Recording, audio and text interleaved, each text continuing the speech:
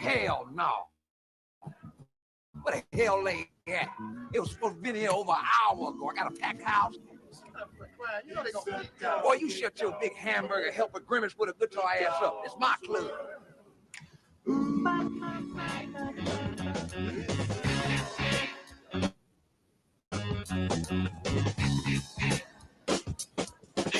Hey. Love. Oh, there you is. Where the hell you been? Man, I just hold on one second. I've been just checking my game, sliding through the city. You understand me trying to get my money right? Yes, I can dig it, Cat Daddy. Why don't you check your ass up on stage then? Check this out, Tada. You just get out there and you introduce us. We gonna handle it from there. You go ahead then, you big old pimp. I got you, baby. It's all good.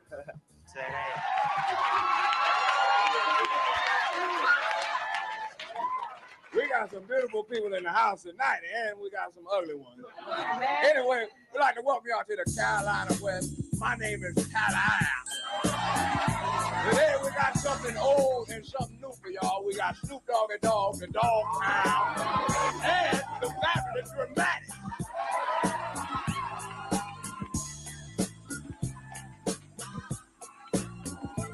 It's like everywhere I look and everywhere I go, I'm hearing motherfuckers trying to steal my flow, but it ain't no thing, cause see my nigga Coolio put me up on the game when I step through the door. You know, some of these niggas is so deceptive, using my styles like a contraceptive. I hope you get burnt, seems you haven't learned. It's the knick-knack, paddywhack, I still got the biggest sack, so put your gun away, run away, cause I'm back. Why?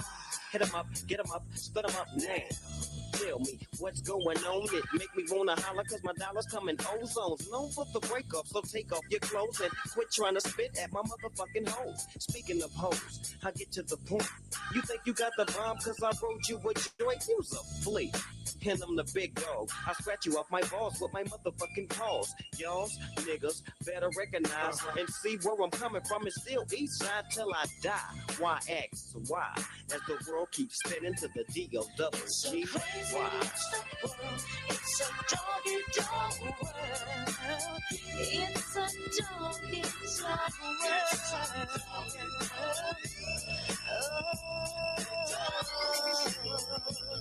Well, you give me 10 bitches and I'll fuck all 10. See my homie Snoop Dogg sipping juice and gin. Don't slip, I'm for the set trip to get paper. Styles vary, packing flavor like lifesavers. Ain't that something? Talk shit and I'm dumping. I had your whole fucking block bumping. Don't but check the technique, I'm unique like China. You never find a bomber rhymer than this nigga behind you. So peekaboo, clear the way, I'm coming through. 1, 2, 3, you can't see me. I'm a G like that, strapped with hit hard tactics. A fucking menace using hoes like tennis rackets. It's on again, it's on and popping. All I see is green, so there ain't no stopping. I wanna see some panties dropping. I'm coming from LA, she used to chill with Dre up in Compton.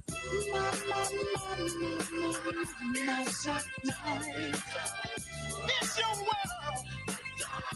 It's your world. The Dog Pound rocks the party till we. It don't stop and it don't quit for the Dog Pound click to drop the cabbie dope shit. Jazz out of the motherfucking cup, one smoke, so grab a seat and grab your gin and juice and check out the flop. I flip flop and serve hoes with the fat dick till I die. I'm still screaming that bitches ain't shit. Now I'm the Mac Daddy, hat, not known about the city where I'm from. Dumb diddy dumb as your groove to the gangster shit. The D-O-double-G, the P-O-U-N-D, the gangster click. Now as the pound break it down with the gangster funk. I can see and I can tell us what the fuck you want. So I legs up the chronic so I can get high. I promise I'll smoke chronic till the day that I die. It's a dog, it's a dog, it's a dog. It's a doggy dog world. Just cool. It's a doggy dog. What you gonna do? You got the key. Yeah. It's your world. It's a dog. It's a dog. What you gonna be? See, it's a dog. What you see? That's what It's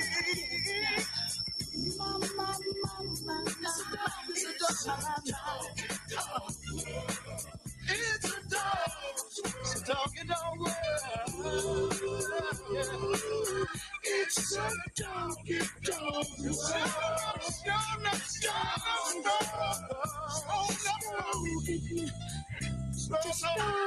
Don't you know it's a doggy dog world? Talking about Snoop Dogg and you talking about Snoop. Talking about Snoop, talking about you, Snoop.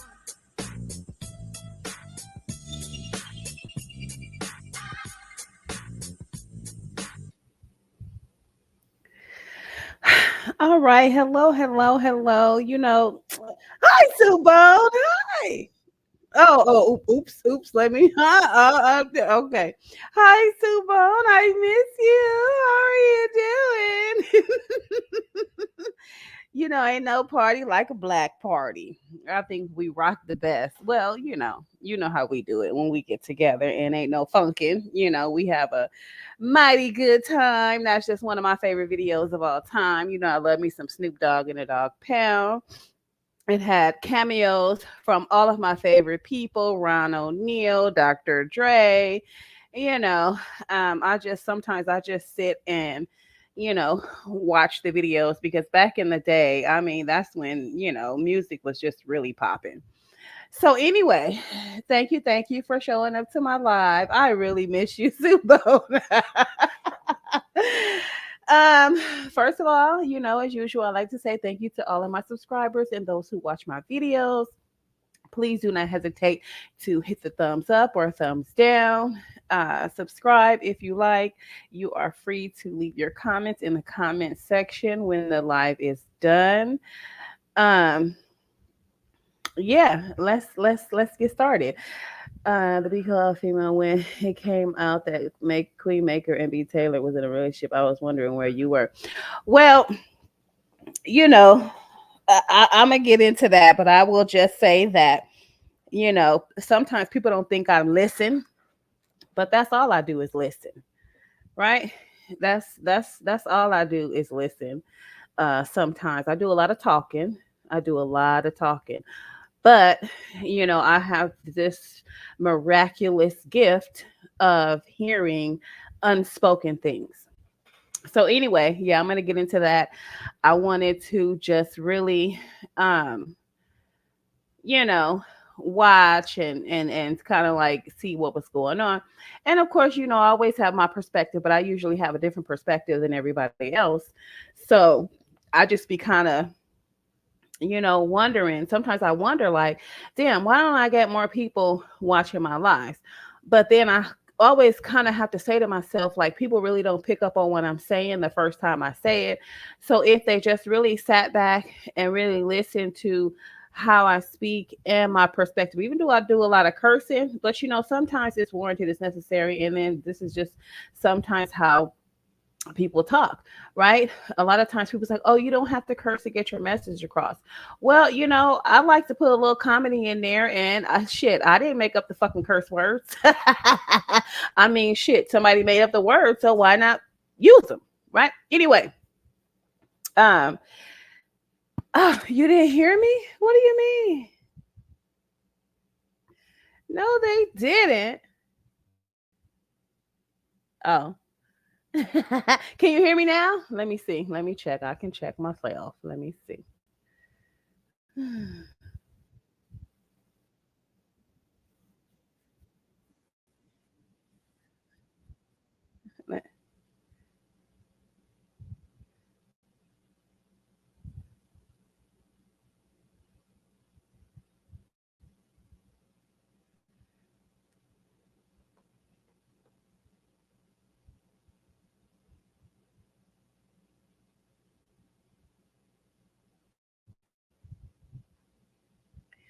Oh, maybe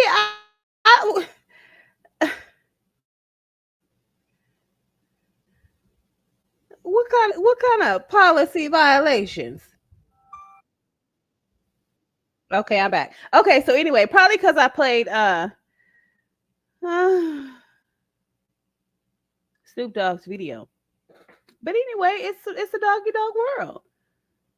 right? Probably so. You know I like my music, but anyhow, well, let's get started.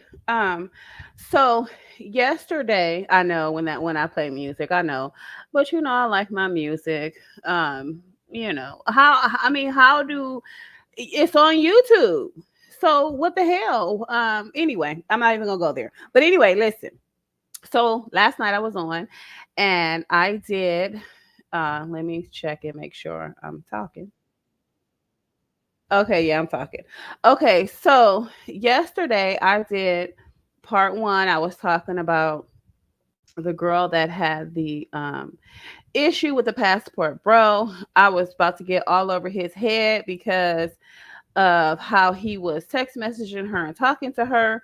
But, and I had only listened to it one time. But as I was going through it in a live, it was like, hold up, wait a minute. My whole perspective changed because at the end of the day, you know, a lot of times these females do be messing around with these men's emotions on purpose, right? Playing little games. And I'm not one, I don't like to play games. I like to keep it 100. If we're not going to keep it 100, if you're going to be playing games, find somebody else to fucking play with, right? Because, you got some people that's just like, hey, I'm trying to navigate through life the same way you are. You like to play games. I don't like to play games, right? So why not go find you somebody that likes to play? Now, with that being said, I kind of view life as one big game, but there's also a good way to play the game and a bad way to play the game. And I like to play the game the good way. So if you want to play the game the bad way, you go find you somebody else to fucking play with, like I said, because I'm not the one. Because when I get to playing your game, you're not going to like it because it's going to eventually step on some egos, make people feel insecure about themselves, maybe lower their self esteem a little bit, and just really show them that, you know, you're not the shit like you think you are playing these games. Go do what it is you're supposed to do and play the game the right way. And then, when you're dealing with me, maybe you won't get your feelings hurt.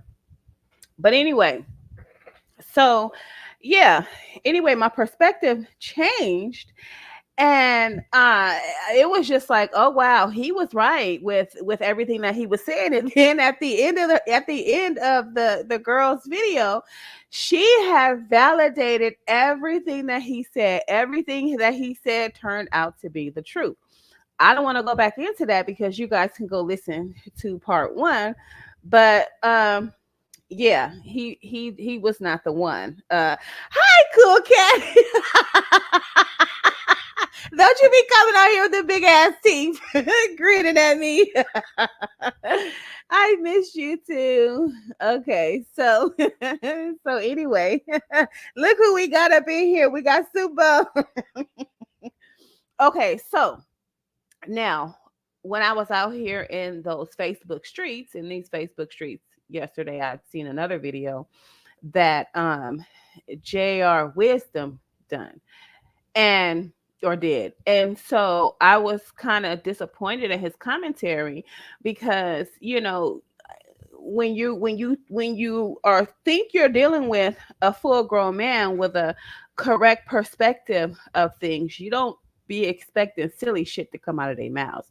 And once again, this is just my opinion, but what he was saying, it just really kind of, it didn't make any sense to me, and I was just kind of like, nah, JR, come on now, you got more sense than that.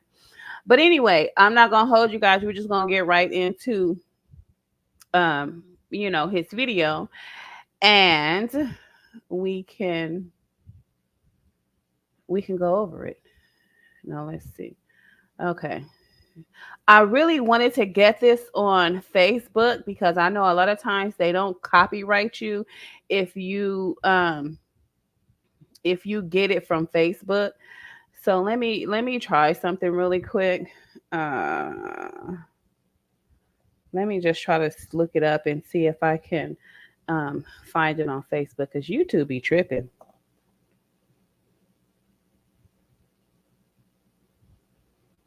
Mhm. All right, let's see. Uh,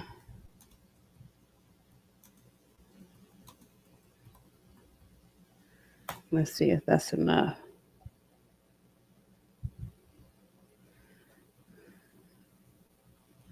Okay, yeah, here it is right here.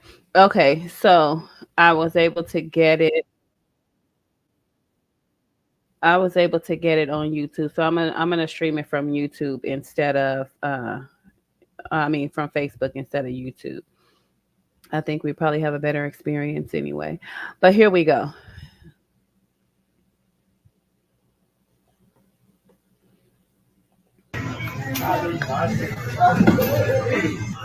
I know I'm a total stranger, but how else am I supposed to like approach a beautiful woman like you to say hello? Thank you. What am I supposed to do? I gotta say something, right? Thank you. I appreciate it. It takes guts. Thank you. My friends, all my male friends are like, how you talk to them? Like, say how. They're like, my, they're like, you have balls. My name is Kevin. My name is Kevin. Thank you. Thank you. I appreciate it. How do you talk to them? Like, my friends over. Oh, wait. You and I should go out. No, I'm sorry. I'm married, actually. I'm married, yeah. They always lie to me. They always lie to me. Why would I lie to you? Because I could see it in your eyes. They're lying. But you're following me around. No, I just. So I'd appreciate if you didn't follow. So this guy was basically following her around and she went into an establishment to get away from him. So anyway, instead of for him to leave her alone after she thanked him for his compliments and told him that she was married, he just continued to harass her like and wouldn't leave her alone. So yeah, that would classify him as a creep. You're a creep. A woman has told you that she isn't interested in a nice way, and instead of for you to just walk away and move around, you want to continue to harass her. This is how you know you're dealing with a guy that's not playing with a full deck, right? And the things that he's indulging in his lifestyle are causing him to um go into a delusion that you know it's okay to approach women and not accept rejection in a sane manner, because a lot of times they don't. They think that they're supposed to have access to any old kind of woman just because they're a man and they got a mouth on them, right? So anyway, let's continue. Follow me. Thank you. There's a strip club right here, and they're my friends. They actually embrace me. So he referred to a strip club being in the near vicinity, and saying how the women over there embrace him. Of course the women over there embrace you. That's their job. They're making you pay them to embrace you. So they're not embracing you just because you're a cool dude, and you that's just how they are. No, they're getting paid when they're not on the job. And if you still aren't paying them, they don't have time for you.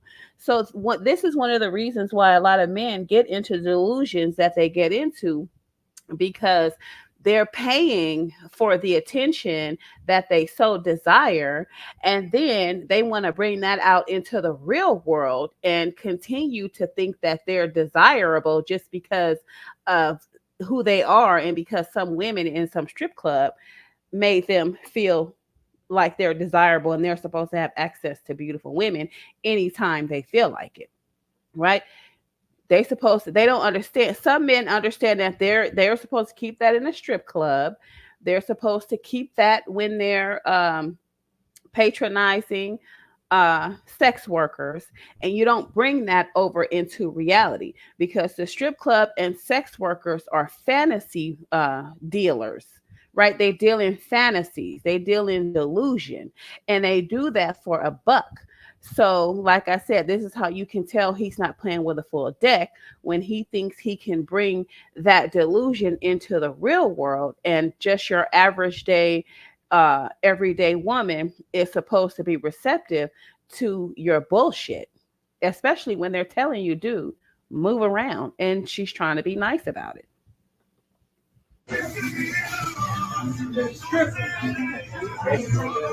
She's the one I really want to help.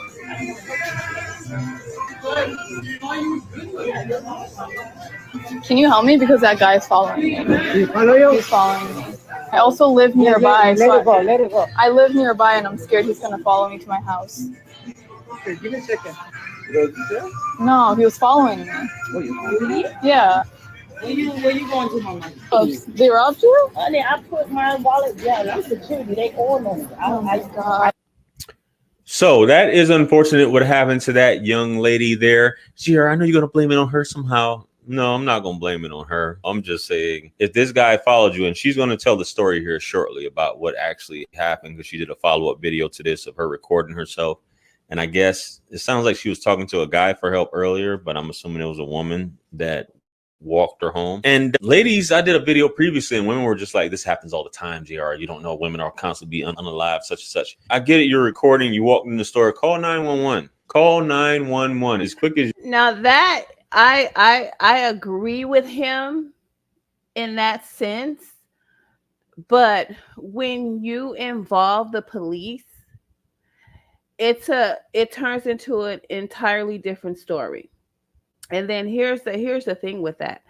The only reason why she went into the establishment was to get away from him because she lived down the block. So she didn't want him following her down the block to her house and him knowing where she lives, and then he's tries to break in and get her, or he's gonna be there the next night again when she's coming from wherever she's coming from, assuming maybe work or whatever. And to when you call the police so close to home, it's like now you have to be ready to deal with the repercussions of that. Like these guys, their feelings get hurt really fast. You don't know this guy's reactions, what his reaction is going to be to him having the police called on him. And I don't know, he was just a creep. Like maybe he should have went back over there to the strip club, but that's probably where he was coming from. His pockets are empty. He didn't get he didn't get a happy ending, and so now he's looking to go harass a woman because he's upset he didn't get a happy ending, right? So because he was broke, he didn't have no more money to dish out, right? The lap dance didn't suffice, right? I mean, he wants to go and harass another woman. So anyway, let's continue to listen to what JR had to say. you can hit record, call 911. Tell him, hey, if you don't stop following me, I'm in the store. I mean, you're in the store. Not to say that he couldn't do anything, but the likelihood of cameras and all these things like that. Hey, I'm about to call 911. If you don't leave me alone, I'm calling 911. As simple as that. But no, you had a chance. You walked in there. Ladies, it's so dangerous outside. If it's so dangerous outside, don't go outside. Now, see, that's where I was like, dude, I mean, what you just said didn't make any sense, right? You can't be under siege in your own fucking house, in your own neighborhood. And then how feasible is it for you not to go outside? What is she not supposed to go to the grocery store? What is she not supposed to go to work? What is she not supposed to go outside and get some sunlight? What is she not supposed to go out and visit her family and friends? I mean, it doesn't make any sense. That's equivalent to a black woman saying to a black man, well, if every time you go outside and you get harassed by the police, why not just don't go outside? He would be like, what kind of dumb mess are you on to say something like that? So that's the equivalent to we outside getting harassed by men, so we should stay in the house. Well, if y'all outside getting harassed by police, maybe y'all should stay in the house. Right. So that was, where I had the problem at with what he said, because it didn't make any sense. It sounded irrational. It sounded immature. It sounded silly. And it just kind of brought my thoughts about him down about 4 notches. It's like, dude, really? You're going to sit here and say some silly stuff like that? Doesn't even make sense.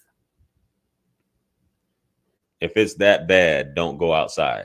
And this obviously sounds like, because she appears to be from the Indian subcontinent, whether she's Indian or Pakistani, and this sounds like one of her own people that's doing this to her. Because those ladies be saying Indian dudes is the most persistent. Even they be in your inbox all the time. So they ain't taking no for an answer when it comes to stuff like this. But baby, call 911. As quick as you hit record on there, you could have hit 911 and called, say, this guy is following me. Can you send a police officer here?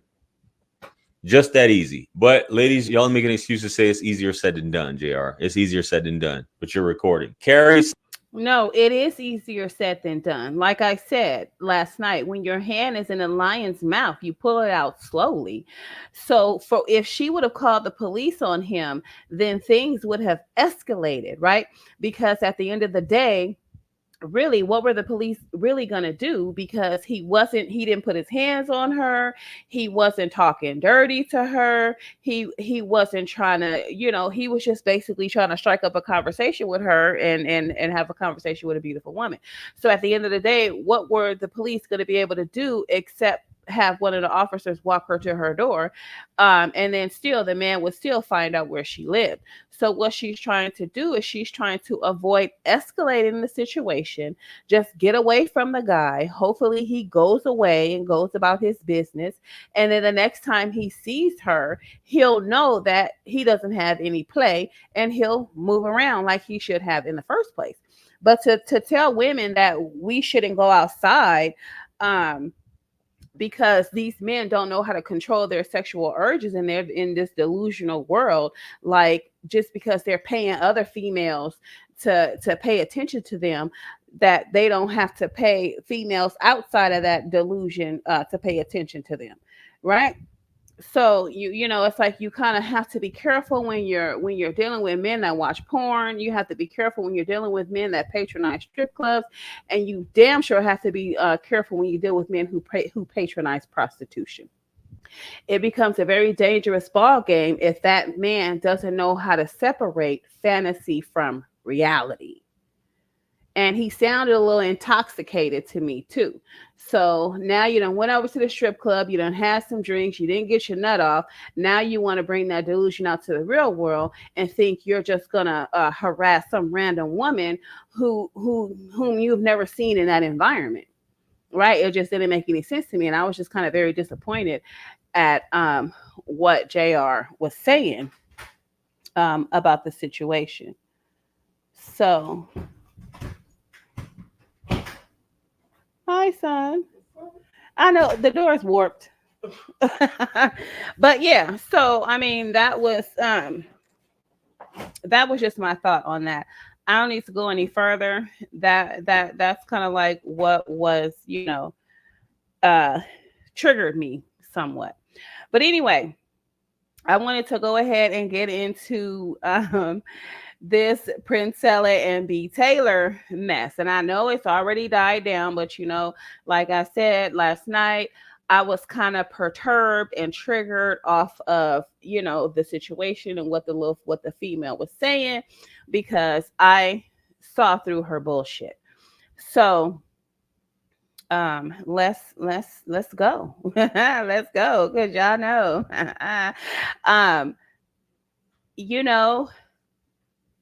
Sometimes I don't agree with Princella's tactics, and not necessarily her tactics, her subscribers' tactics, because I know a lot of back several months ago when I was doing lives on her subscribers would come over and they would basically try to harass my channel because, they were on her side, when I was just basically trying to say, like, hey, you can't blame all this stuff on the men, because these women have to be accountable for the decisions that they make as well. So it was a thing of, oh, let's bash the man, it's his fault, it's his fault. When at the end of the day, all you have to do is say no and keep your legs closed and don't even deal with the guy. Or when you start seeing those red flags, you want to end it early, right?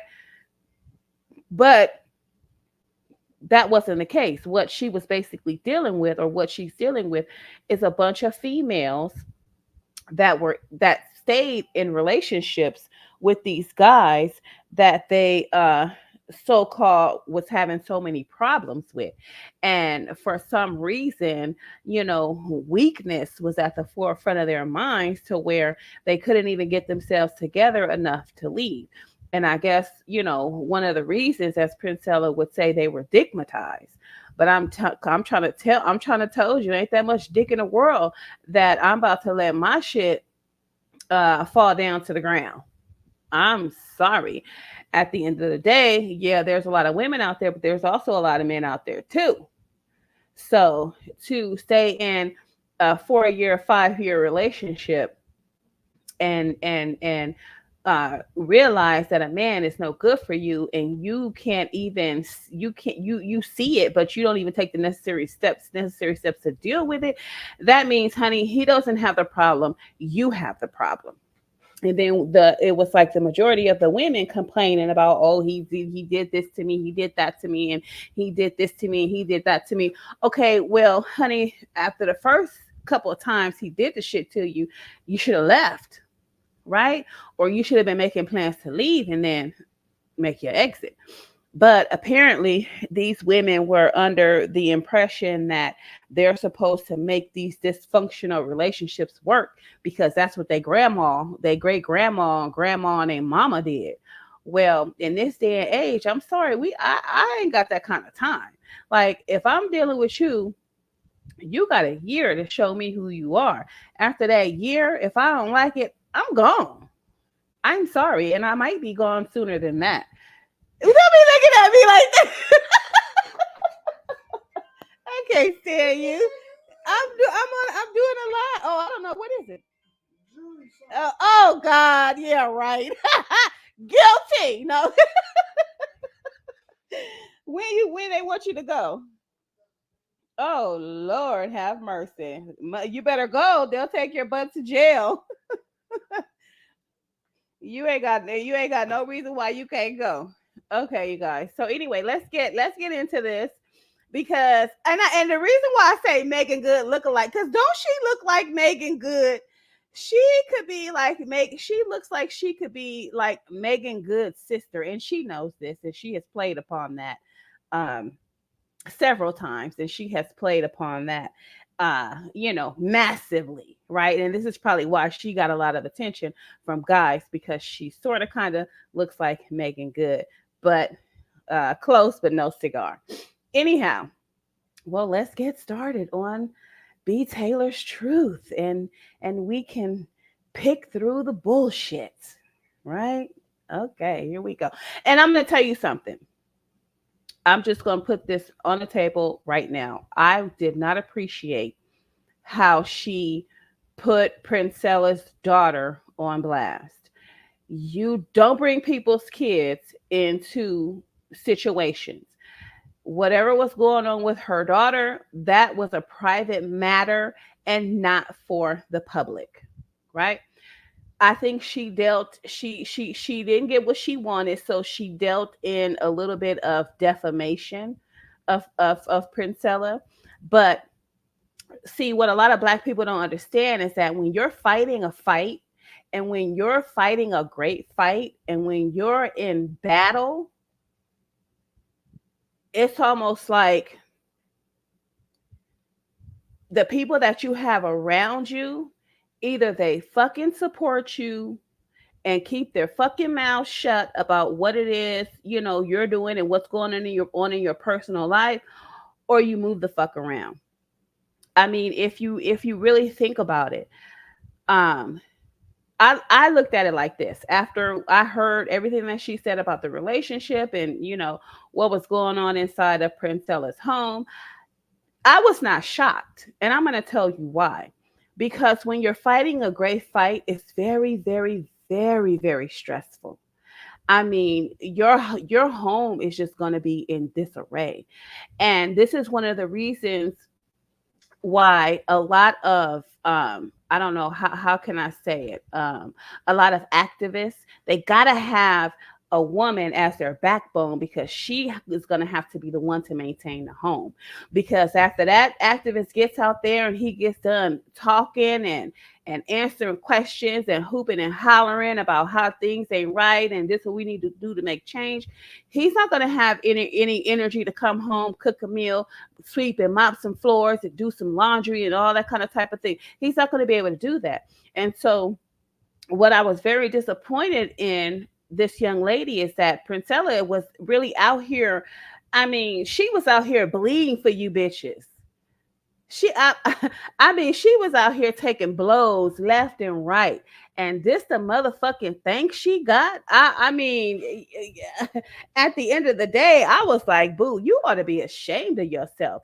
You should, I mean, and me personally, I think she did it for clout and the shit backfired on her because um I mean, you that's just not something you do. That's tacky.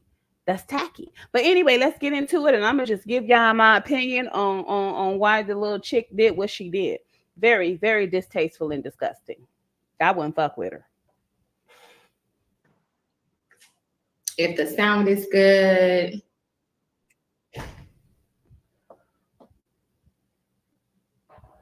Show where it's more women based. So I reached out to her. We got to back that up. After all of this went down and she announced our breakup, less than a week later, she's already in a new relationship with somebody else that she just met a week ago. And okay, I'm like, what does that have to do with the price of rice in China? Like, you can't tell a person when they're ready to get into another relationship. So right off the bat, I saw a lot of jealousy and envy in this young lady when she was speaking of her truth. I don't think it was her truth. I think it was the fact that she is not a loyal person. I mean, she's not loyal to the end and then after, because there's no way in hell I would have divulged the information that she divulged. There's no way in hell. I don't care how the relationship went down. I would not get online and start telling all a person's fucking business. I'm sorry. I just would not do that. Okay. I mean, no, not at all. It's basically she's repeating the same pattern. So I want to take y'all through a journey of what happened between me and Princella. How did we come about? I do want to say Yanni is here. Real Talk with Yanni is here. I'm actually at her house, and she is here as a support system, as my soul sister. I love you so much. I thank you so much for everything. Now, y'all know why I'm here. Y'all already know. I have a purpose, and my purpose. You're here because you have joined this female's pity party. And, like I said, I was on one of Princella's lives. And like I said, this little female, she wasn't nothing but a setup for Princella. That was a setup. That was a setup to get into her business, get into her life, and so-called expose her. Now, at the end of the day, I am, I'm kind of like, I'm sorry, y'all. I'm trying to see what's going on at the same time. Let me turn this volume down. Go down. Okay. So they're clout chasing. They were clout chasing. This young lady was a setup for Princella. I think she had ran through all the men, or all the men ran through her, and now she wanted to hop into the LGBT community because she figured she'd get more subscribers and more recognition and more clout if she did. I don't believe. I mean, it's probably the things that she's saying is probably true. But like I said, there's no way in hell that I would divulge some of the things that she divulged. Is to not only help the Black women collective, but it's also to protect the Black women collective. And y'all know how I am about protecting my girls, the women that I advocate for every day, every week. See, I don't like it when they're like my girls.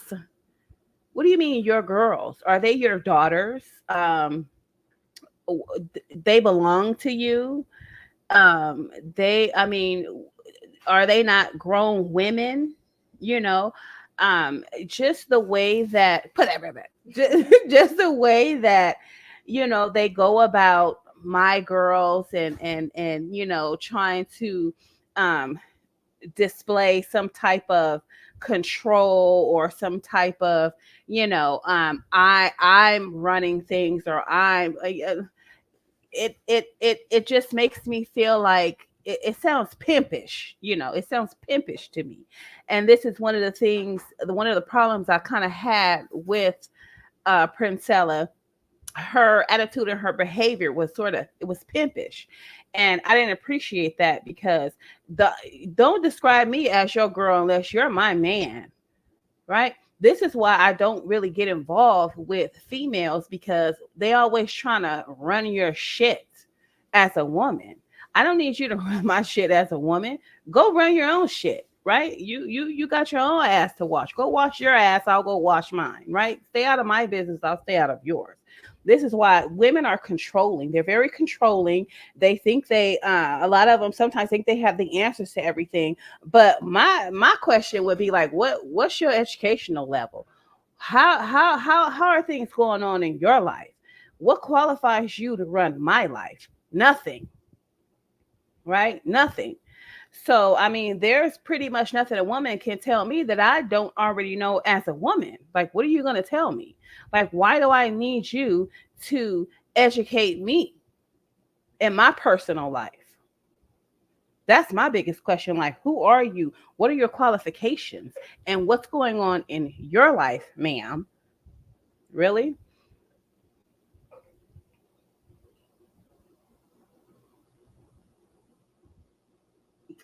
And I'm just here to do my part.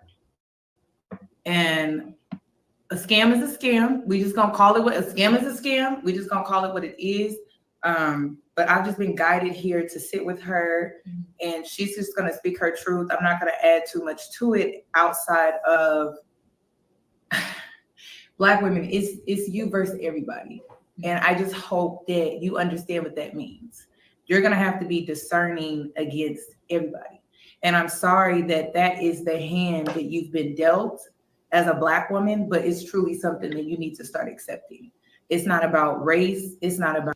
Well, I agree 100%. And isn't that what Princella is trying to do? Isn't this what she was doing when she was educating these women who couldn't make proper decisions in their lives, who couldn't come up from the stigmatized umbrella? Isn't this what she was trying to do?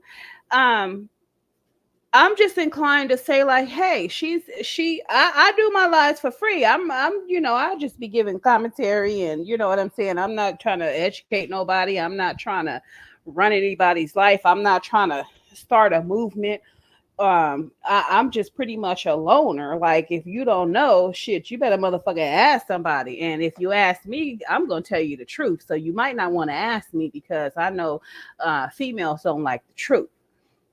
So at the end of the day, if this is her full-time gig, then I think she should be paid for it. I mean, I kind of changed my mind. Like, if these women are really benefiting from her, and she's really teaching them and educating them and enlightening them and saving them from themselves, then I think she should get paid. I think, you guys, if she is under so much scrutiny out here in the real world to where she can't work a regular job because she's put herself out here on the line for you females, then yeah, you should take care of her.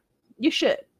Now I can see if she was, working, and she was working a job and she was making, $95,000 to $100,000 a year, and she on YouTube trying to get paid off of you guys. It's just a money thing. But I really kind of feel like this is her number one gig, and she's putting herself out there to where it's dangerous for her to have to rely on employment out there when she's talking about men, and men of all different races who don't like what she's saying. So she's not going to be able to keep a job because it is what it is. So yeah, I think she should be supported in what she's doing. I mean, I had to change that.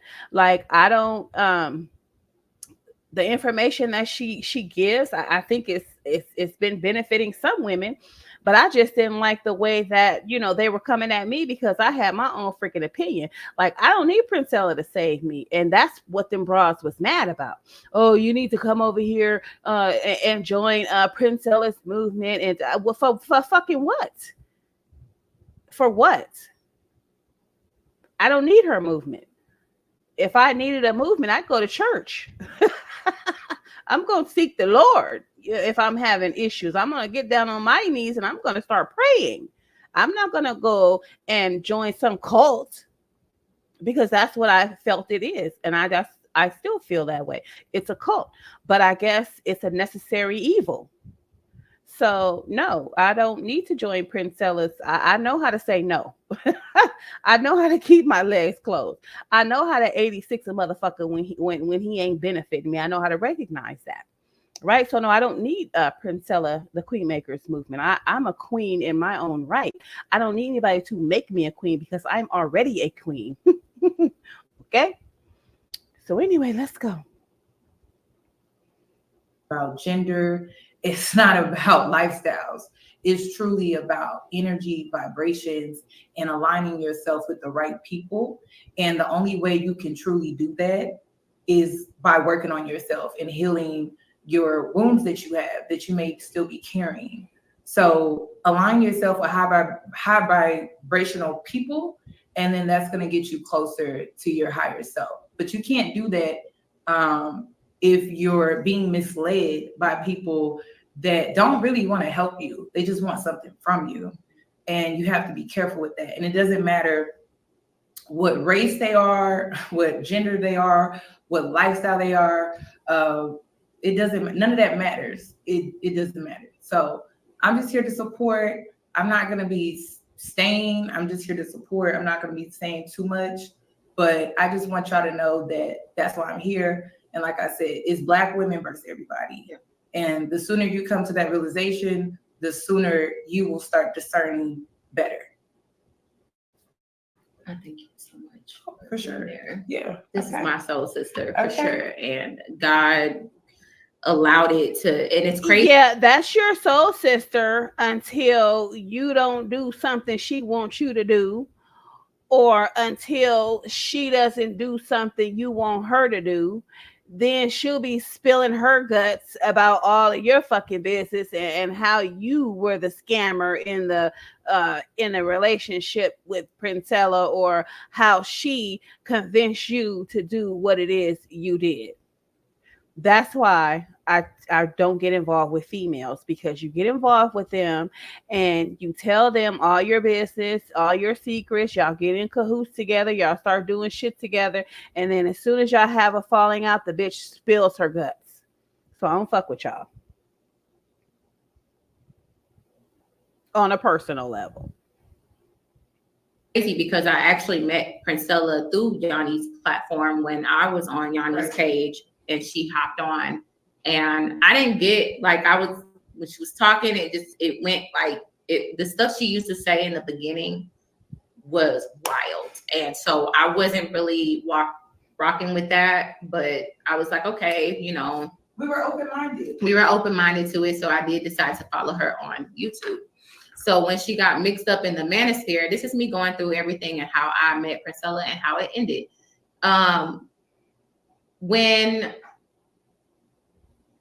When she got into the manosphere, of course, I'm in the manosphere space, and I left the manosphere space after, coming on Yanni's live, and you know, then I somehow find myself back. You know, it's kind of like Stockholm syndrome. You can't get enough of them little annoying guys, but you know, you like kind of like fighting with them, right? No, what it is that you like the attention that you were getting from them, right? As long as you were being the good little Megan Good lookalike, they were your friend. They treated you with some type of kindness and respect as long as you followed their cult rules and did what they want you to do and be the good little girl that they feel that you should be, you were okay. But as soon as you start to have your own mind, this is where people don't like it, right? Because everybody wants you to be their bitch. Be your own bitch. How about that? Everybody wants you to be under their rule. They want to tell you what to do, but yet and still their shit is all fucked up. This is why I don't tell. I mean, in my personal life, I don't tell me shit unless it's beneficial. And then once you tell me, move around. I don't need you to check in on me and see how your information is working for me. Right? I don't want you to come into my life and start trying to run my shit. I don't need that. Yeah, I need advice sometimes. Yeah, I need, you know, a little direction at times, but I don't follow people. Right? I take the information and I use it to my benefit and I move around. But yeah, as soon as you get your own mind and want to go your own way, now you're outcasted, you're ostracized, and people got a problem with you. And then they start telling all your business. That's why you're supposed to keep your mouth shut about your personal business and only put out there what you want regurgitated.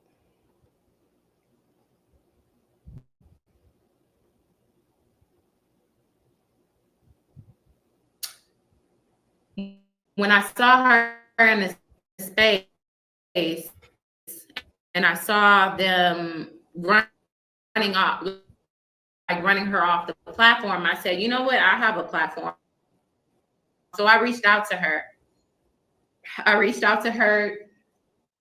She said, you know, yeah, I'll get back with you when I get out of town, when I get back from in town. I said, okay, cool. Whatever, right?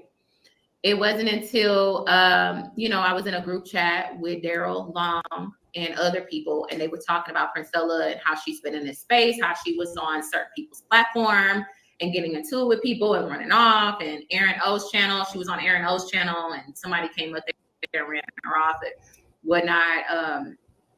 And so I was like, well, you know, we were talking about it, and they were talking, and so she did pop up on my timeline, and it was like a screenshot of her from her Hi, live. Antonio. How are you? And I'm gonna talk about that. I see you. Hi.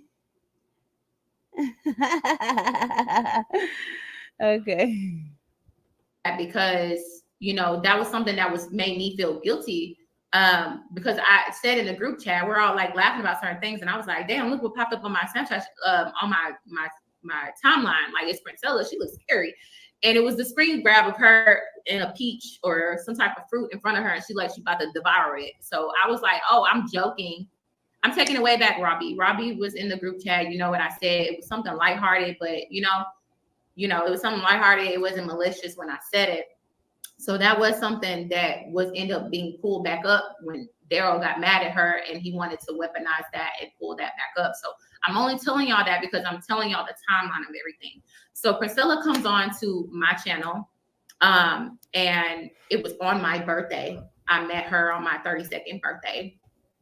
And, you know, we talked a little bit before the show started. I was telling her how, you know, I was being spoiled by men that I was dealing with for my birthday. It was really treating me out. It was really taking care of me. You know, they wanted to make sure I was good.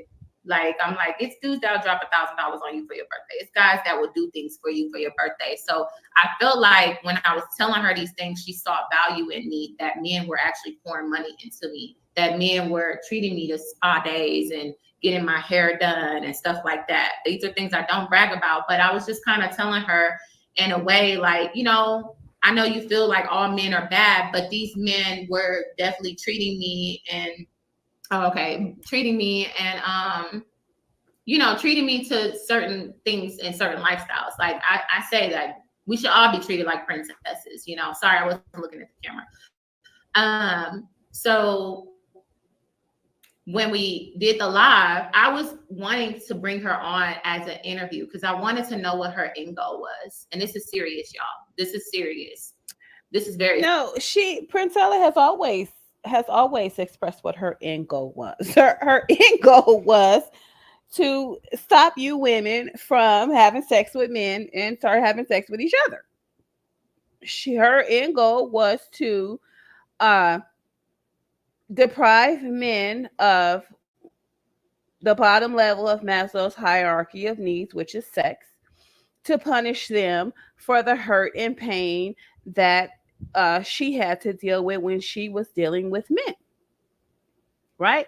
And the way she did it was to plant seeds in the minds of women to tell them that men are evil, they don't love them, they don't know how to love, they're incapable of love. Right? When they are, in my opinion, I really don't think he's supposed to love you. He's supposed to provide for you. Right? He's supposed to make sure you're taken care of, and you're supposed to love him. You're the emotional being. You're the one who nurtures. You're the one who has the wound. He's the one that's supposed to maintain his masculinity, and he's supposed to get out there and work and bring home the bacon and build the homes and fix shit around the house and do the protection. Right? So you're the lovey-dovey one. You're the one in your emotions and your feelings and thinking with your heart and different things of that nature. This man has to think with his mind. So he can't act like a little bitch and protect you at the same time. How you gonna respect somebody like that? Right? So she has always said what her end goal is. Her end goal was to stop heterosexual relationships and turn it into same-sex relationships, and to have her own little community of women where she's running things. She gets to say who's going to have sex and who isn't, who's going to bear children and who isn't, who's going to, she's going to have men as slaves and work and till the land and different things of that nature. This was her end goal. Like, what do you mean? Right? And in order for her to do that, she had to go around and she had to get people to join her cult and listen to her message as if they were or read her Bibles that she was writing and different things of that nature, so that she could indoctrinate people, women, and have them thinking how she wants them to think. Right? She wanted them to feel like it was all the man's fault. He is the only one that is to be held accountable because the testosterone he has in his body that God gave him is evil, and that he's only using the testosterone to abuse you, despite all the wonderful things that these men have provided for us women. Okay. Serious what her end goal is. So after the live ended, she invited Princella to her platform for one reason and one reason only. That was because if she invited Princella, she knew Princella had a large following, and that would get her YouTube channel views and subscribers. And she was trying to use Princella to build her platform up. Let's call a spade, right? Also, in my opinion, she's used to being showered with gifts and money, and she's used to getting all this attention from men. She felt like in her mind, Princella's a baller. Princella has a lot of money. She makes a lot of money off her books. She makes a lot of money off her, I'll call them seminars and different things of that nature, and off of her YouTube channel, to where she figured Princella was going to shower her with gifts and money like these men did. However, Princella did have the blessed opportunity to read Pimpin' Ken's book. And she just kindly had to let the woman know that Bitch, I'm not a trick. Okay. So I think that is one of the reasons why their relationship went the way that it did, because Princella didn't meet her expectations, right? But at the end of the day, Princella's finances depended on her subscribers and her platform and her seminars and different things of that nature. And that was the only places she was getting her income. So why would uh Pimp and P now turn around and turn into a trick and trick it off on a bitch? I'm just trying to make some sense of it. Okay. Let's go. In the back chat. And, y'all saw she was flirting with me the whole time, and then even in the back chat, she asked me, do you like oysters? It's such a lesbian thing to say, because it's like, okay, well, first of all, I already had oysters today. Like, that's crazy that you asked me that, but I did post on my stories that I had now oysters. See, here's the thing. Here's the thing. When because here these broads, they get on here and act like they are so innocent and, oh, I'm still a virgin and, oh, I've never done that before, and, oh, oh my God, are you serious? Did you just really say that? Like my virgin ears.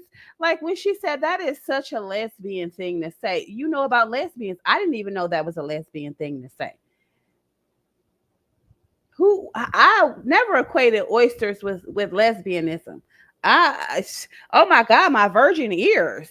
Like these women, they get out here and they pretend like, oh no, I don't know anything about that.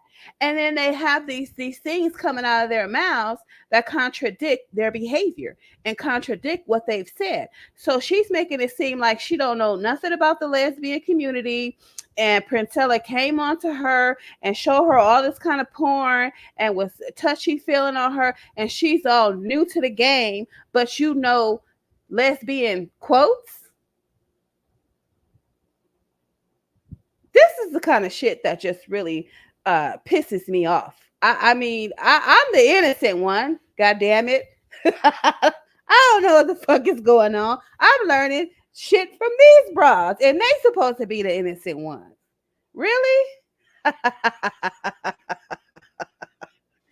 Oysters. So it's just ironic that she wanted to go get oysters. But it was just the way she was like, yeah, let me, we live in the same city. Let's go get oysters together. So during my birthday dinner that weekend, I was like, okay, yeah, and I was unsure. I went to my birthday dinner and I was asking my sister and friends, like, should I go on this thing? And everybody warned me not to get involved with this woman. And they were like, don't get involved. But for some reason, like, I'm not going to lie to y'all. Like, I've been through a lot last year. A lot of people. Bullshit. You was secretly watching Princella devour that fruit. You were watching Princella on them lives with her girlfriend and her sexual behavior and different things of that nature, and you wanted the experience. You wanted the experience, and you thought you were going to be getting paid at the same time, right? So what she did was, in all actuality, she preyed on Princella. Princella didn't prey on her. I don't see Princella as a predator. I've never heard her on any of her lives talk inappropriately sexual to her subscribers. Like, I don't know what she does on her private lives and different things of that nature. But as far as my listening to her, I've never heard her. She has always pretty much, to me, kept it professional, right? So I don't see her as a predator. I see her as, wanting females to join her cult, but I don't see her as preying on women like, oh yeah, I want to get with her and I want to, I don't see her being a predator like a man, right? This woman preyed on Princella. And let me tell you how she did it. This is what she did. She listened to how people talked about Princella and how she was saying, how they were saying that she was getting ran off of different platforms and nobody wanted her on their platform, when Princella didn't give a damn. She had her own platform. The only reason why she would pretty much show up on somebody's platform is to get more subscribers, get herself seen, get herself out there like a YouTuber would normally do. Right? So this woman saw what she heard as a vulnerability that in Princella. So Princella was vulnerable because nobody would allow her to be on their platform anymore. So in order for her to get close to Princella, she was like, well, I'll invite her on my platform because she wanted to use her. I'm telling you, and 9 times out of 10, you get what you asked for. You got Princella. And remember, you guys, remember I did that that video. What video was that? What what video was that? Let me look at this. Let me look at this really quick. Let me go to my channel really quick, because I did this video and I basically said that you can have a same-sex relationship all you want to. It's not going to do anything but turn into the same thing like a heterosexual relationship. I think I did this live. Let me find it. I just want to get the title of it. What was it? It was...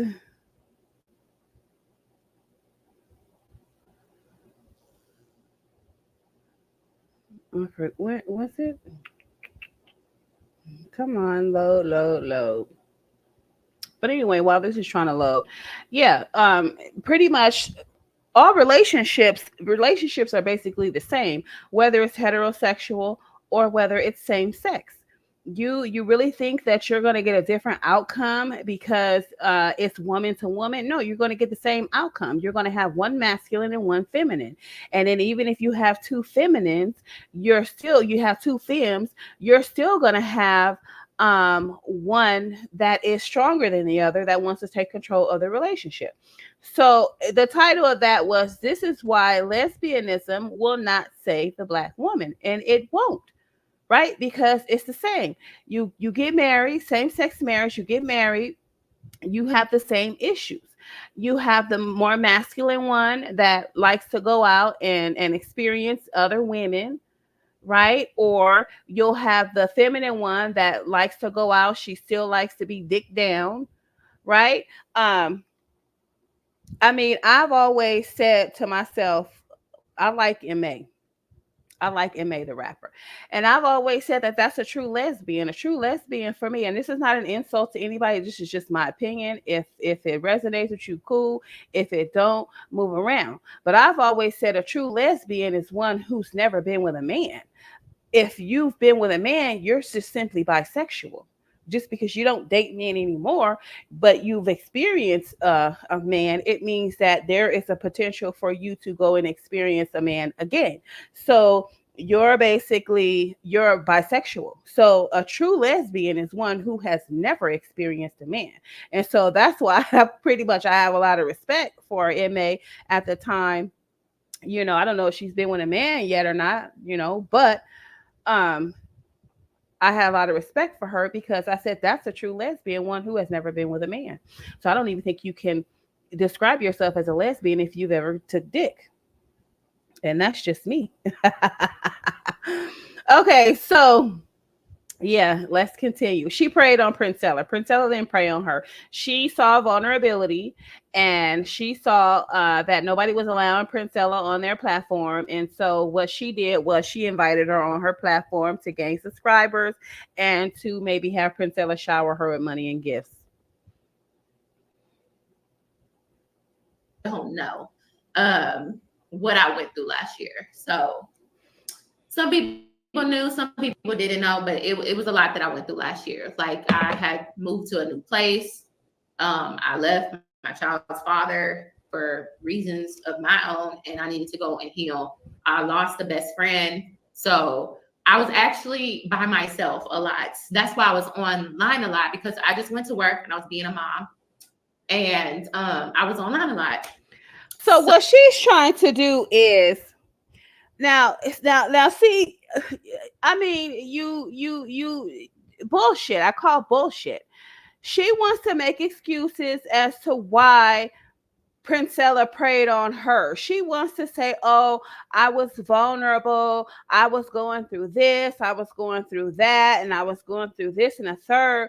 But you reached out to Princella and invited Princella into your life. Princella didn't say, oh, well, B. Taylor just broke up with a boyfriend. She lost her best friend. Princella probably didn't even know shit about none of that until she met the broad.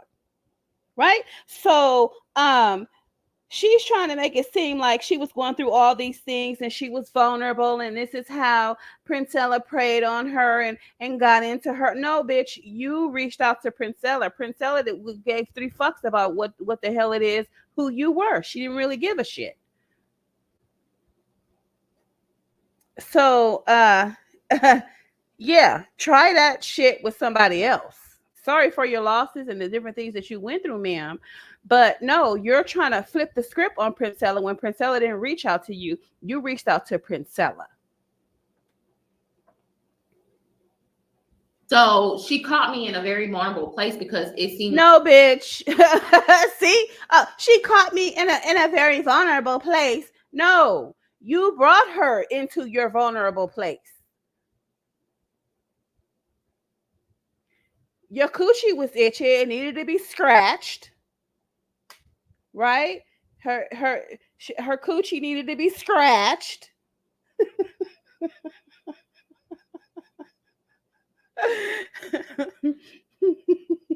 Her coochie needed to be scratched, and you know, she was looking for somebody to scratch it, to scratch it. Cause she know how these men are. She know once they scratch her coochie, they gonna run back and they gonna tell everybody that she got her coochie scratched. So cut it out. Cut it out. Like maybe this could be a new friend, and that's how I looked at it always, like a new friend. I hate talking about last year because it gets me emotional because it was just a lot going on. It was a transition for me. But this is not to say that I'm a victim, because I'm a grown-ass woman at the end of the day, and I can take accountability for that in the part that I played. But okay, so now she's contradicting herself. Oh, Princella caught me at a vulnerable time in my life. That's not taking accountability. Accountability is, yeah, I invited her into my life. I knew that I was vulnerable. Princella is not a femme. She's the butch. Right? So how did you think Princella was gonna push up on you? You got see when I'm saying same-sex relationships are like heterosexual relationships, you don't really get any different behavior.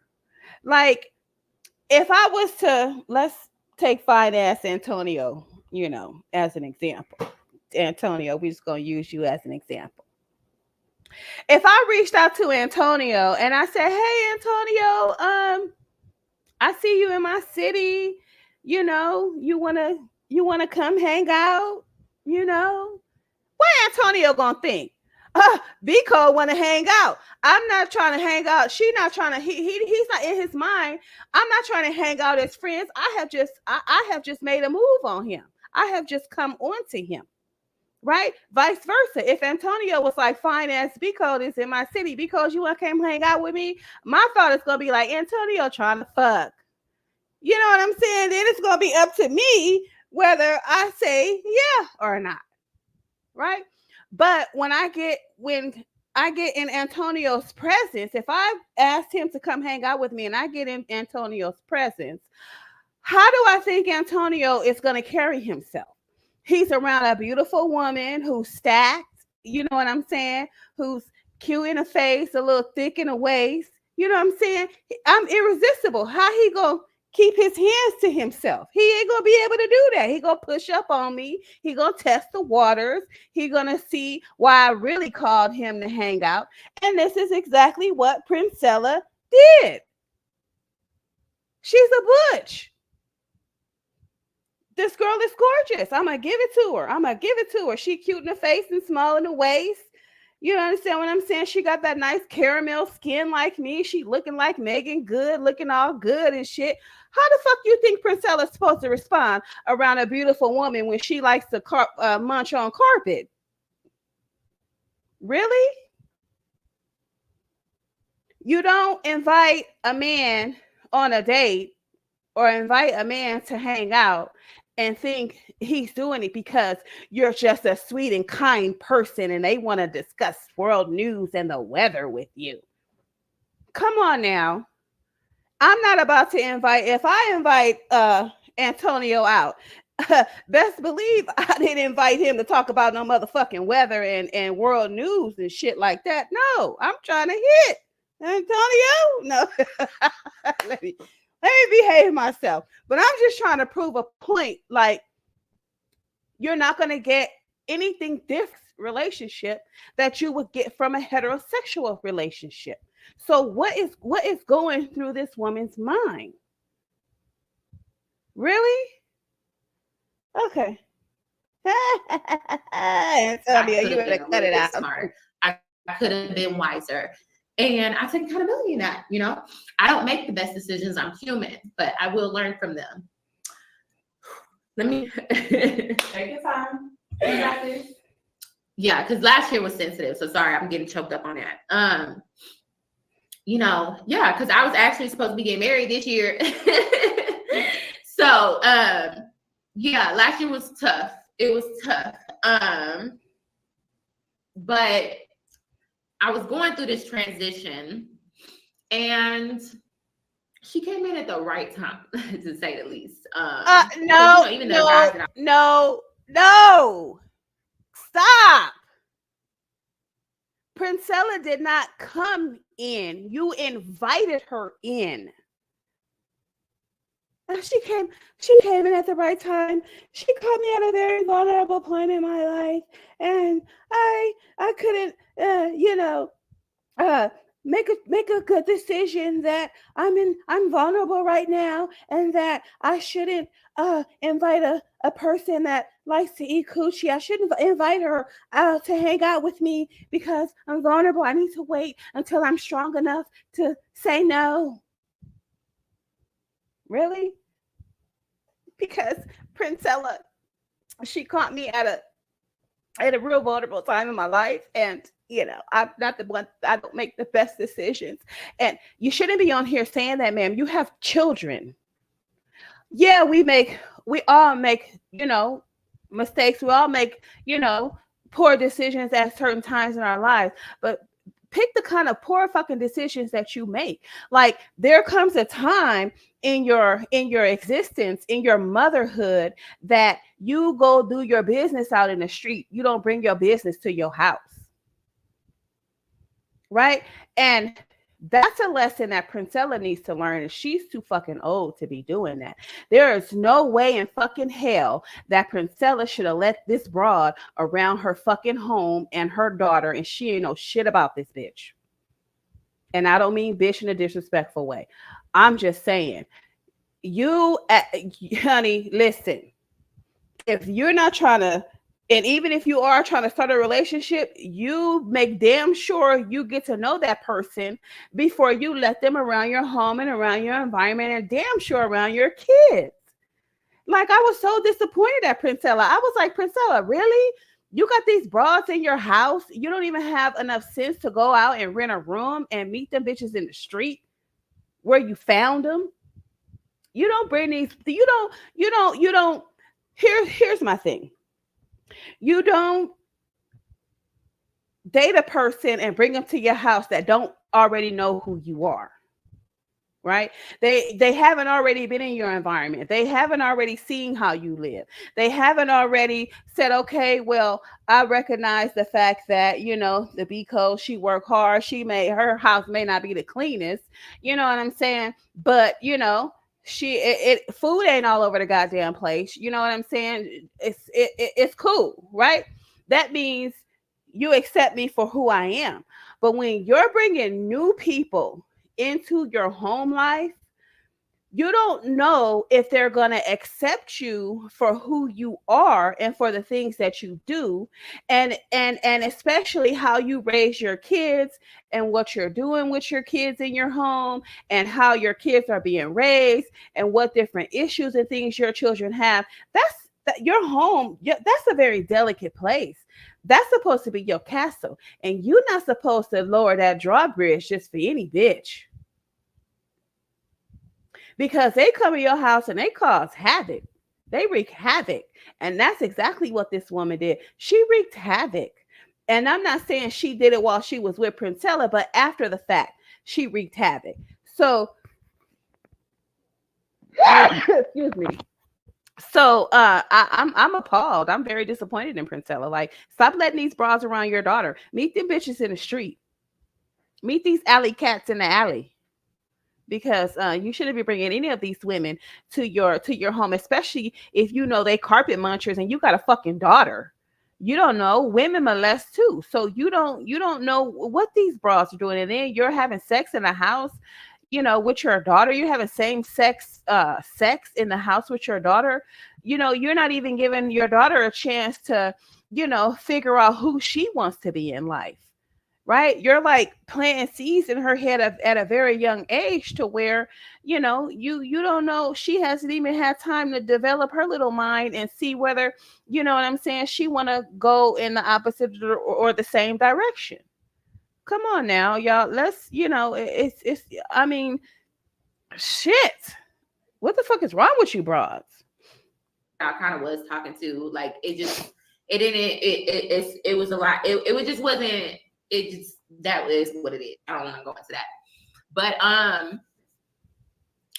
when I met up with her, we met up to go get oysters. She was touchy-feely on me. So wait a minute. So Princella made a sexual comment about oysters to you. Then you invite her to come out, and then she suggests going to get that sexualized food, and you agree with it, basically saying that you're feeling in a sexual way as well because you agreed to go get this sexual food. What the fuck do you think was going to happen? That's just like a dude saying to me, hey, you want to go back to my place and watch some porn? And I'm like, yeah, sure, we can do that. Okay, we going back to your house to watch some porn. What the fuck do you think is supposed to happen? What the fuck are you?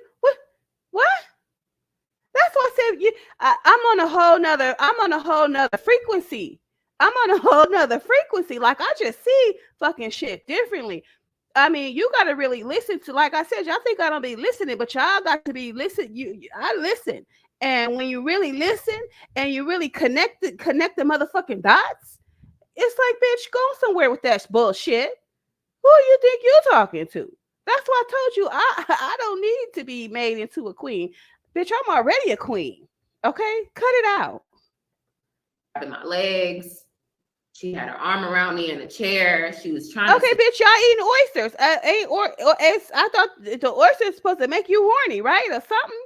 They're an aphrodisiac or something like that. What the fuck is you? Y'all didn't go get cheeseburgers and French fries and a strawberry milkshake? The fuck? You went to go get porn food, dummy.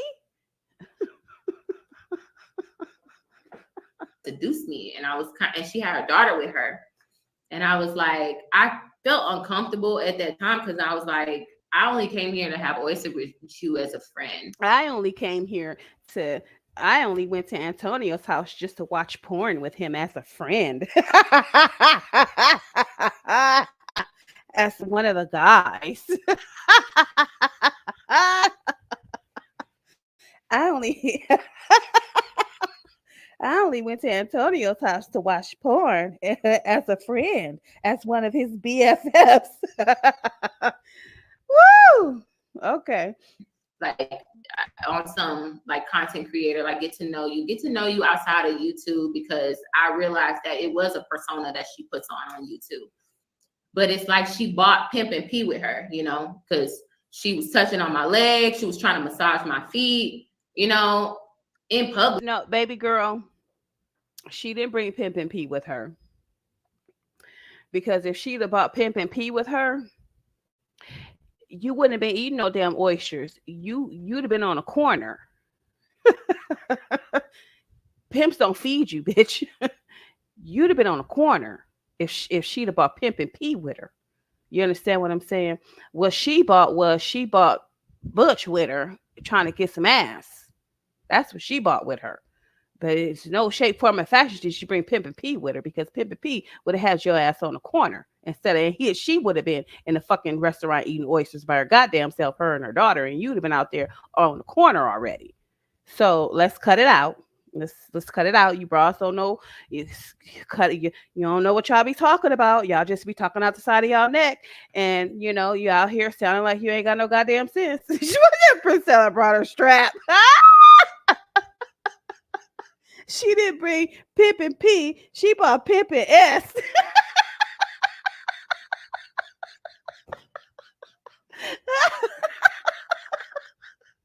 I'm not gonna play with you. I'm not gonna play with you. And look at Soup Ball talking about LOL. Pimps don't feed you, bitch. They don't. Shit, oysters, bitch. Please, you better go out there and catch a date. Get some oysters from that motherfucker. Woo! Let me cut it out, girl. And I'm like, she got on her knees and started massaging my toes. And I'm like, girl, what you doing? Like, she's trying to show you some love. Like, yo, so in other words, see, this one of these broads right here. She wants you to shower her with gifts and give her money, but she don't want to allow you to gain your own pleasure. She wants to be pleasured with gifts and money, but she don't want to allow the person to get pleasured by experiencing her. I just kind of like okay. What are you doing? And I end up calling like Rob B to talk to her, so they can end their little squash and beef. See, I'm so sick of these females. This what the female last night I was talking about with the passport, bro. She said that the guy was all touchy-feely with her, trying to get a kiss, different things of that. Bitch, that's when you exit stage left if you don't agree with what's going on. Where are your standards? Where's your ability to say, no, I think I'm going to end it here because I'm feeling uncomfortable. So I'm just going to, I'm going to leave at this point. How much was dinner? Here's what I owe. Here's the half that I owe on the dinner. And I will see you later. So, and the reason you pay half of the dinner is because you want to clearly let this person know that I don't owe you a motherfucking thing. Because you know how people, when they do something for you, they buy you dinner. These guys, they buy you dinner. Even these, butches, they buy you dinner.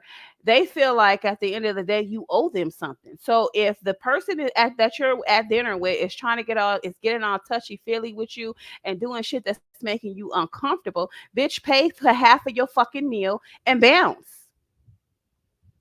Otherwise, you agree with what the hell is going on, but you just ain't how do I want to put it?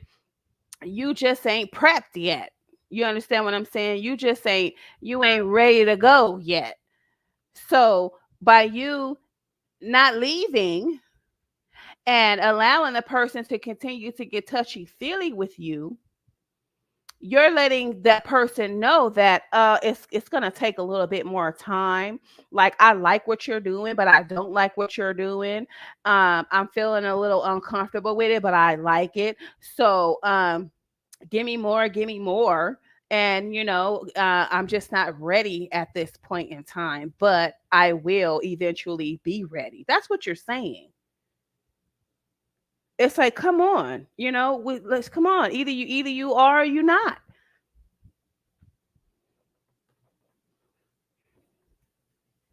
And so then the manosphere was still talking about Princella's live and all this other stuff. And then it was this guy named Red Supreme that did a video about me. And I was on the live and I sent her the live and I was like, oh Lord, this dude's going in on me or whatever like that. So she hopped in the live like, oh, and she just saw how men were always talking about me and like talking ish and coming at me. So she was like, and I was telling her some things that I was going through, living on my own, how my maintenance man was, he made me feel uncomfortable, how I can't even just come in and get stuff done without men trying to hit on me, And she was like talking like, oh yeah, like you need to get you, a pow pow, a pew pew. We need to go to the gun range together. And like, she was kind of like coming in like she was really helping me, like kind of like, I know you on your own, you a mama too. And that's exactly what she was. That's exactly what she was supposed to do, ma'am. That's exactly what she's supposed to do. Okay? So, and that's what these men are supposed to be doing as well. Like I had somebody do that with me. I had somebody say, took me to the shooting range. I should show y'all my little shooting video. But yeah, a guy took me to the shooting range, introduced me into guns, introduced me into a good way to protect myself and have a piece on me just in case somebody want to act wild. Even though I think I praise God that I've never had to use it. I don't think I ever will use it simply because of the way that I carry myself when I'm out in public. But you never know, right? You can never be too sure. Like, and it was I can't say it was around the time of COVID. I would say, oh, it was probably before COVID. It has, yeah, it was way before COVID. So in that instance, I was already prepared for the shit that was going down in COVID. Like just in case somebody thought they were going to steal my groceries or rob me or do something to me, I was prepared. But so that is exactly what a man is supposed to do, or a dominant figure in your life is supposed to do. They're supposed to equip you with the means to protect yourself. If they know that they're not going to be there, this ain't going to be long term, so I'm not going to be there to protect you, but I still want you to be able to protect yourself in my absence. So she did exactly what she was supposed to do, and you should be thanking her for that if it went through. I'm gonna teach you some things, kind of like, on some game type of shit, but I didn't look at it like that because my guard was down because she was a woman, and I take accountability in that. What you mean you didn't look at it like that? Like, how did you look at it? Like, how else would you look at somebody trying to prep you to to be able to defend yourself? How was you looking at that? Like, are you just an airhead? Like, I'm just kind of trying to say, like, what the. Like, you really think that some women think that just because they're cute and fine that men are just gonna come to their aid. Girl, these men will fucking run with your ass. They will run away from the situation. Just like that video I just showed with JR, how the lady went to the man for help and he just told her, oh, just let it go, just let it go. These niggas are scared of each other. These men are scared of other men. They don't want to get involved. So you better know how to protect yourself. Like, what do you mean? You what? I know that women can also run game on men. Okay. So when we would talk, she would say things like, I learned a lot through Pimp and Ken book. And, I was told the guy that I was cool with, that was a pimp, told me I would be the perfect madam. So that was a red flag right there. That was a red flag right there. I should have took that for what it was, But I was like, damn, okay. Like, why would he say that he think you would be the perfect madam? And she was like, well, yeah, because why would I pimp women to go be with other men? Like, why would I do that? I guess for yourself, So then the live that y'all all know about, the one that everybody keep playing over and over again of B. Taylor getting money thrown on her. Let me tell you what that was. Hold on, I'm gonna let this because I'm downtown. It's okay. So she planned it. So she said, I want to make the manosphere mad.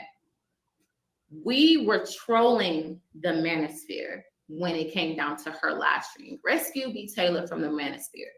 It was a way to kind of get back at the manosphere. Now you see this loose lip hussy. Y'all see, y'all are y'all listening to this loose lip hussy?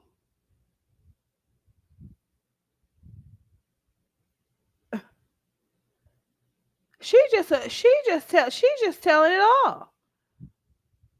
I mean, come on, you was down with the shit. Like she is just really trying to pretend like she is just an innocent participant in all this shit. When she describe herself as a grown ass woman? You're a grown ass woman, so you was in on the skit to be saved from the manosphere. Like what the fuck? For how they treated me and bullied me and all these other things. Oh, I guess how they treated me and how they bullied me. But you stayed around to allow them to bully you. Like, what did you think the manosphere was? The manosphere, they want women to submit to them. And in order to prep a woman to submit, you have to bully her. So you didn't know how to remove yourself from the manosphere.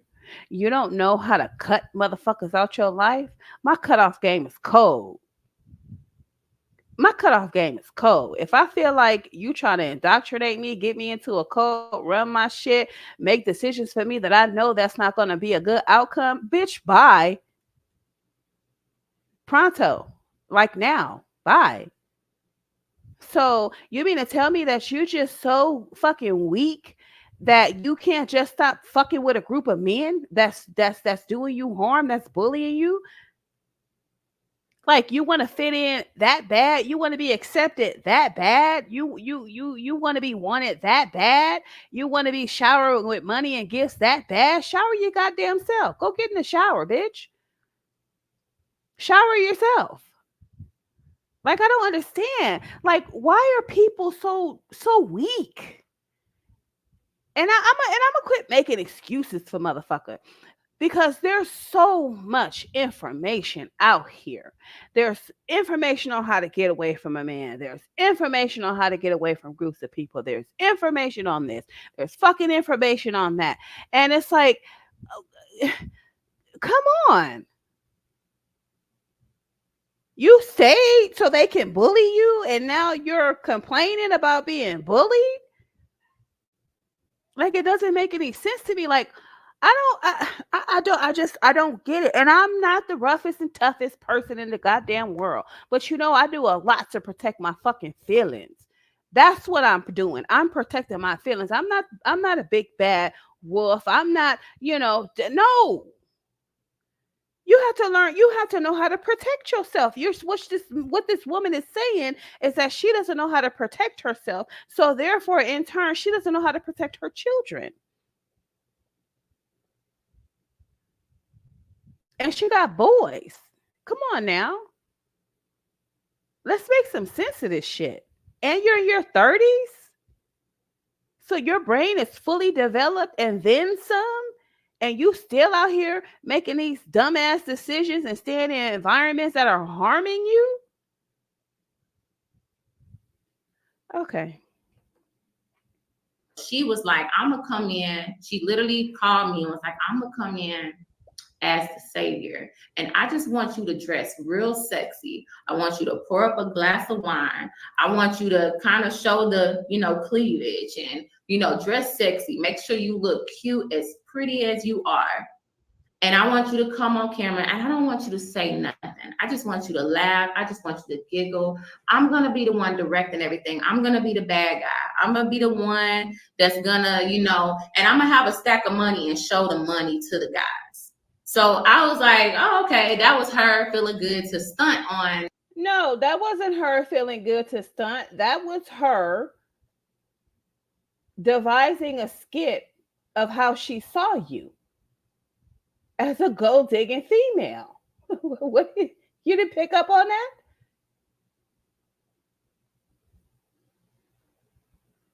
She devised a skit to make you look like a gold digging female that she was gonna treat like how gold diggers are supposed to be treated when they, have plans on using a person and not really being with them. Yeah. You didn't pick up on that, ma'am? Okay. Stunt on, the men, right? It was her way of stunting on them. When we did the live, I can now see how horrible it made me look as a profession. I'm an award-winning journalist. I'm very well respected in my community. Outside of YouTube, I make great money. Outside of YouTube, I have my own home. I provide for my kids. I have a great relationship, co-parenting relationships with both of my children's fathers. People don't know me as that. When men want to spoil me, it's because they actually want to spoil me. See,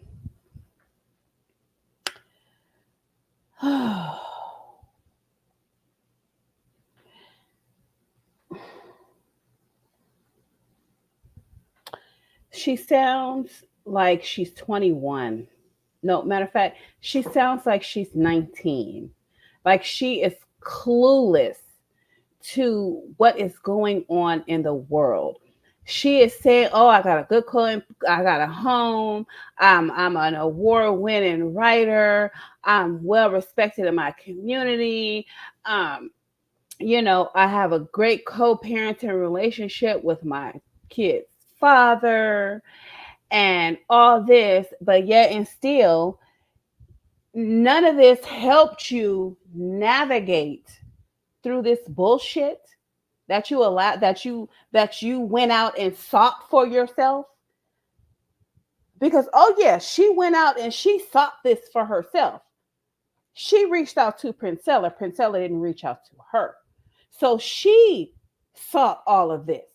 Now, I would imagine that the code, your baby daddy didn't teach you shit. And see, here's the thing. That's why I say sometimes relationships are just fucking useless. Like you're just a cum dump. You're not learning anything from your man. He's stupid. You could be with a motherfucker for years and years and years, and he ain't taught you not one piece of game. The only thing he has taught you is how to open your legs and your mouth. That's it. Some men have no information to offer you, period. Which means if you are going to go out into the world and you're going to get yourself involved with a person that has been reading pimp books, and that has a gift of gab, and that is able to get women to come out of their pocket, and that has the mindset that they have, your baby daddy didn't teach you nothing about niggas in the street. Nothing. Because dealing with a butch in the street is the same as dealing with a man in the street. There's no fucking difference. Which means Princella, the queen maker, as she would say, is incapable of love, ma'am, because she's playing the male role. So what type of behavior do you think you're going to get from a woman that is playing the male role? You're not going to get any love, ma'am. Your baby daddy didn't teach you shit. He didn't teach you nothing about men, because I suspect that you got 2 boys by him, so you've been with him for a number of years. He ain't taught you shit. Y'all ain't sat down and he ain't taught you how to go out here and protect yourself against these men. That's why you out here letting men shower you with gifts. Your daddy didn't teach you shit either. You don't let a man spend money on you, basically, unless you go and have plans on fucking him.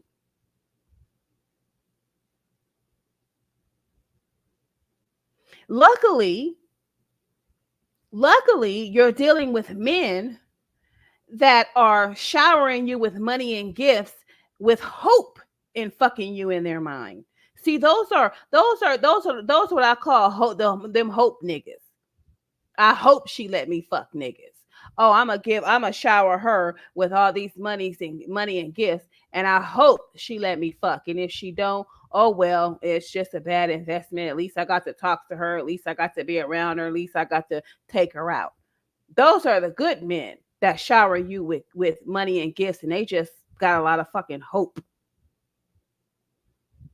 But then you run into them men that spend all that money on you, and they like, bitch, I'ma harass you until you give it up. And then if you don't give it up, you're gonna remember me. You're gonna remember this harassment. You're gonna be so damn traumatized when I get done with your ass. You ain't gonna never want to take another motherfucking dollar from another motherfucker unless you work for it. You got them kind of men out there. So, honey, I don't know why this broad. Award-winning writer, respected, this, that, and the third. So, you mean a lot of people got respect for you, but you don't have any respect for yourself. That's the problem. You're so busy reveling in the respect that people have for you and reveling in all your accomplishments that you have yet to figure out how to respect yourself. Because a woman that respects herself would not have put herself in a situation with this type of female, knowing that she's in a vulnerable space at this point in time. So just like I said, what you're saying and what we're seeing is like two fucking different things. And I'm wondering like what the hell is really going on. But I know one thing. Princella didn't prey on you. You preyed on Princella. And as far as being vulnerable, that was a bunch of bullshit. Okay. They actually want to do things for me because they see what type of woman I am. I don't have to give anything in return for that. So when she was on there, I started to feel uncomfortable. That's why you saw me laughing a lot, smiling a lot. I didn't know what. No, you were laughing a lot and smiling a lot because that's what the fuck she told you to do.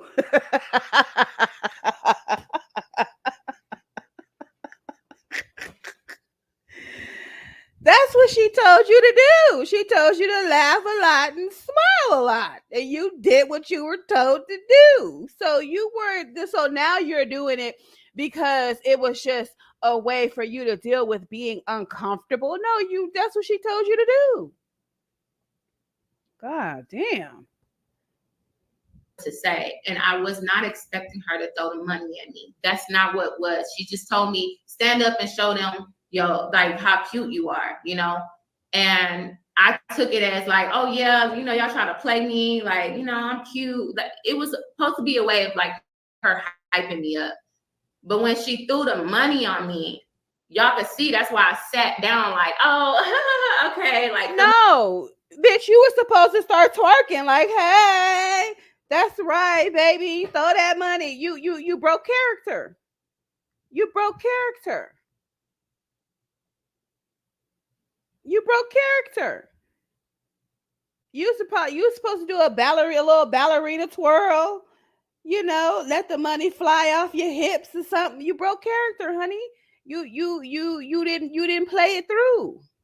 But what she failed to realize. See what she failed to realize is she failed to realize that the skit was going to make her look like a hoe either way you turned it.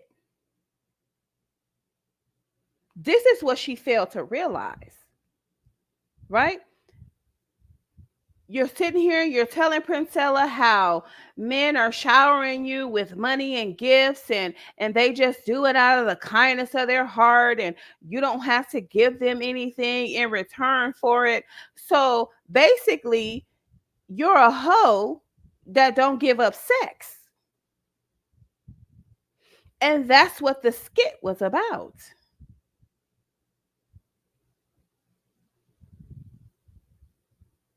So I don't understand why she didn't pick up on that. Just, I mean, I would have been like, wait, hold up, wait, hold up. You don't wait until you get involved in a skit and then all of a sudden realize, oh no, this is making me look bad. Actors, they read the script first before they take the job, right? So they come in, the directors and different things, people, they give them a small portion of the lines to read. Like, well, I want to see, we got a movie which we want you to be in. We want you to read a few lines to see if you can, act the part, if you're what we're looking for. And then once we agree to have you play this role, then we'll give you the full script so that you can, learn your part, learn your lines. But after you read what the motherfucking shit is about, you like, hold up, wait a minute. This is making me look like no, this gonna make me look like a skank. This gonna make me look like a whole slut and a half and 2/4. I'm sorry, sir, I can't do this. My image is at play. I'm sorry, I can't do that, right? Take Denzel for an example. They wanted him to play a rapist in a movie. He said, fuck no. He went back and he asked, some more seasoned actors, and they were like, fuck no, don't you do that shit. That's going to be a career killer for you to play a rapist. So imagine if Denzel had to play that rapist in a movie. What his career would probably be looking like today. What his image would be looking like today. So if you're a YouTuber and you're an award-winning writer and you're respected in your community, how in the fuck did you think doing a skit like that was going to put you in a good light? And I don't want to hear about, no, if I was in a vulnerable situation, I was in a vulnerable place. No, the fuck you weren't. You you was willing to do whatever Princella wanted you to do for money. See, what's not being said here, if you know how to read between the lines, dear people, is that she's a hoe that don't give up sex.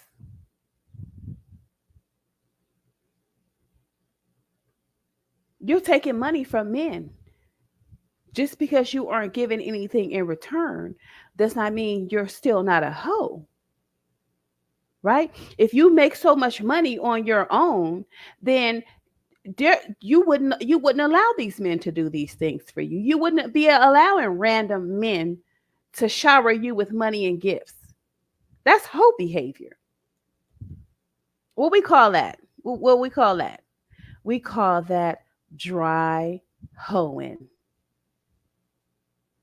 Because your pussy ain't getting wet. Dry hoeing. Learn it. Put that in your bag and remember it. What you're doing, ma'am, is you're doing dry hoeing. Okay? Basically, and I'm going to tell you where the term comes from. Shut up, Subo. The term comes from the strip club. Because what a lot of those broads do, they're dry hoeing. They aren't giving up sex for money. They're letting men see their bodies for money. So they're actively dry hoeing. Yeah, soup bone. It's called dry hoeing, right? Ask a pimp, ask Pimpy Ken, ask Rosebud, ask who else can y'all ask that be on these platforms that got platforms? Ask Gorgeous Dre, ask Freeze, Stry hoeing. And that's what she's doing. Right? This is a very, very beautiful woman. And nobody has taken the time to bring to her attention what it is she's doing so she can define it and then I don't know, continue to roll with it or stop it. So basically, these are the types of men that she's dealing with. She's dealing with uh tricks that go to strip clubs that give money to women and they don't get they're used to not getting anything in return. Ma'am, the only difference is that you're not in the strip club, ma'am. Okay? So I hope somebody tell her. Yes, Sue, but I know you ain't heard that before. I told you I don't need to be made into a queen, boo. I'm already a queen, honey. Let me tell you something, okay? Y'all know the code. Code gotta get shit. Code no. I know. Shit. Shoot. Huh. But yeah. So this is what you're doing, ma'am. You're dry hoeing. Okay.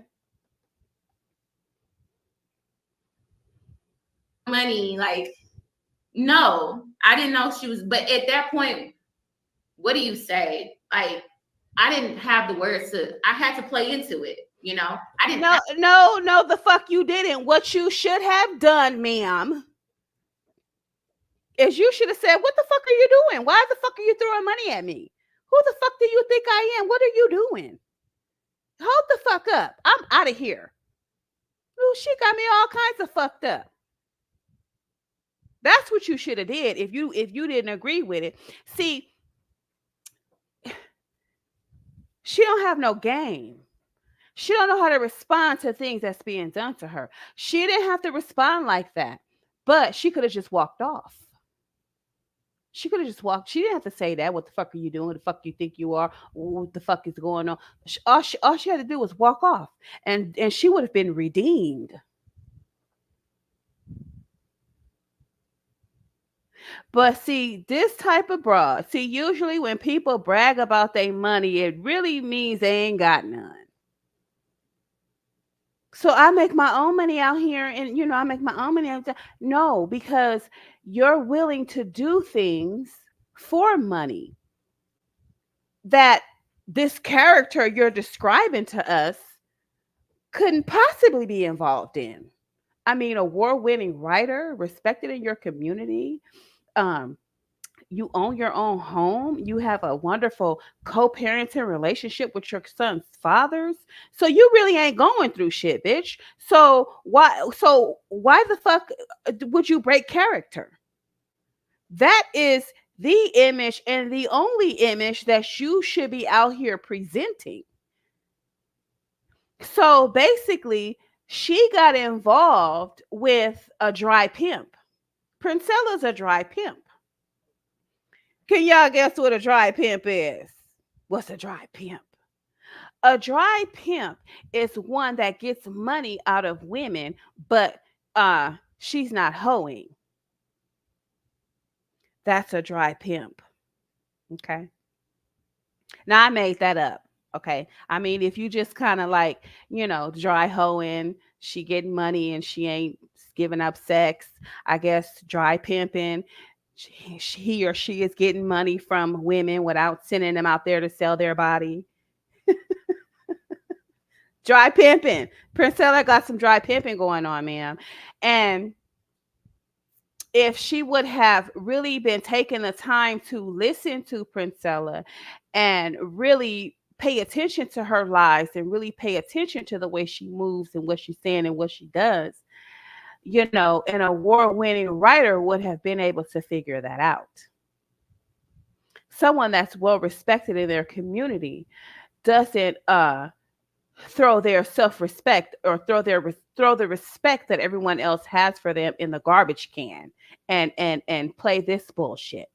So I'm more inclined to believe that she's just a fucking liar. Like, yeah, you might be, you probably got an award-winning writer, but I don't, it could be true, right?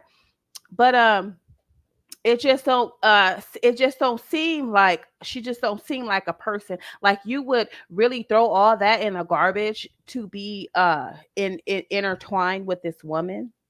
Like, Like, um, you claim you have these standards, but yet and still you threw them out the window for a buck. And that's what you did. So she wanted to really blow up on the internet and start making money, big money. And so she thought that Princella was going to bring her into the game and she was going to be making big money. That's not what that wasn't Princella's goal. Princella's goal is always to make all the money for herself, keep all the money for herself. This is why she keeps a tight hold on her subscribers, and they go where she tells them to go, and they don't go where she tells them not to go. So if Princella said to her subscribers, don't go over there on the B Coast channel anymore. Don't give her no fucking attention. Don't They ain't gonna come. And that's why they stopped. So this big dream that this girl had of blowing up on the internet and getting all this attention and clout because she was dating Princella the Queen Maker, it didn't happen for her. She wanted to be so was she this is what she let me just tell y'all what she did. This is what this broad did. And this is why I say she preyed on Princella. Even though Princella has not been on or has been ran off different platforms, Princella has been on some good platforms giving interviews and different things of that nature. So what this broad thought she was going to do, or what her goal was to get inside of Princella's inner circle, learn her life, learn everything about her, and then she was hoping that people were going to pay her to talk about her experience with Princella. But has she been on any platforms to talk about her experience with Princella? I mean, has she been paid to go on anybody's platforms to talk about her relationship with Princella? No, because don't nobody give three fucks. That's not what's popping right now. Princella's private life is not what's popping. Princella's private life is not what's having her people subscribe to her channel and come out the pocket and give her money. That's not her private life. Is not what's on the table, and we don't people don't give a fuck about her private life. They want to know how to protect themselves and get away from men, so they could give a fuck who she carpet munching on. They want the information that she got in her head because it makes them feel good. So at the end of the day, her goal was not met. This shit backfired. And all she got was, I would guess we could say, a lot of abuse. And she took it for clout. I shouldn't have to. And I can see how that made me look like a dumb bimbo. Like, I can see how that made me look stupid. It made me look like a gold digger. It made me look like I was there for clout. It made me look like I was there for money. I never took P's money. P never gave me money. P never did all these things that it seemed like she did, like. Right. And that's what pissed you off, because you thought that Princella was going to trick on you because you look like Megan Good. You thought that your game was so tight because these tricks out here was giving you money and you wasn't having to sleep with them and different things of that nature. See, this is what I said. This is what I said last night, y'all. I said these women will have a man spend thousands of dollars on them and won't give them any sex, but then we'll go over here to Pookie and Ray Ray and open up their goddamn legs the first fucking night. And Pookie and Ray Ray ain't spent shit on them but $20, took them to Burger King and made them feel like a burger queen. So she made a complete fool out of herself. You mean to tell me you had massive amounts of niggas showering you with money and gifts, and then you go over and you fuck Princella for free?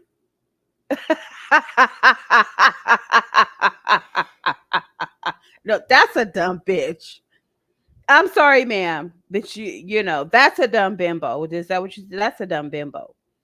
So these men giving you all this money and doing all these nice, wonderful things for you, and then you go fuck Princella for free.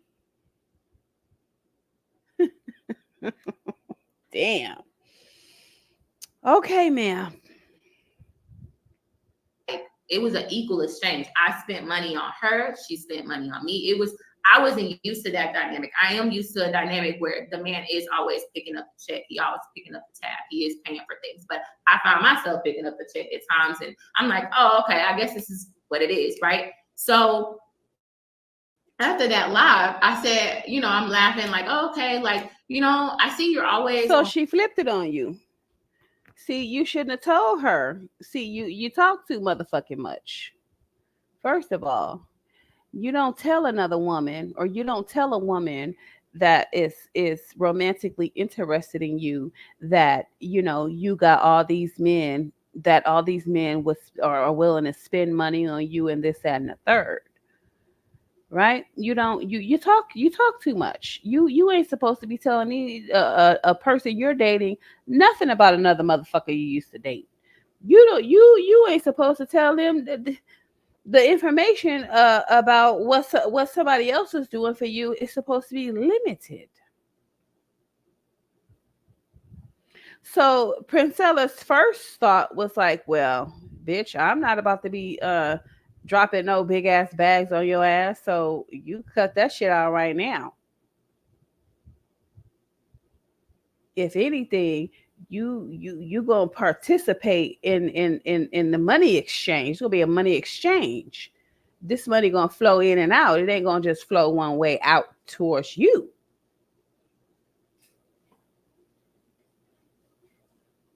So I mean, but she's so too busy trying to prove that she's not there for the money, that she's not there for the clout, that she got herself all wrapped up in some dumb shit with this woman.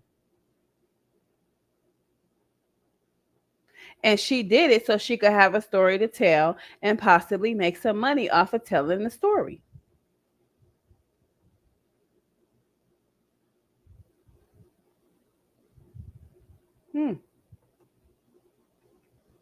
On social media, you're always on people's platforms and arguing with people. Let's go out and get out and get some margaritas, get some sun. I saw that she needed some type of like grounding, so I invited her out and we went. So let me get this straight. You are in a vulnerable situation, but you have the sense to recognize that somebody else needs to be grounded.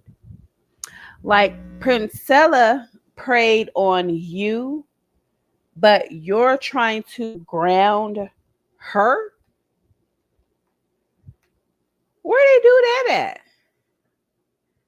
Like Princella preyed on you, but you were making decisions as far as what she needed, but she preyed on you.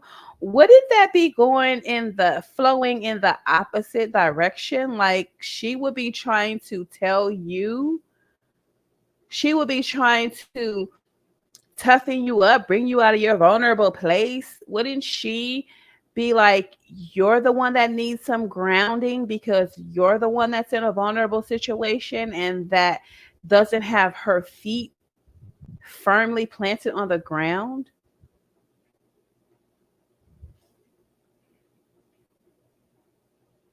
Like I don't get it. Like this is why I'm just really not believing anything that this broad is saying. You're unbelievable. You're unbelievable. It's not believable what you're saying. Huh. And out for drinks, and my intentions always was just to be Princella's friend. I was not interested in being with a woman. Okay, but the first time y'all went out, y'all went to go get some sexual food. She was touchy feely on you, basically letting you know that she is sexually interested in you. But your intentions is just to be her friend, and you never expressed that to her. So you basically did what that broad did last night. What the broad, with the live that I did last night, you basically did what that broad did. You were basically leading Princella on. You didn't make your intentions clear. So therefore, Princella was under the impression that you liked her that way because you didn't end things. Nor did you get up and walk out of the restaurant when she was so caught making you feel uncomfortable by being touchy and feely. So you were along for the ride. You were along. You were trying to get a free ride. You were getting a ride. You were just riding along to see what happened, to see what was going to happen. So basically, all of these things are your fault. Because I doubted if Princella would have been like, "Oh no, you gotta be with me. I want to be with you. You gotta do. You got." No, if you would have clearly let her say, if you would have clearly told her what your intentions were. So basically, you had no intentions of being her girlfriend, but you end up being her girlfriend. I think this woman wanted to experience a woman, and she chose Princella to be the one. Instead of her to go and meet some random lesbian out in the streets, she chose Princella because, well, it is what it is. Princella's a carpet muncher. I'm gonna stop saying that. That don't sound right. Princella is, engaged in that lifestyle, and we kind of basically, she didn't feel threatened by Princella. It's somebody that she knows of already that indulges in that lifestyle. So yeah, she wanted to experience a woman, and she preyed on Princella to have that experience occur. She's not fooling anybody. You're not fooling anybody, ma'am. Well, I don't know. You're not fooling me. Is that Bubbles? Her big ass. Ugh. Yeah, she's not fooling me. Was never interested in being with a woman, but I wanted to be her friend. But when you're friends with somebody who's preying on you, it's not gonna work out that way. That's bullshit. That's bullshit. Because you, ma'am, had every opportunity to end things. Before you opened your legs and let her put her mouth down there, you had every opportunity to end things. If you already knew what you wanted, if you already knew that you didn't want to get into a sexual relationship with this woman, then your behavior would have been as such. But like I said, remember how I said that since she didn't get up and pay half on that meal and walk out the restaurant because she wasn't having none of that, she was feeling uncomfortable. Remember when I said she just wasn't ripe yet? She wasn't ready yet, but eventually she would be ready. That's what she was saying. Oh, I'm just not ready right now, but eventually I will be ready. That's what she's saying to herself.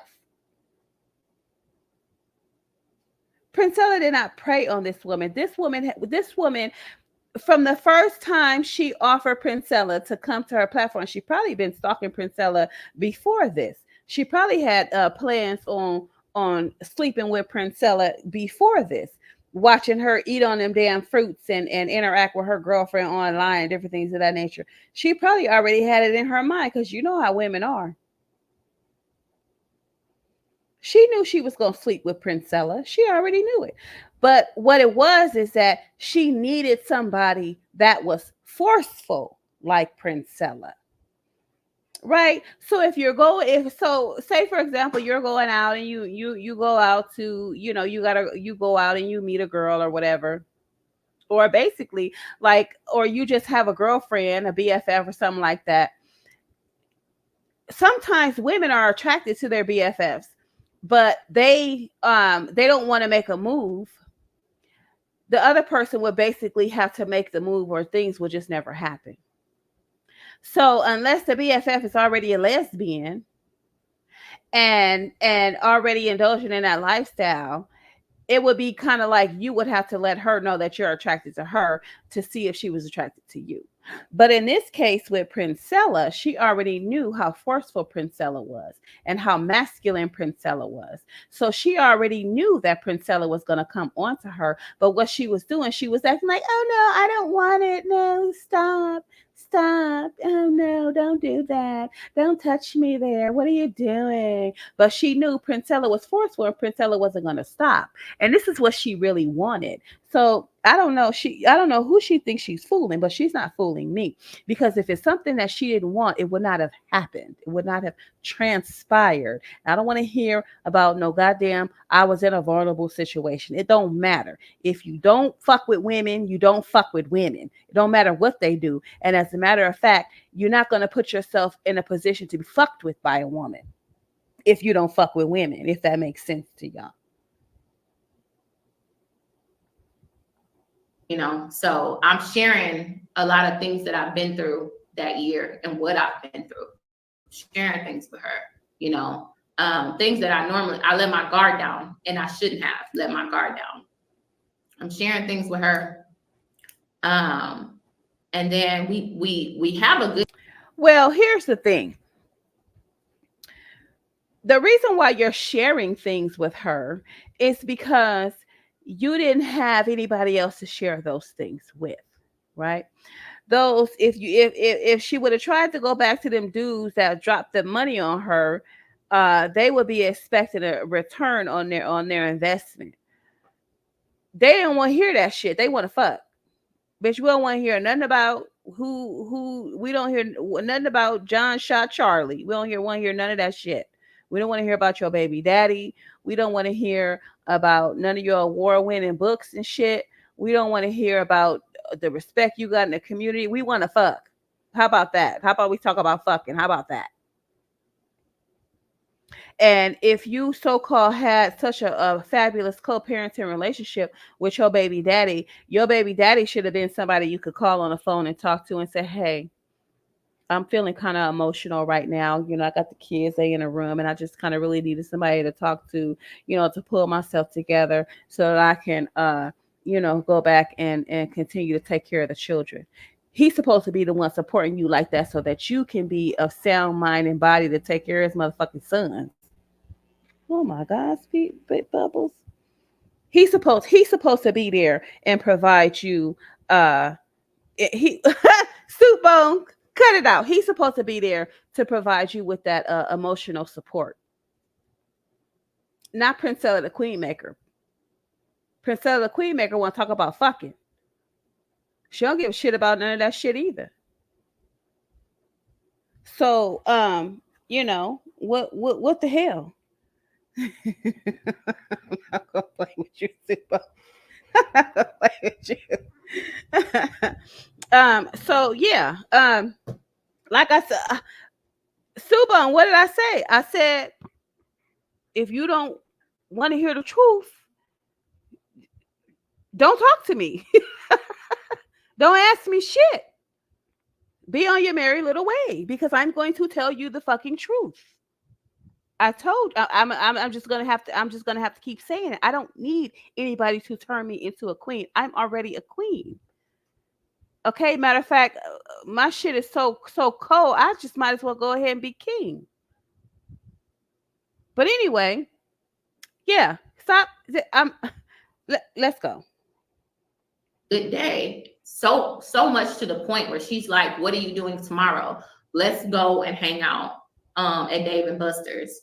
So I'm like, okay. Wait. So then Let's back this up. I'm like, oh, okay. I guess this is what it is, right? So after that live, I said, I'm laughing like, oh, okay, like, I see you're always on social media, you're always on people's platforms and arguing with people. Let's go out and get out and get some margaritas. Okay, now listen to that. Okay, see, bitch. See, I'm sorry. Hold on, y'all, for a second. Let me hold on.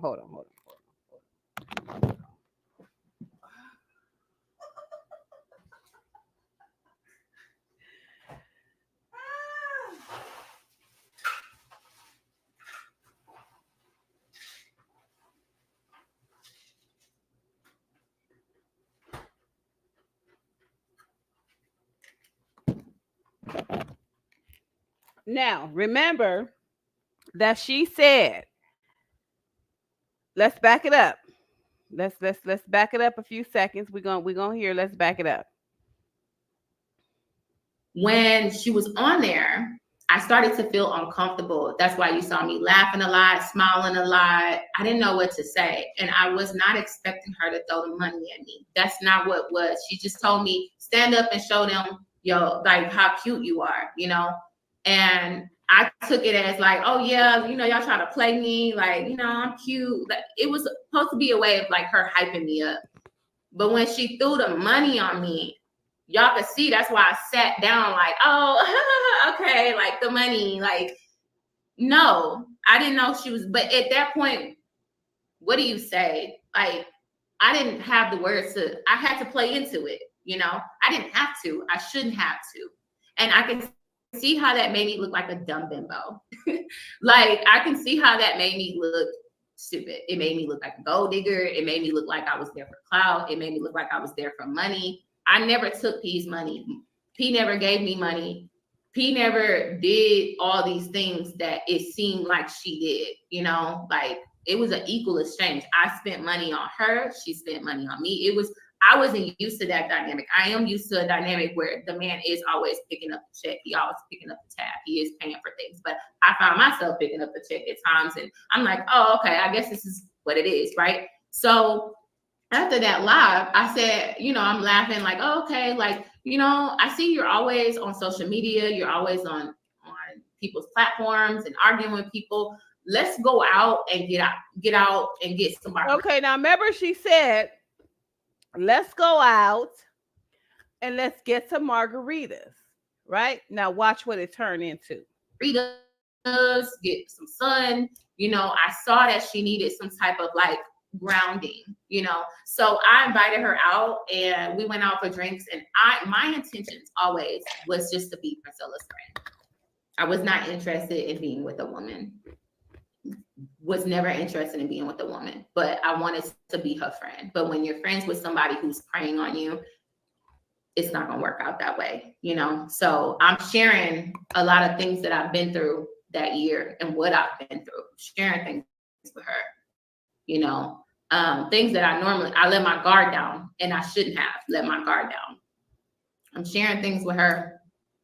And then we have a good day. So much to the point where she's like, what are you doing tomorrow? Let's go and hang out at Dave and Buster's. So I'm like, okay. So then we went to Dave and Buster's the next day because she had so much fun with me. We went and had fun at Dave and Buster's. We went to it was some game place. I can't think, where you find clues. Wait a minute. Did she say because she had so much fun with me? How about because we had so much fun together? Like she had so much fun with me. Like I'm just so fun to be around, and she just had so much fun with me that she wanted to go out to Dave and Buster's the next day. Like, what kind of goddamn horse is she on? But anyway, I was wrong. They went out, had the little drinks, and then So she asked Princella out for drinks, and then Princella turned around and asked her out to Dave and Buster. And stuff like that. We had so much fun, right? This is where I'm not going to say grooming begins, but this is where it gets a little real, per se. Princella didn't groom her. She groomed Princella, right? This is a reason you're in Princella's face. This is a reason that you're doing everything that Princella wants you to do. This is why you didn't leave when she was getting too touchy feeling on your first oyster date. She's grooming Princella to come on to her, to continue to come on to her, because she want her coochie scratched. It's a little PG-13, a little rated R, I guess. I don't know.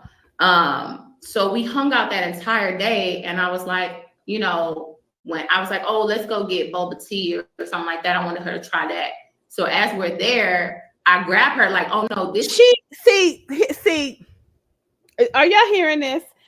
She's saying that this is where the grooming begins. She's saying that Princella is grooming her, but yet and still she keeps asking Princella to go out. She keeps asking Princella to go. She won't let the shit go. You're clearly not having a good experience with her.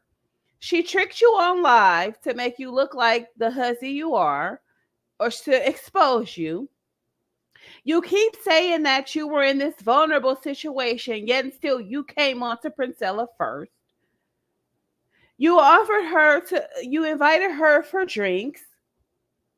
Then Princella to, hey, let's keep it going because I'm interested in you romantically. So I want to continue to get to know you. And so one of the ways that we get to know each other is that we date, we go out, we both got kids. Dave and Buster, I hear, is a kid's spot. You can take the kids and they can have fun or whatever.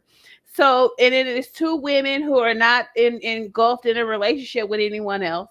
So, yeah, it's perfectly fine to hang out. So why is this now interpreted as grooming? But then y'all go to Dave and Buster's, but then you turn around and you ask her out again. So how is Princella grooming you? If Princella was grooming you, then Princella would be the only one that's asking you out, that's continuously saying, let's go here, let's go there, let's go here, let's go there. But the fact of the matter is that you, ma'am, said that you were taking Princella out because she needed some grounding. So how is Princella grooming you when you're the one determining what she needs? What the fuck? Quit playing. And she's not being genuine. You wanted your coochie scratched by a woman, and you picked Princella to do it. And you thought it was going to get you some clout. You thought Princella had all this money and that she was going to be showering you with money and gifts and doing different things for you, when that wasn't the case.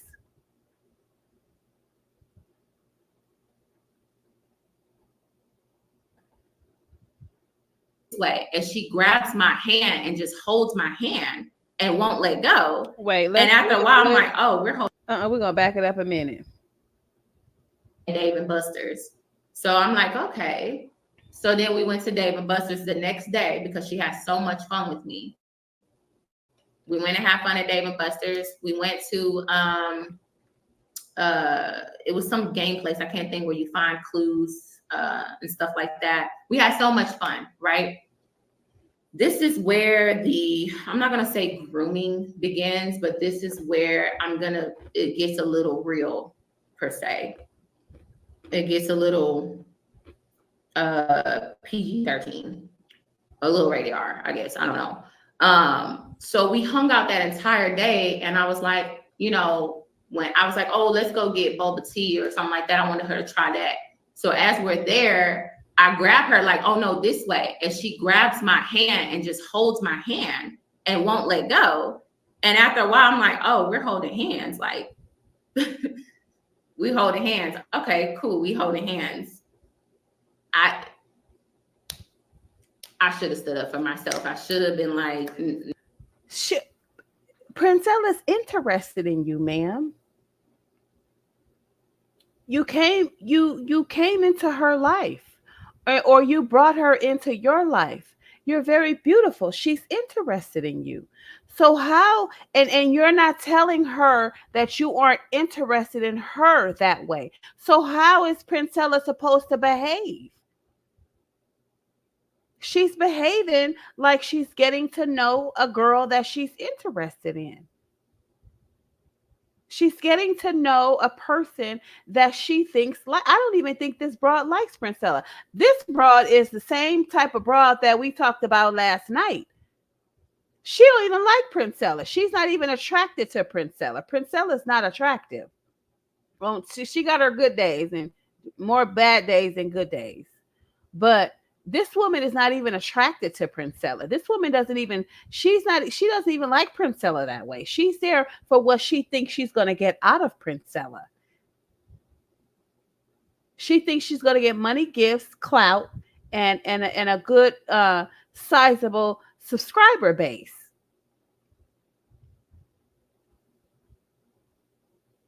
And she kept on.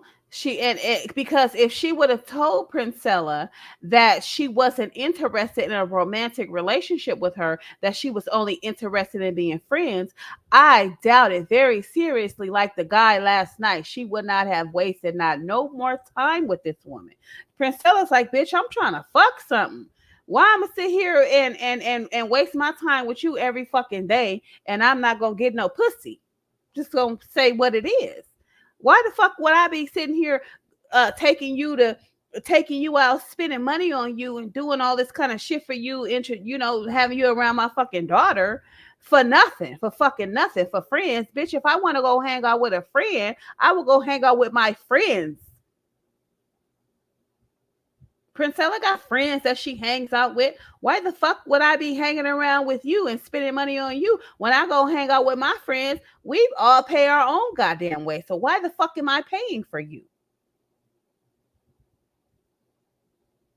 She wasn't even interested in Princella. Her intentions was to use Princella. And so her Princella Cole, she recognized it. That's why she was snapping on your ass. So if we look at it, she gonna get into where Princella was snapping on her and this and that and the third and all that kind of shit. Because even though Princella is butch, she still got her woman's intuition. She's still a woman. She still got her woman intuition. She knew this broad wasn't interested in her. She figured it out. But she like, well, shit, I'm already munching on the bitch by this time.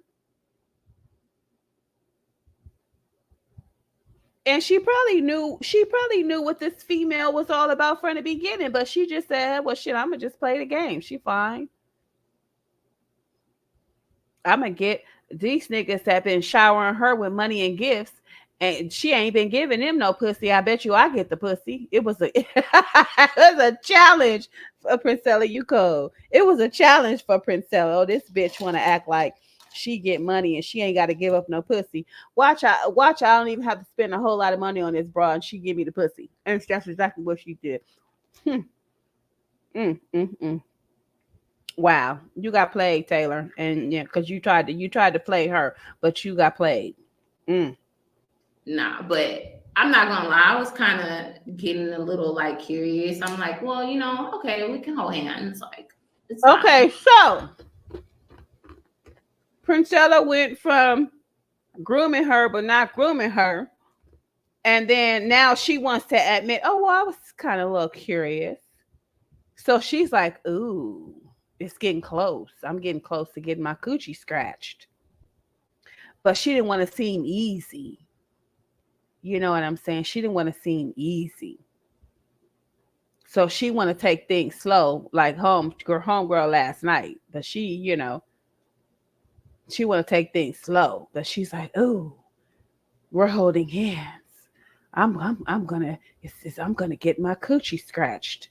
So what she did was she tried to pretend like it was Princella that was grooming her, but she was actually grooming Princella. Yeah. Then I'm telling her I have to go because I was supposed to do a live stream that night. And I said I had to go home, and she didn't want me to leave. We get to my car. I try to give her a hug. She gives me a hug, but she's holding me and then starts putting her. Okay, so I'm sorry, y'all, for crunching my eyes. We get to the hug. Now, I would have expected, since Princella's grooming her, I would have expected Princella to initiate the hug. But like I said, she's grooming Princella. So she initiates the hug. Mm. Head to my chest and starts getting real close, like tight. And I was like, oh, okay. And I'm holding her, like, okay, she's holding me. And then she's like, you know, then she starts talking about how good it feels to be with a woman, how safe it feels being with a woman. And I was like, it made me feel uncomfortable. But then she's like, this feels so amazing. This feels so good hugging you like this. Okay. Then she pulls out her phone and she starts playing female porn and introduced me to what tribbing is. I don't know if I'm allowed to say that on YouTube. What the hell is that? Well, see, here's the thing. Here's the thing with this. If you're not interested, you're going to shut it down, right? You're going to be like, ew, get that shit out of my face. Or like, oh, get that out of my face. Like, I don't want to see that. Like, what are you doing? But see, this is remember root cause. Root cause. I was talking about root cause. I had to go Kamala Harris on her ass too. Root cause, bitch. The root cause is that you're not telling, or you didn't tell Princella that you do not want a romantic relationship with her. So Princella is just doing the things that she would normally do when she's starting a relationship with a woman. Princella is under the impression, boo boo, that you want to be with her, that you're interested in her, that you like her, that you're attracted to her. But you see, I'm gonna tell you one thing hoes do. See, and in her dry hoeing, E. Miller 1822, in her dry hoeing, all them niggas that was giving her money wasn't fine, wasn't attractive. She had some ugly niggas giving her money, right? And so whether you dry hoeing or just hoeing, we know that the way a man looks, they don't give a fuck about that. He could be butt ugly in the fucking face as long as he running heavy in the waist. You understand what I'm saying? So she don't give a damn about what Princella looks like. She wants her coochie scratched. Right? I mean, we just got to say with a hoe is a hoe. Okay, she wants her coochie scratched. She's not attracted to Princella. She just wants her coochie scratched. She's already admitted to the fact that she will take money from men and won't give them sex. So we already know that she'll take money from men that she's probably not even attracted to. So why wouldn't she why wouldn't she get her coochie scratched from somebody that she's not attracted to? You don't have to be attracted to a person to get your coochie scratched, especially if that's your main goal. She wasn't feeling uncomfortable with Princella at all. Was learning Princella, grooming Princella, trying to get her coochie scratched, trying to get her subscriber base up, and she was doing it for clout.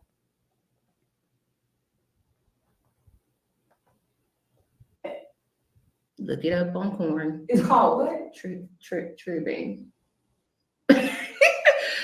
Look it up. That's what lesbians do. And she starts telling me how good and amazing that feels. And if you never tried that, you should. And I'm not gonna lie, like in that point. Okay, so Princella is telling her if you've never tried that, you should. So is Princella under the impression that you've already been with a woman, or is she under the impression that you've never been with a woman?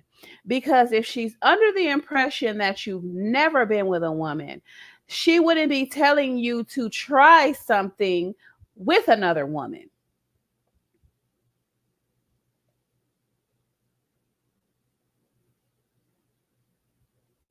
So I'm just kind of like saying to myself, I'm in doubt now. Was Princella her first woman experience, or had she already been with a woman before? Because how can you tell a woman that's never been with a woman to try something with another woman? Like, if you've never done that before, then you should try it. What the fuck do you mean if I've never done that? If I've never done it before, I should try it. Bitch, I ain't never been with a woman. So why the fuck would I try? Why what do you mean if I ain't never tried it before? Hell fuck no, I ain't tried it before. Never been with a woman. What are you saying?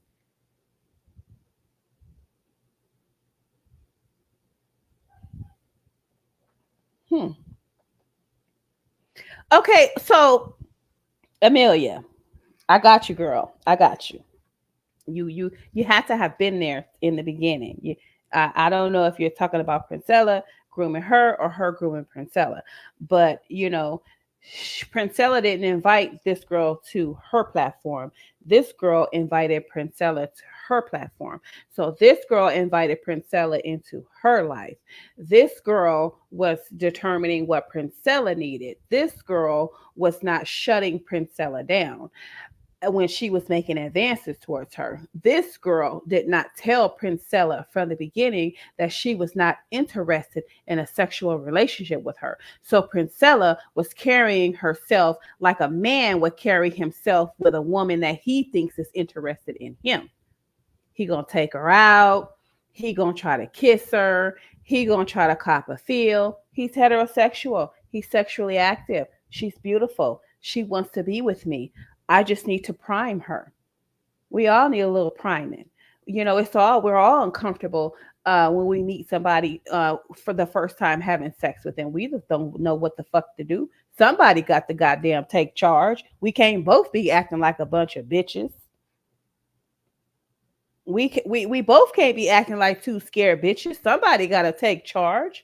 Princella's a take charge kind of woman. So she's thinking that B. Taylor is interested in her.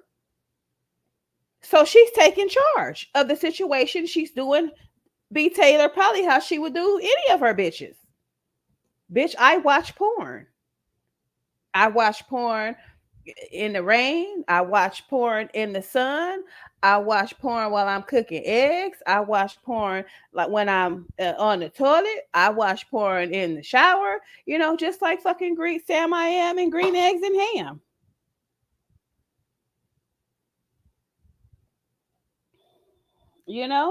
I mean, shit. Green eggs and ham. Sam I am. Some people just watch porn like that. So it's not Princella's fault that this woman didn't make her intentions clear, and it's not Princella's fault that this girl didn't get to know Princella before going out in public with her. Right? So they're getting to know each other. And this is Princella is being Princella. She always say, I'm not going to hide my shit from nobody. It is what it is. I am who I am, and I'm going to do what I do.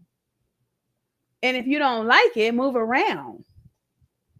So this woman, Princella has had her coochie scratched by a woman before. Princella been scratching coochies. So, Princella could have probably went and found any broad to scratch their coochie, right? So just like the guy last night, he's like, bitch, Just because you got big titties and a big ass don't mean I ain't got other options. Bitch, I got other options. Princella had other options. It was this woman that didn't tell Princella that she wasn't interested in having a sexual relationship because she was on the fence.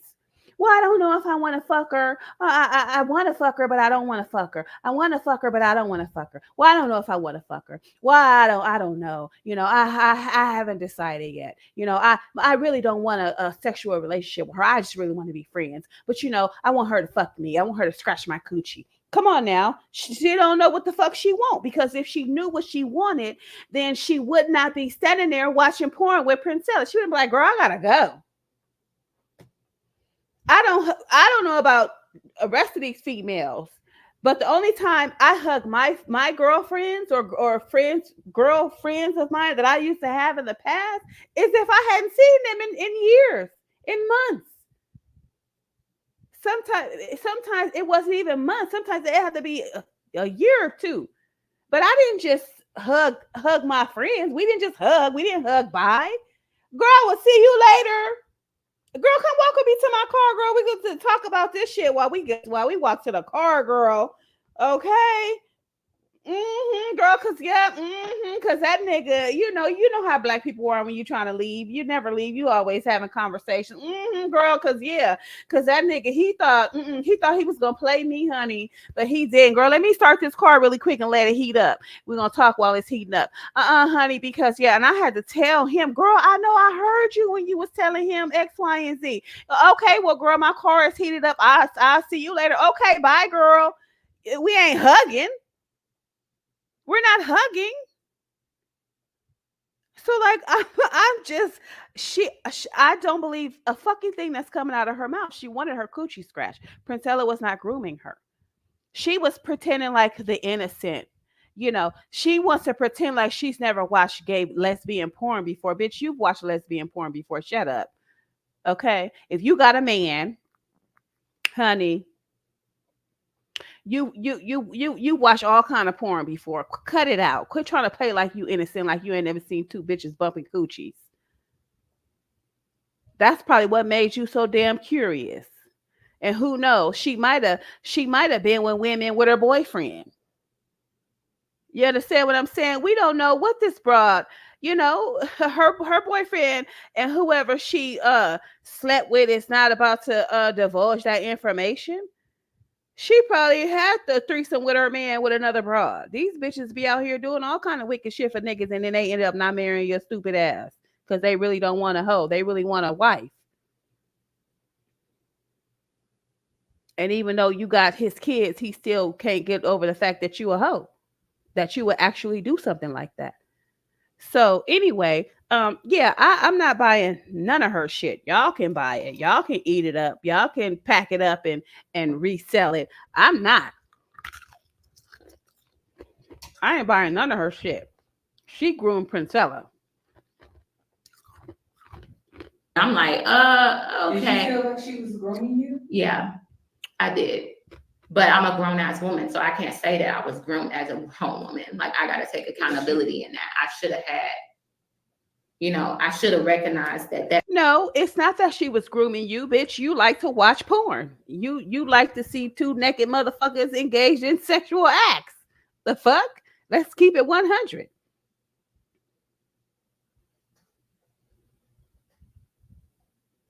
So let's keep it 100.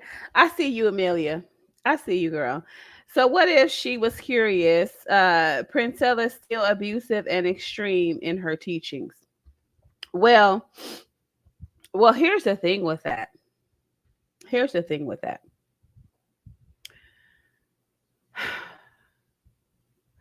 The type of movement that Princella has, she's using.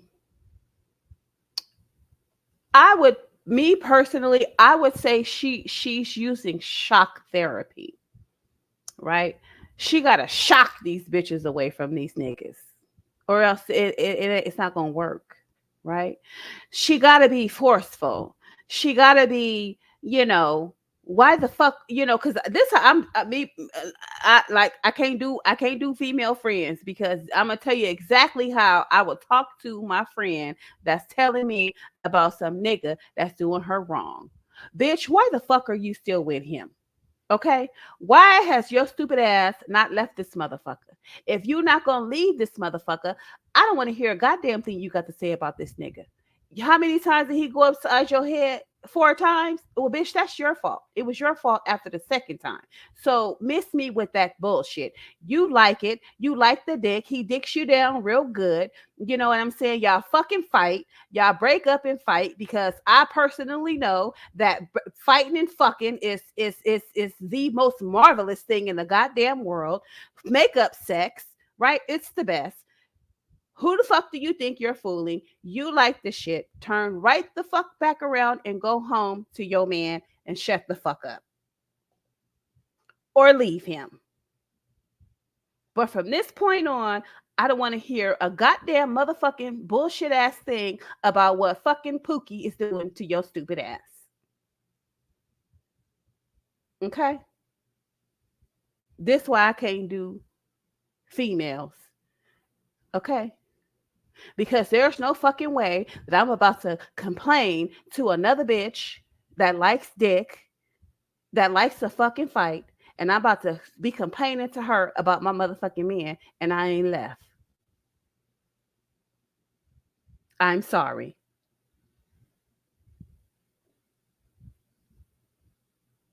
Well, let me tell you something, Amelia. I got you. I got you, boo. Don't keep it coming. I got you. I'm loving it. I got you. How's she going to protect women when she treats her daughter of the way she does? Now let me tell now let's unpack that. We're gonna unpack. I'm gonna unpack that for you. I'm gonna try to get you to understand something, right?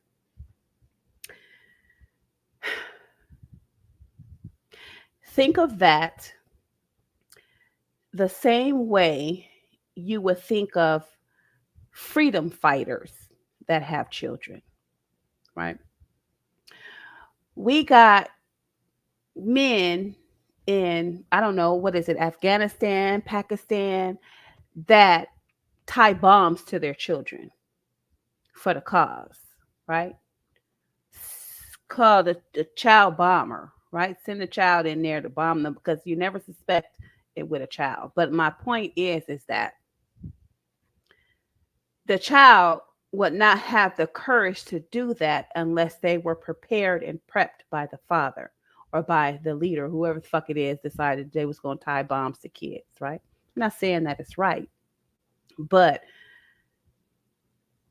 in my opinion, Princella is not dealing with her daughter in a delicate nature, because by the time Princella get finished fucking shit up the way that she is, the sins of the mother might fall on the daughter. So the daughter got to be ready, and she can't be no punk ass bitch either. Okay? She can't be no punk ass bitch. She gonna have to have a mouthpiece on her. She gonna have to be, when it's time to be vicious like a pit bull and lock on the motherfucker and don't let go, she gonna have to be all that, right?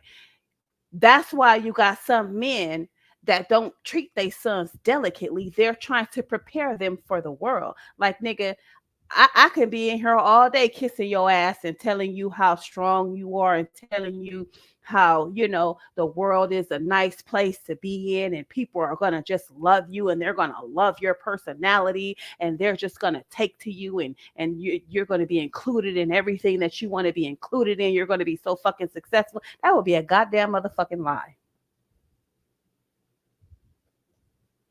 A father who's been out there is going to tell his son, listen, nigga, you're going to have motherfuckers that's going to try to fuck you up the ass. Excuse my French. You're going to have niggas that's going to try to play you. You're going to have bitches that's going to try to play you. You're going to have bitches that's going to try to get pregnant by you. You're going to have you're going to have motherfuckers trying to get you to do shit for money. You know what I'm saying? You toughen up.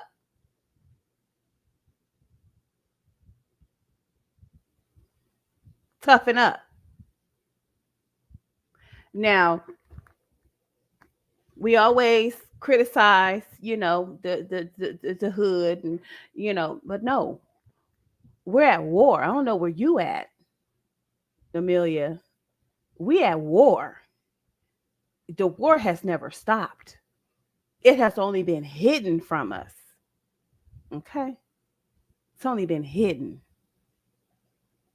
So I'm not saying that the way Princella treats her daughter is right, but what I'm saying is that she can't afford to be raising no punk ass daughter. She can't.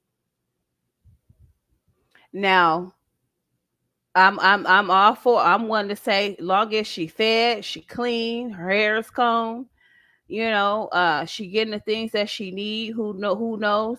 The B Taylor says she not in school. Hopefully Princella's homeschooling her, because there is such a thing called homeschool or whatever. She, whatever her issue is, that's that woman's business with her daughter. With her, she brought that little girl in the world. Now, my thing at the time was, I didn't like the fact that she had drug paraphernalia around the little girl. I thought that was wrong, that the little girl had access to her drug paraphernalia. That was sloppy to me. Other than that, it ain't none of my motherfucking business. I'm not a motherfucking social worker. However, if I see abuse, I'm going to say something about it. I'm not there. I don't know what's going on. Hey, I I'm really trying even not to know what the fuck is going on, because I don't want to have to report this shit. Right? Okay, so instead she's gonna be a rejected, bitter, angry, neglected young lady. Wow, that's really gonna help save the world. Let's see if CPS thinks those tactics are healthy for children. So, so instead she's gonna be a rejected, bitter, angry, neglected young lady. Isn't that what we all are as Black women? Bitter, angry, and rejected for the color of our skin, for our attitude. Hmm? What do you mean? Help save the world? How the fuck we supposed to save this world? The only way this world to be saved is by throwing it in a goddamn garbage can. There's no saving this world. The fucking world doesn't want to be saved.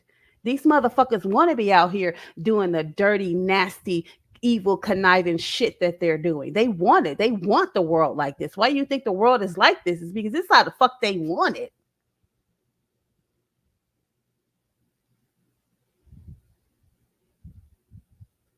We have come to a time where don't nobody give a fuck about nobody but they goddamn selves. I'm sorry, it is what it is. When's the last time your neighbors reached or a motherfucker you didn't know lended a helping hand to you? I can tell you last time I've lended a helping hand, but I can't tell you when the last time a motherfucker has lended me a goddamn helping hand. So sometimes we and our kids got to go through our own shit. I would imagine that there is no perfect parents. There is no perfect parent. There is no perfect way to parent. What is your parenting style? Everybody has a different parenting style.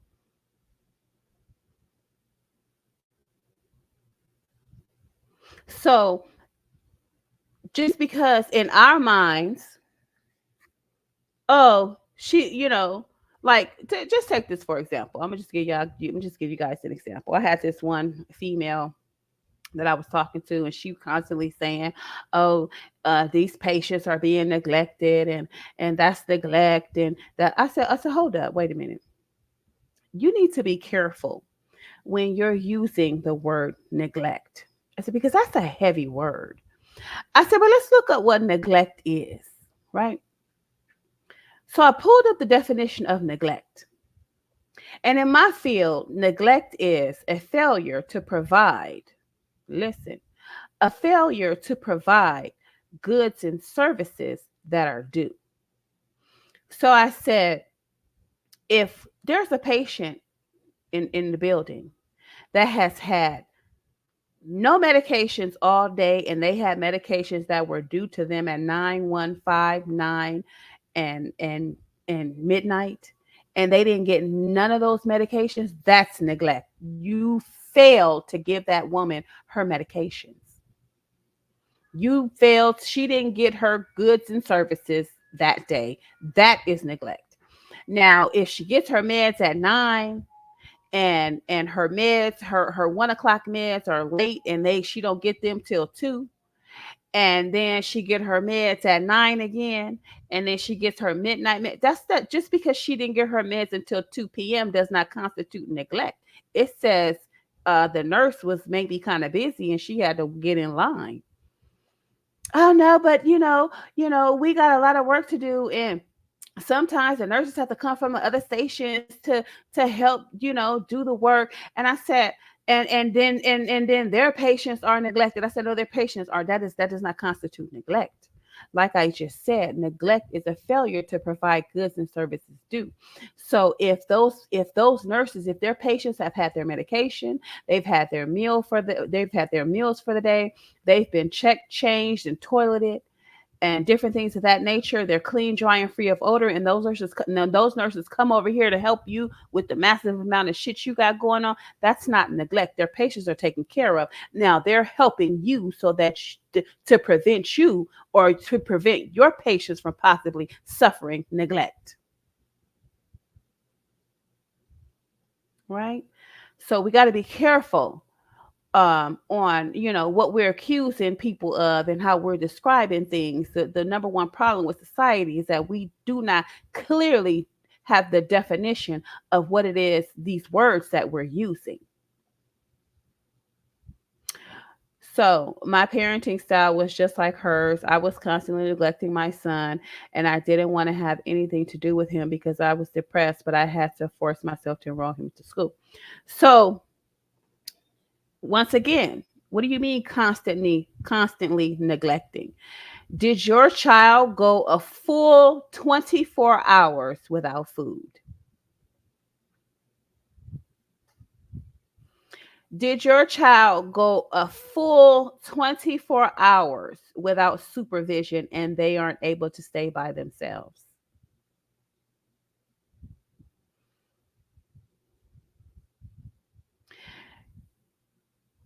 Was your child kindergarten age and you just weren't enrolling him in school, or was he preschool age and you weren't enrolling him in school? Because preschool is not required, kindergarten is required.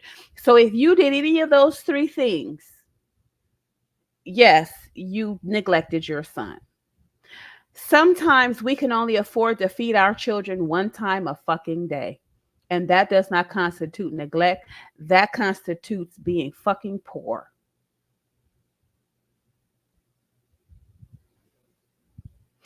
Sometimes we got to leave the kids in the house to run to the down the street to the store really quick and come right the fuck back. But did they go a whole 24 hours without supervision? No. Or sometimes we have to say to our neighbors, hey, I'm going to run down to the store really quick. The kids are in the house. Could you please keep an eye on them? Okay. So be careful when you're even describing what you're doing with your kids. Don't say that you're neglecting your children. I doubt it very seriously if you were neglecting your son. There is a such thing as, I mean, you're just not the fucking perfect parent. You feeling a little bit depressed. They might not have gotten bacon, eggs, and pancakes and fucking grits for breakfast, but that they able to go in there and make themselves a sandwich for breakfast, right? Sometimes kids might have to wear their clothes a couple of days in a row because we have to save on soap powder. So sometimes we have to do things the frugal way because we're not all rich and we're not all in a good place in our lives to where we just got it like that. And sometimes, even when you do have it like that shit don't transpire like society says it should.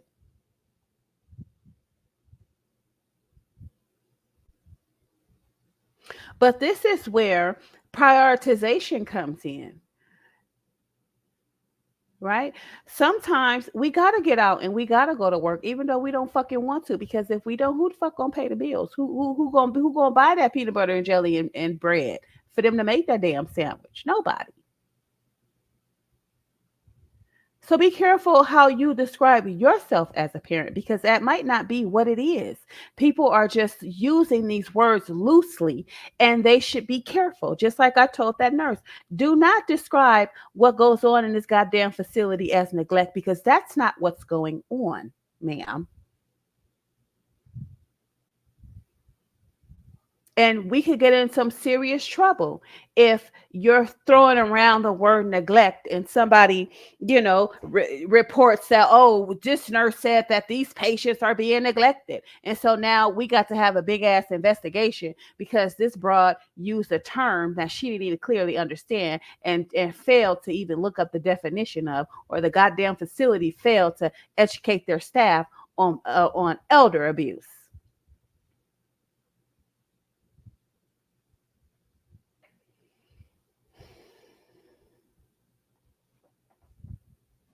Like imagine a man pulling out porn and showing you things that you can do intimate.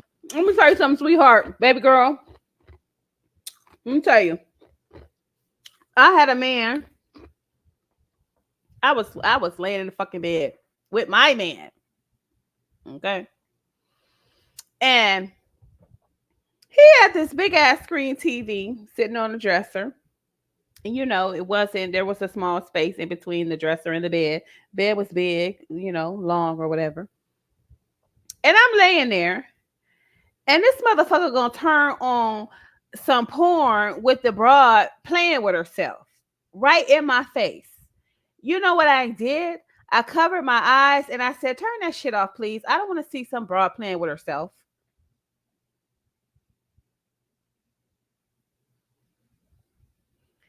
Either you with it or you're not. If you're not with it, you're gonna make it clear. If you're with it, you're gonna oh no, you're gonna play that innocent. You're gonna play that innocent role. Oh no, I don't watch. Oh no, oh no, I can't watch that. But you're watching it, and you don't tell the person to turn it off.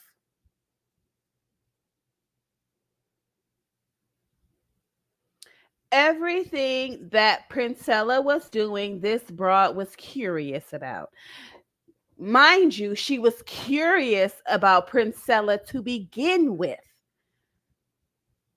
So this is her learning Princella. This is her being nosy as fuck to see who Princella was and what Princella does on her day-to-day business. Mind you, this is an award-winning writer. How do some writers get content for their books? They go out and they experience people. They go out in public and they do their research. They ask questions. They observe. They use all their senses. They use their vision. They use their sense of smell. They use their sense of touch. All of these things have to be put inside of a book.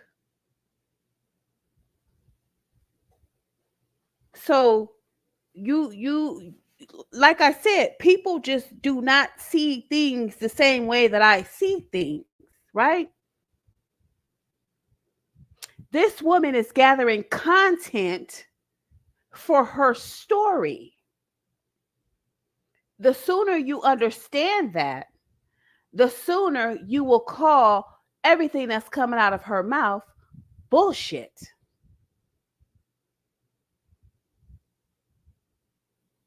Because what is she doing right now?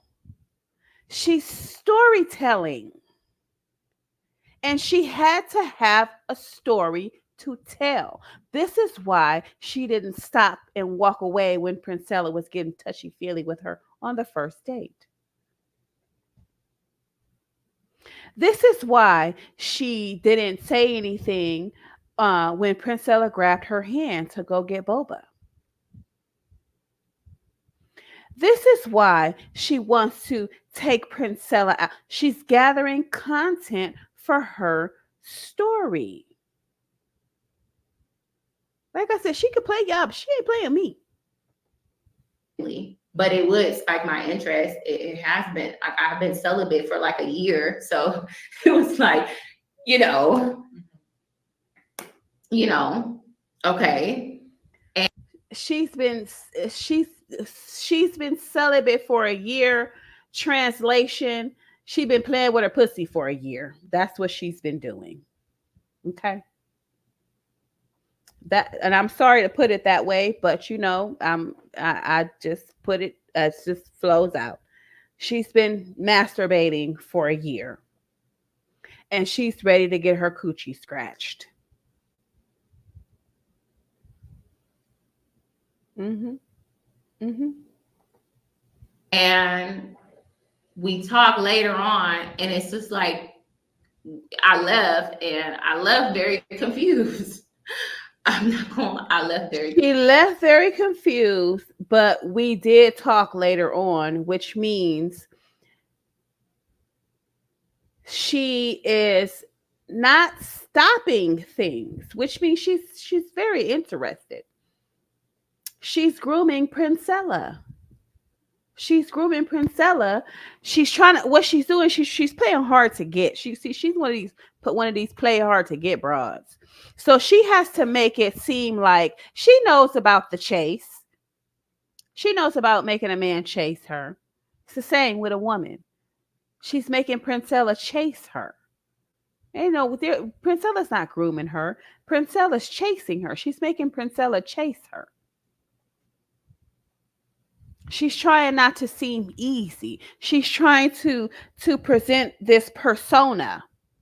Oh no, I don't just go around sleeping with people. That's why men just give me money and I don't have to give them anything in return.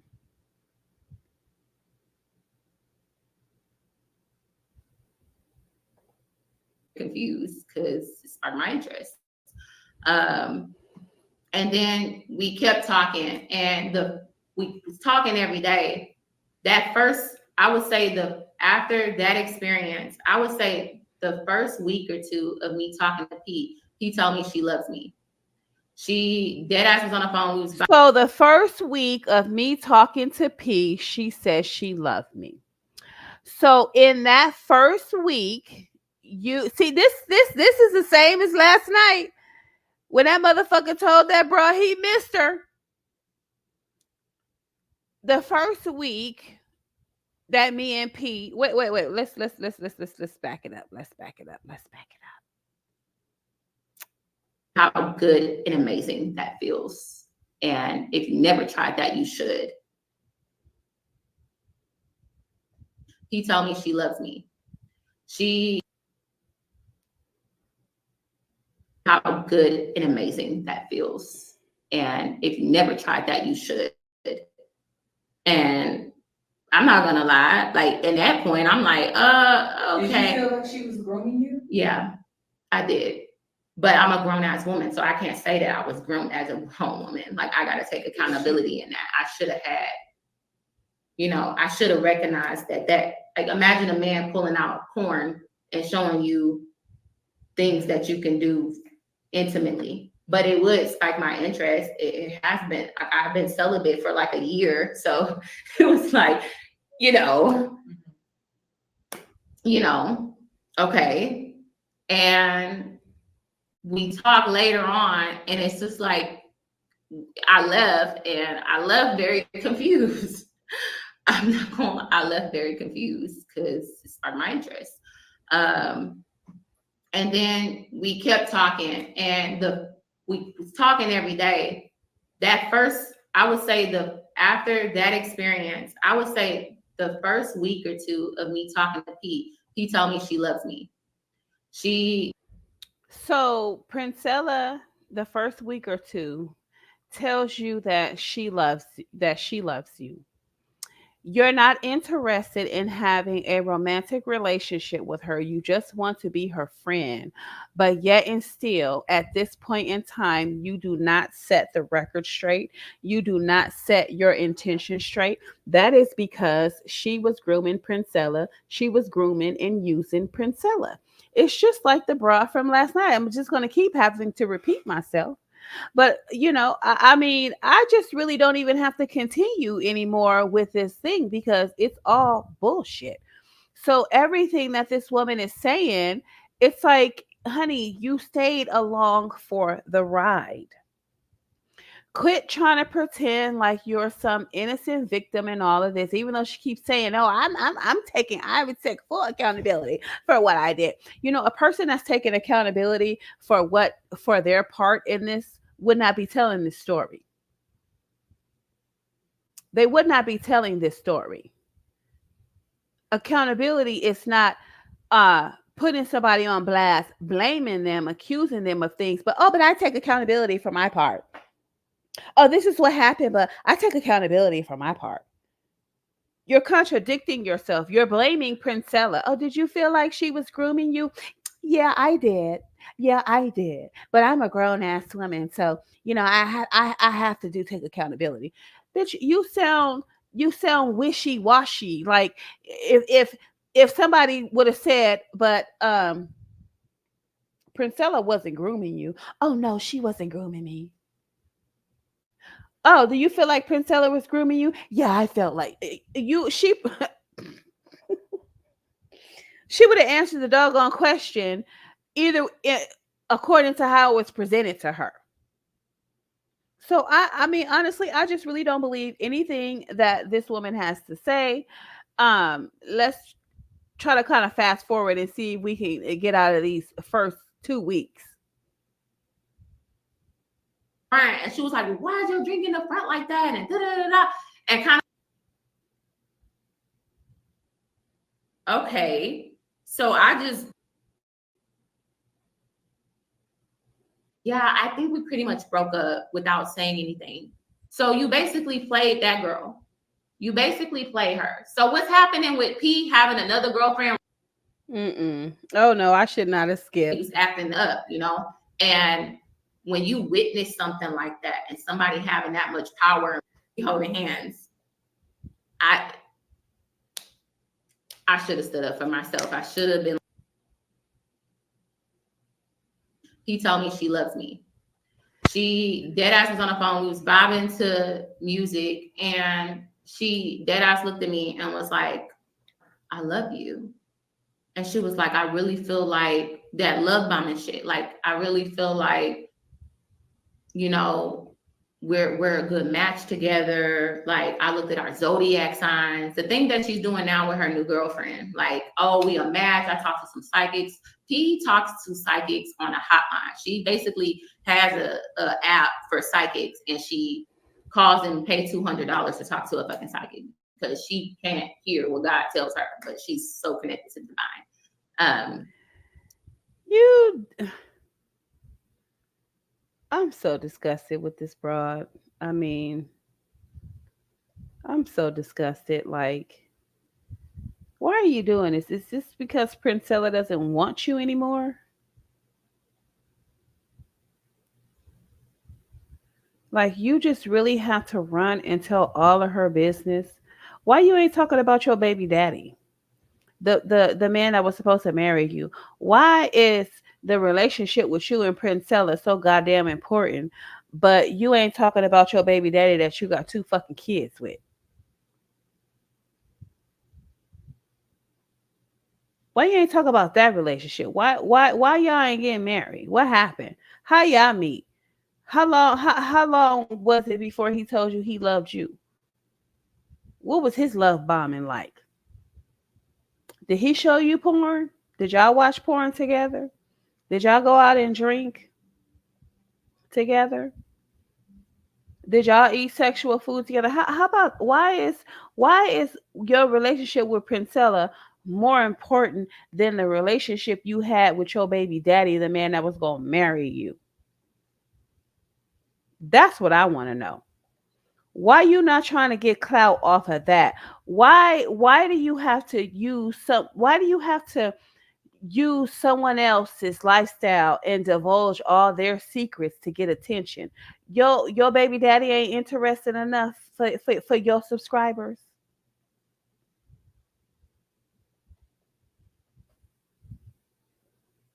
What this broad's doing is she's invading Princella's space.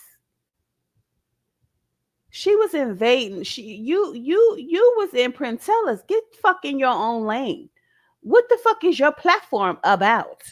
That is what the fuck you need to be talking about. Why are you even talking about Princella like this? That's the kind of shit that pissed me off. Now I can see if you giving commentary on her videos, the shit that she puts out there for us to see, and we talking about that. You know what I'm saying? But why you gotta get intimate with this broad and then tell all her shit?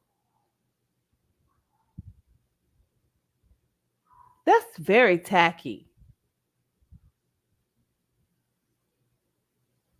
That's very tacky. I girl, mm-mm. But why do you rely? Like, I understand you get readings and stuff like that. That's understandable. But you spend so much money getting readings. Well, it ain't your motherfucking money that she's spending on reading. So why the fuck are you concerned about it? Cause she wasn't giving it to you.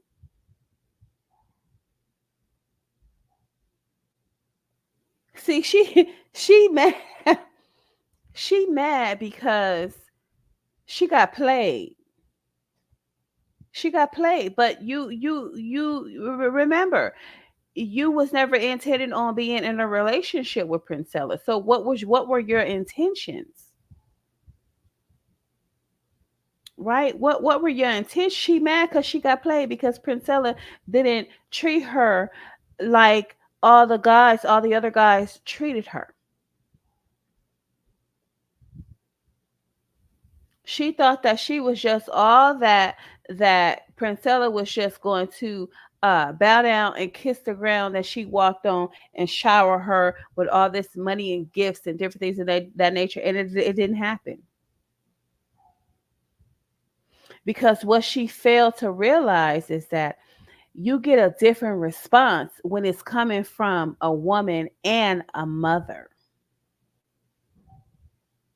right? You get a different response. Princella is supposed to uh have somebody providing for her, and you supposed to have somebody providing for you. Y'all not supposed to be providing for one another. Y'all got the shit backwards. And that's the problem. She was expecting Princella to do shit for her that a man is supposed to do. Princella's not a man. Princella's a mother. So you're not going to get the same kind of treatment from a mother that you are from a man that want to stick his penis in you. Princella doesn't have a penis that's poking out that she wants to stick inside of you. Men do. Their reactions and their hormones are different. The way they think and the way they act is different. Their goals are different than a woman's. So therefore, they carry themselves accordingly. So this is why y'all, you pay for her, she pay for you, you pay for her, she pay for you, because you guys are women.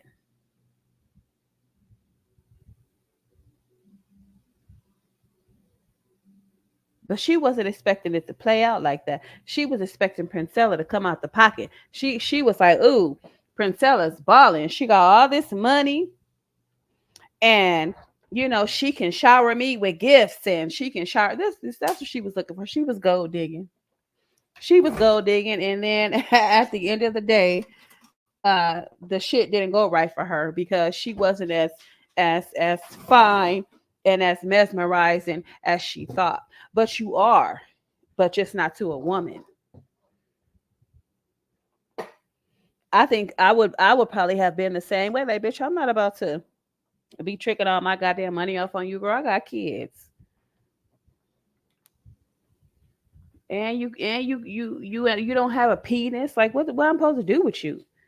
You can't even give me dick. Like what what am I supposed to do with you? And you're telling me that no, it's a match. No, this is what it's supposed to be. We're supposed to be together. And I'm like, well, damn, like maybe we are. Like, yeah, it seemed like we get along. Like it seemed like we match. It seemed like we mesh together. It just love bombing shit, you know. Like it's like she mirrored me, and it's like she mirrored me. And so when we were talking, it was kind of like a, first of all, I never been with a woman, never been interested in being with a woman, and nothing like that. So for me, that's a lot. That's a lot. And when she was working with Daryl, she would always tell me how much she was using Daryl, but Daryl was also using her, you know. And she would say, "Yeah, I'm using Daryl to get back at the manosphere because she was so determined to get back at the manosphere. She used Daryl as in like, you know, I'm gonna use him as an example. Like you gotta whip these men into shape and they'll do what you say. But if Daryl messes up, I'm gonna cut him at the legs." And we all public. This bro, she dirty. This a dirty broad. I see you, Amelia. Hold on one second.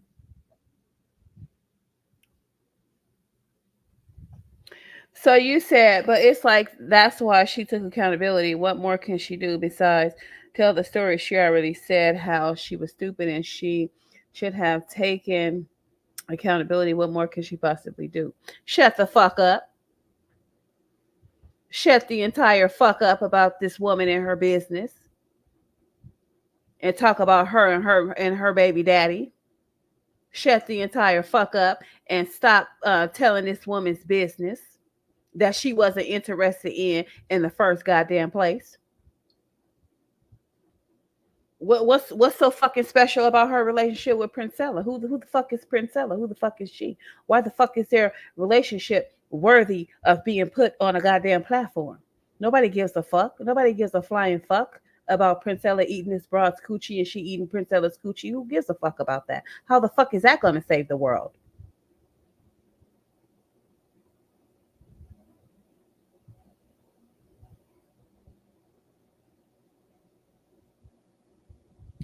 She can't get clout off her own or off of her failed relationship with her baby daddy.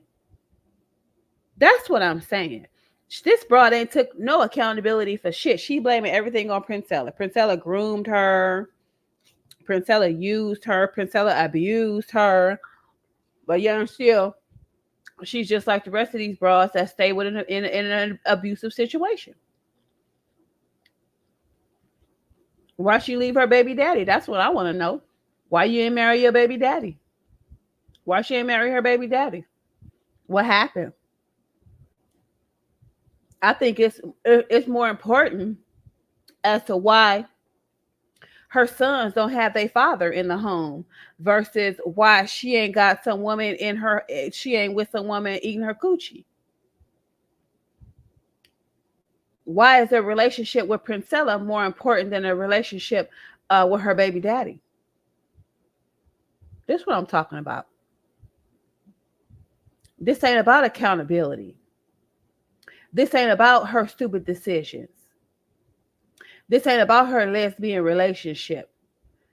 This is about clout, interviews, and subscribers and money.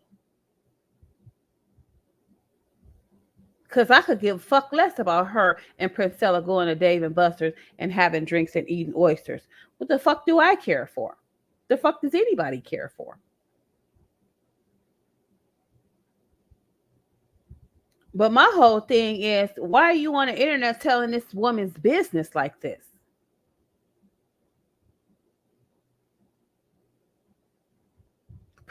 Everybody exposed Princella a long time ago. But we weren't talking about her personal business. I don't give a shit what whose legs Princella is in between. So why is it so important to everybody to hear this shit? How many people watch this?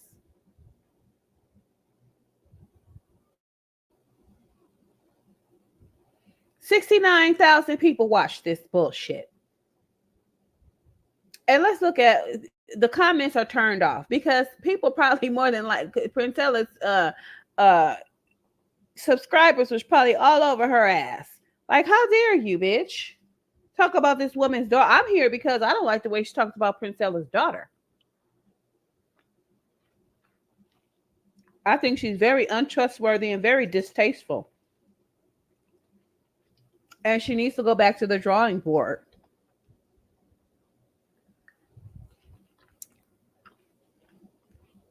Right? So, yeah.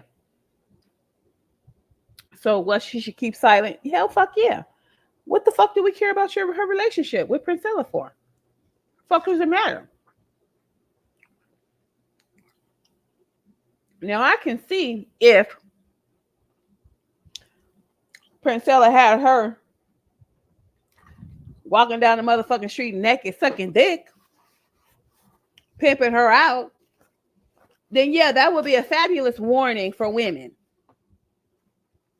That would be a fabulous story for her to tell at how Princella caught her in a vulnerable place and got her to sell her ass on a corner. That would be a fabulous story, but that ain't what happened. That's not what happened. And she what is she supposed to be warning women about having a relationship with Princella? Well, why the fuck is she not warning women about having a relationship with her baby daddy? What's so special about Princella that's not special about her fucking baby daddy? Why she ain't warning bitches about her baby daddy?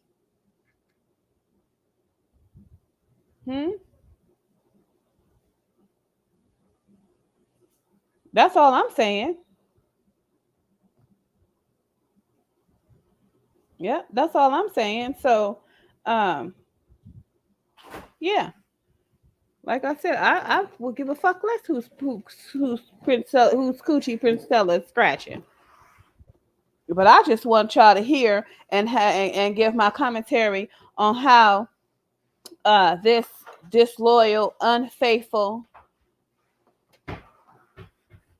dry hoe.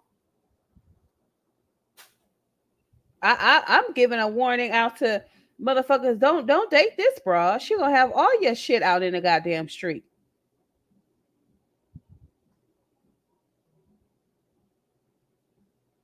Because I doubt Princella will be the last woman that she allows to scratch her coochie.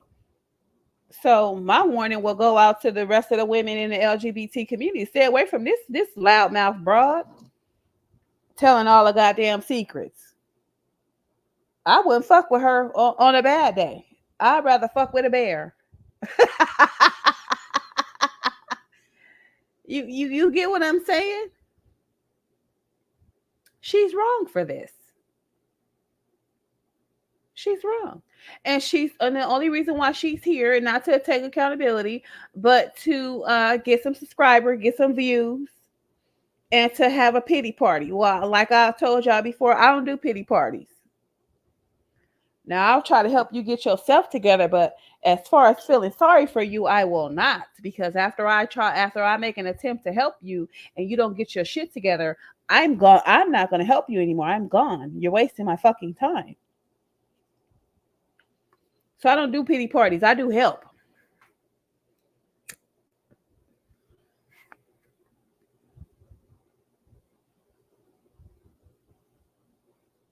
We saw that happen as she cut Daryl Long at the legs. He lost his support. He lost his followers because he was acting up, And when you witness something like that and somebody having that much power and pull on social media, that shit is actually kind of scary, because at this point, no, whoever the fuck Daryl is, haven't been really posting on my channel. Whoever Daryl is a weak ass motherfucker. That's a weak ass dude. Because Daryl wasn't supposed to be building his shit off of a female anyway, so that the female couldn't pull the rug from up under him. Daryl was supposed to be standing on his own 2 feet as a man. So what's wrong with Daryl that his platform is not that interesting that he needed to have to gain the help of a woman?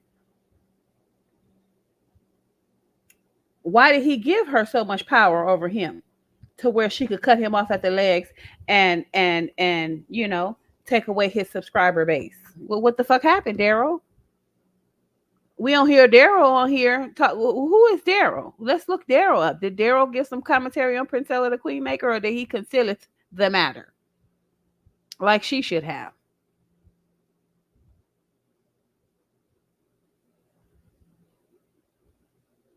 That ain't power. That's stupidity on Daryl's part. Because Daryl should have eventually got his shit together and broke away from Princella the Queen Maker and had his own shit established. That means that Daryl's, whoever the fuck Daryl's shit wasn't real. Daryl's shit wasn't real. Daryl's supposed to be able to tell her to fuck off and he go somewhere else and do his thing somewhere else. I haven't been building my own brand. I left the manosphere and now I'm over here with her, while she was cutting off. What you mean now you over here with her? What do you mean? What do you mean now you're over there with her? Did y'all decide to join forces? Did y'all decide to join platforms? What do you mean? Like, I thought we talking about a relationship. Now you're talking about you haven't been building your brand and you haven't been, doing this, you haven't been doing that because you're over there with her. Well, what are you over there doing, ma'am? Trying to steal some of her subscribers? Trying to learn how she got so successful? Well, honey, you have to have something to talk about. You have to give the people what they want. But you're a writer, so which means you know how to do research. Which means if you've written something, then you had a specific audience that you were focusing on. So why do you need Princella and her platform and her subscribers if you already know the game? What do you have to talk about, my dear? Because at this point in time, I wouldn't listen to a damn thing you got to say on your platform, because right now you have just really taken your, I don't know who you were before, but you have just really taken yourself down like about 10 notches, ma'am.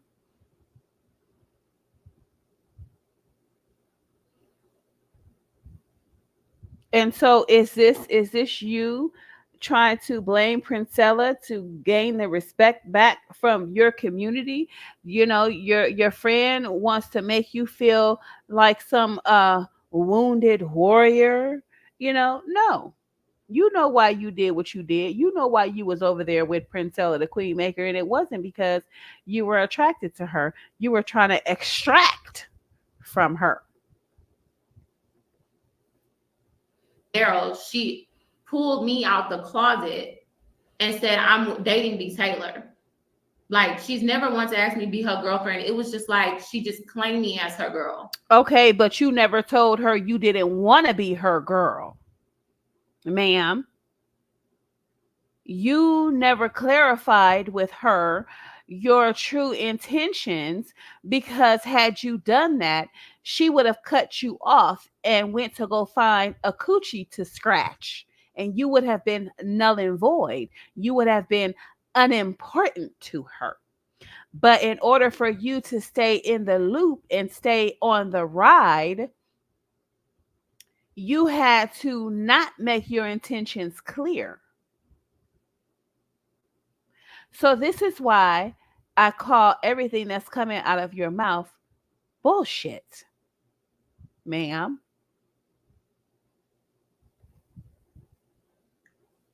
That to me wrecked my freaking nerves, and it made me like, I didn't speak up for myself because we weren't really dating. We were kind of like talking and getting to know each other. I was a little curious, so here and there, but she put it out there before I was ready to even. You did that without my permission. You pulled somebody out the closet without my permission. Okay, ma'am. You're dating a lesbian. Okay. You did not clarify yourself. After multiple red flags, you continue to stay along for the ride, to stay in the loop. You put yourself in this situation because all you had to do at any given moment, any given point in time, was to say, Princella, I'm not looking for a relationship with a woman. I was just concerned about you that you weren't being allowed on people's platforms, and I just wanted to just really lend a friendly hand to you, and just to know that girl power, and that I just want to be friends. No hanky panky. I'm not interested in a lesbian relationship. I really vibe with you. I really appreciate how you stand up for women, and you have taught me how to stand up for myself. And so I just wanted to let you know that if ever you needed a friend, somebody to talk to, or a platform to come on and share your content, you're very welcome to come on mine, and then go about your fucking business. That's not what you did, ma'am. So everything that transpired, um because you did not do this, you wanted to happen, you wanted everything you wanted the shit to happen. And you let all these people know. So that's pressure on me to keep this up. It's pressure on me to keep this up.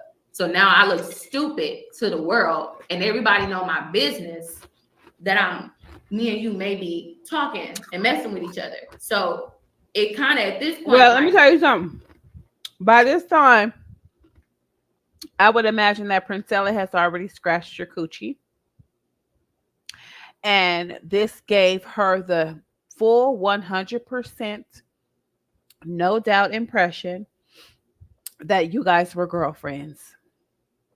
Ma'am, we're not in elementary school. This is not 1985. People do not ask people to be their girlfriends anymore. If we fuck twice, we in a relationship, ma'am. If we have sex and you don't call me the next day, or I don't call you the next day, and we never have sex again, we never see each other again, man, we're not in a relationship. If we're screwing 2 to 3 times a week, we're in a relationship, ma'am.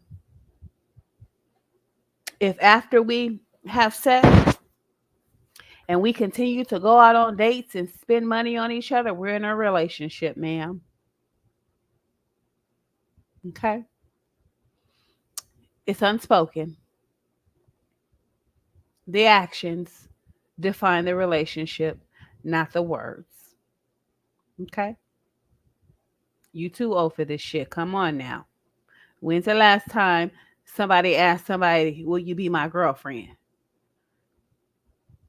A bitch don't even want to hear that. What she want to hear is, will you marry me? Fuck being your girlfriend. Will you marry me? That's what the woman is looking to hear. Right? Nobody does that anymore, ma'am. We don't send those notes. Do you like me, with the little box that says yes and no, check one. We don't do that anymore, ma'am. I don't know why this broad is so green. Damn. And I called her and was like, hey, my phone is blowing up. I didn't expect for you to say that. I didn't know we were. Okay, so you didn't expect for her to say that, but nor did you communicate to her that you didn't want her to say that.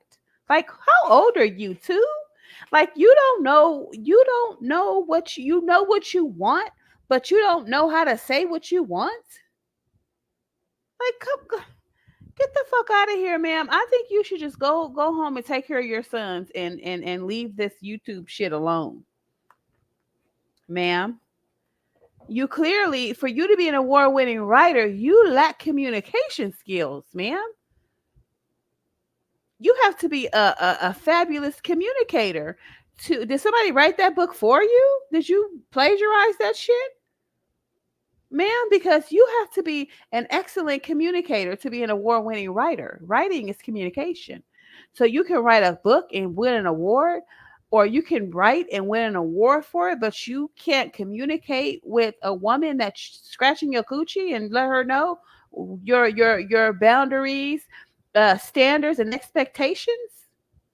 Ma'am, are you on drugs?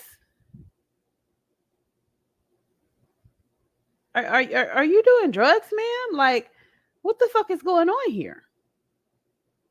I mean, I'm just saying, yeah, hey.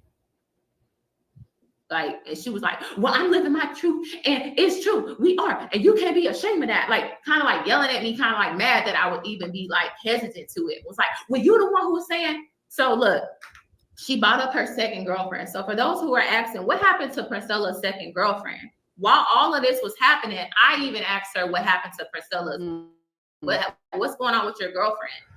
When I first met up with her, she said her girlfriend knew that she was out and dirty about broad. But did your girlfriend know that she was touching on me? You was touching and rubbing on my legs and saying that this is an open relationship. I feel bad for her second girlfriend because she would say, oh, she's so vanilla. Like, as in she was this Hispanic and Filipino woman. And she was like, she's just so vanilla and she's just too sensitive. But that's red flag right there, because I'm like, okay, so if we're involved with each other. So that's red flag right there, but you didn't give a damn. So you didn't give not two fucks. It's red flag, girlfriend, all this types of things, but you didn't give a damn. You're publicly claiming me on your social media platform. Now your audience is asking what happened to the second girlfriend. I couldn't say it. Ain't none of their goddamn business. It's none of their business what happened to her second girlfriend. She clearly stated who she was with on her platform. It is what it is. Roll with it or get rolled over. Why do you think Princella has to explain herself to anybody about anything that transpires in her personal life?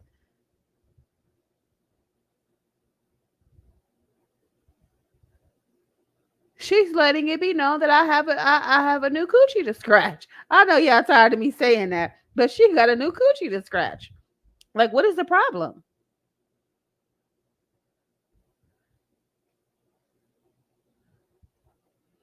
Say what happened to her. I don't know. I just know that the girl mother was sick, and P was like, she didn't have time for me. So the girl basically told her, P, go get you another girlfriend. Then P comes back and tell me, yeah, I talked to her and told her I found another girlfriend. The second girlfriend literally said, damn, that fast? That's also a red flag that I ignored, and I take accountability in that. I can't blame nobody but myself getting involved with somebody who was supposed to be in a committed relationship, right? So why are you talking about it? So, and how fast she moves on, right? And so then I don't know what happened, because anytime I would ask questions about the second girlfriend, or are y'all still talking? Are y'all still involved? Because now you publicly pull me out the closet as in we're talking. I'd be damned if I be anybody's second girlfriend to, a situation like that. Oh, so now I be damned. I be damned if I be anybody's second girlfriend. Oh, now we didn't want to be girlfriends with Princella, but you'll be damned if you're going to be the second girlfriend. You're not going to come in second in this relationship that you supposedly never wanted. Huh. The nerve of some people. I will not be second. Like you just pulled me out there. We weren't official. We weren't nothing. And we weren't official. We was just scratching each other's coochie, but we wasn't official. This girl, she got a problem. She has a problem, serious problem. You pulled me out there knowing you still had a whole second girlfriend. And I don't know what happened to that girl. I just know that she hit me up and said, yeah, I think we pretty much broke up without saying anything. So you basically played that girl. You basically played her. So what? No, she didn't play her. That's her style of breaking up. She just don't contact the female anymore. That's her style. Right? You're supposed to be learning Princella. Well, that's her style. So just know that when she ain't talking to you no more, she ain't calling you no more, that y'all broke up. What's happening with P having another girlfriend right after me? That's the energy that I accept because I got involved when she had the second girlfriend. But I don't fault the new girl that she's with because you know how she presented the situation to me. It didn't seem like she's just manipulating women who are in a vulnerable place. You a goddamn lie. You a lie. You invited Princella. You invited Princella into your world, and she did what she did. The things transpired the way they transpired. So I just don't understand why you on the internet telling all this woman's business.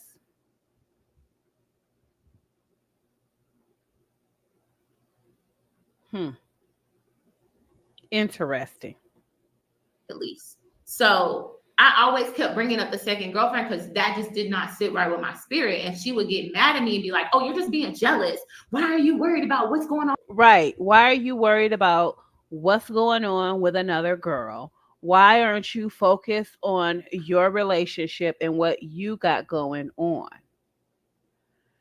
If I could see if Princella disappeared for 2 days and didn't talk to you, and then she talks to you and now she wants to see you and all this kind of stuff, then I would say questions are warranted. Like, what the fuck? Where you been? Like, what do you think you could just? Are you cheating? What are you doing? I need to know because I want to make sure we ain't passing BV back and forth. Like, what's going on? Ma'am. But other than that, she had already stated on a platform that you were her new girlfriend. So why couldn't it just be what it is?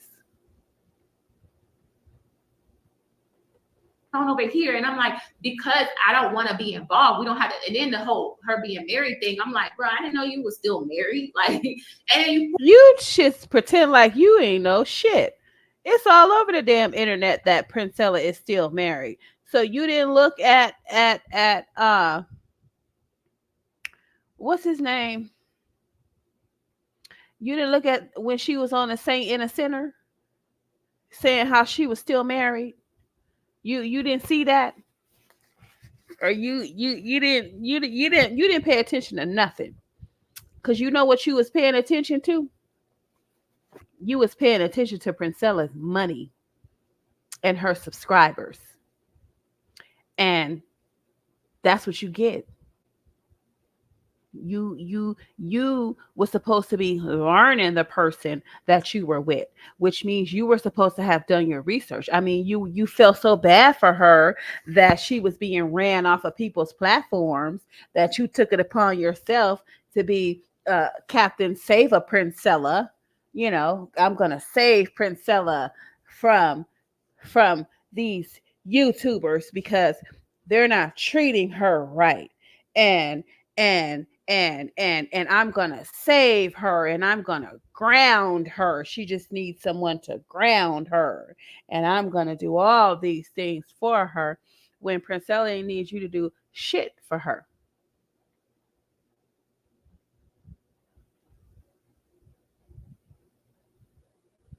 And you thought that you were gonna have a big payday because you were screwing Princella the queen maker.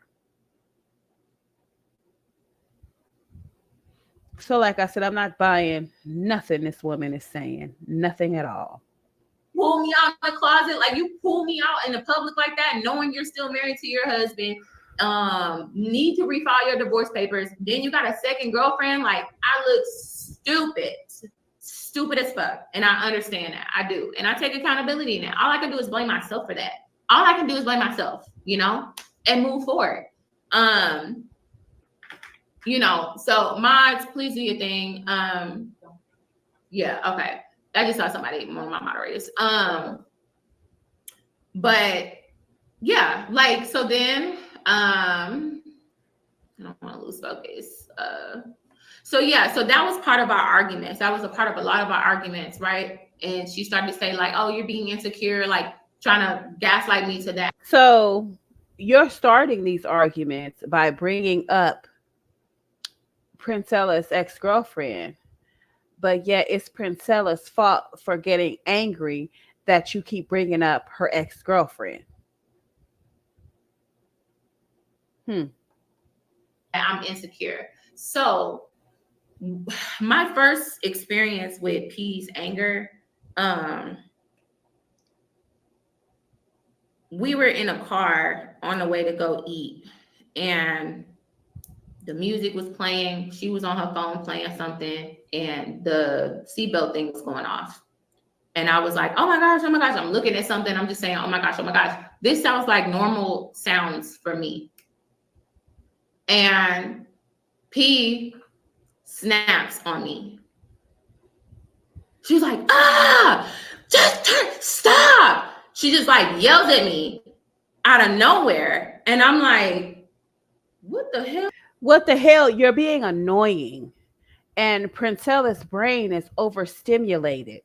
She got a lot of shit she thinking about. She got a lot of stuff going through her head. She got a lot of planning, a lot of things to focus on. And you sitting there talk about, oh my God, oh my God, oh my God, oh my God. And the seatbelt thing is going off. Beep, beep, beep, beep. Oh my God, oh my God, beep, beep. I probably would have said, God motherfucking damn it, shut up. I probably would have done the same thing. Shut the fuck up and fix the seatbelt. The fuck is going on? You don't hear that? What is the problem? I get overstimulated sometimes because I be having a lot of shit on my mind. My brain does a lot of thinking. I got to do a lot of thinking, and I got to make sure, the shit that I do is safe. And, I got to, I'm out here and I get irritated. I get agitated and irritated too. It's called overstimulation, ma'am. Like, what is your education level? Do you have any type of formal education at all? I mean, what the fuck is going on? You're with an activist. You're with an activist. Princella is an activist. You don't recognize that? And you sitting here acting silly. Oh my God. Oh my God. Oh my God. This shit ain't cute. Shut up. It's not cute. Sit the fuck back and be quiet. Do what you do. Be quiet. Like, and she just like yelling, like, and I was like, I didn't know how to react to that because I didn't see that side of her. You've been yelled at before. Quit trying to. I hate these bras. They be pretending like your baby daddy ain't never yelled at you. Your mama ain't never yelled at you. Like, what the?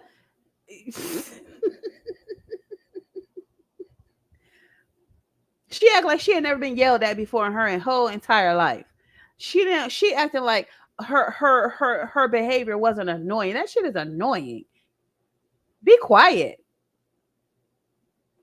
She just yelled at me like to the top of her lungs about like, God damn, like, turn it off, shit. And I'm like, right. You're already annoying her. You're working her nerves about her ex-girlfriend. Probably your actions and your words aren't matching up because remember, you said that you did not want to be, you were not looking for a relationship with her. You were looking to be friends. So your behavior is not genuine.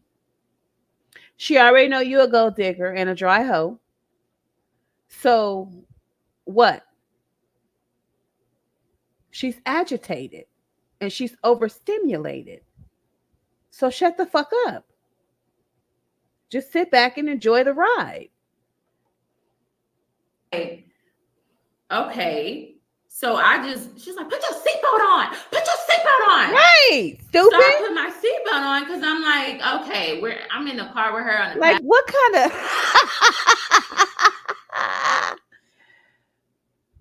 what kind of dumb motherfucker is this?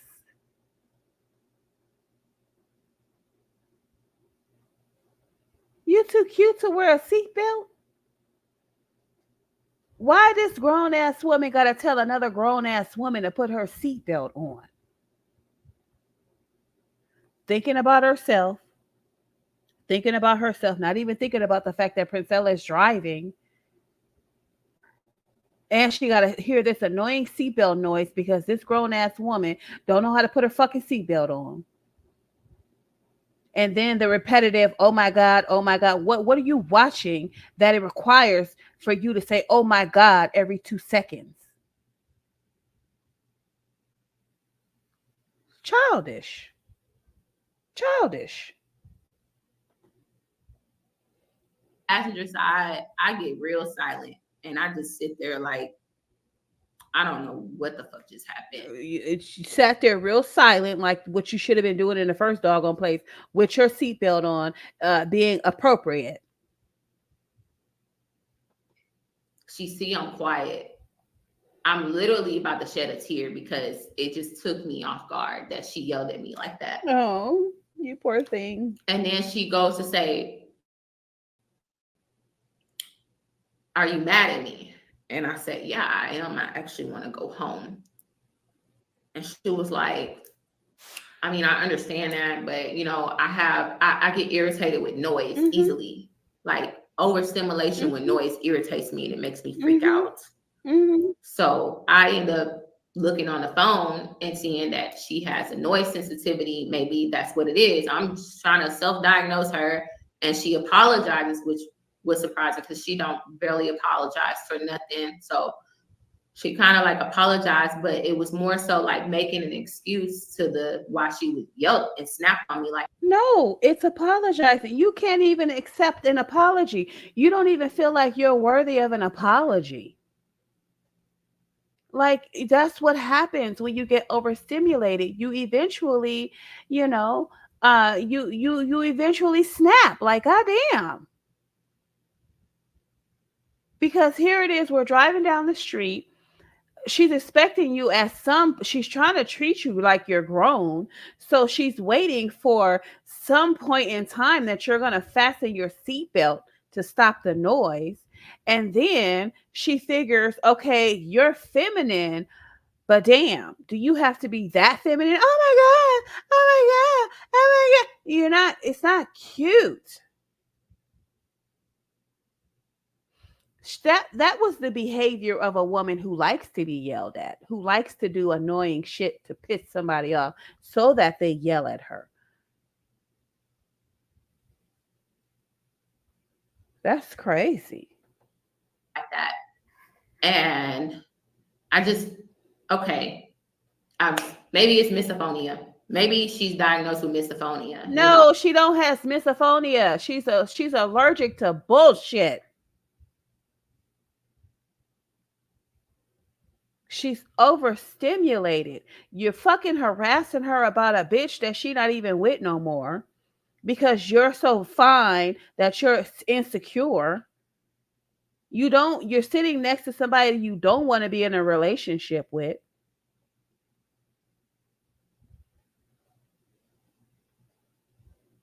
You're sitting next to somebody that, you know, I mean, what the hell?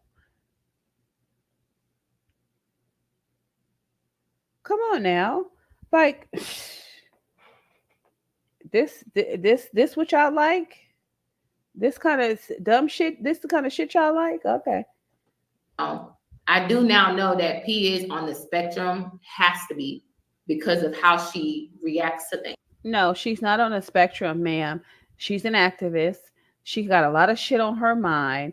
She got to get out here and she got to get this bread because she doesn't have a 9 to 5, ma'am. Okay. She got to keep this money rolling in. She got bills to pay. She got food to buy. She got car insurance. She got a lot of shit on her mind for you to be sitting here acting like you deserve to be spoiled. You deserve to go home and take care of your damn kids. That's what you deserve to do, ma'am. You and your curiosity. So the fact of the matter is that you don't understand the seriousness of the situation that she's in and how she got to get it, how she got to get it. And she don't got time to play with you. And this innocent girly behavior.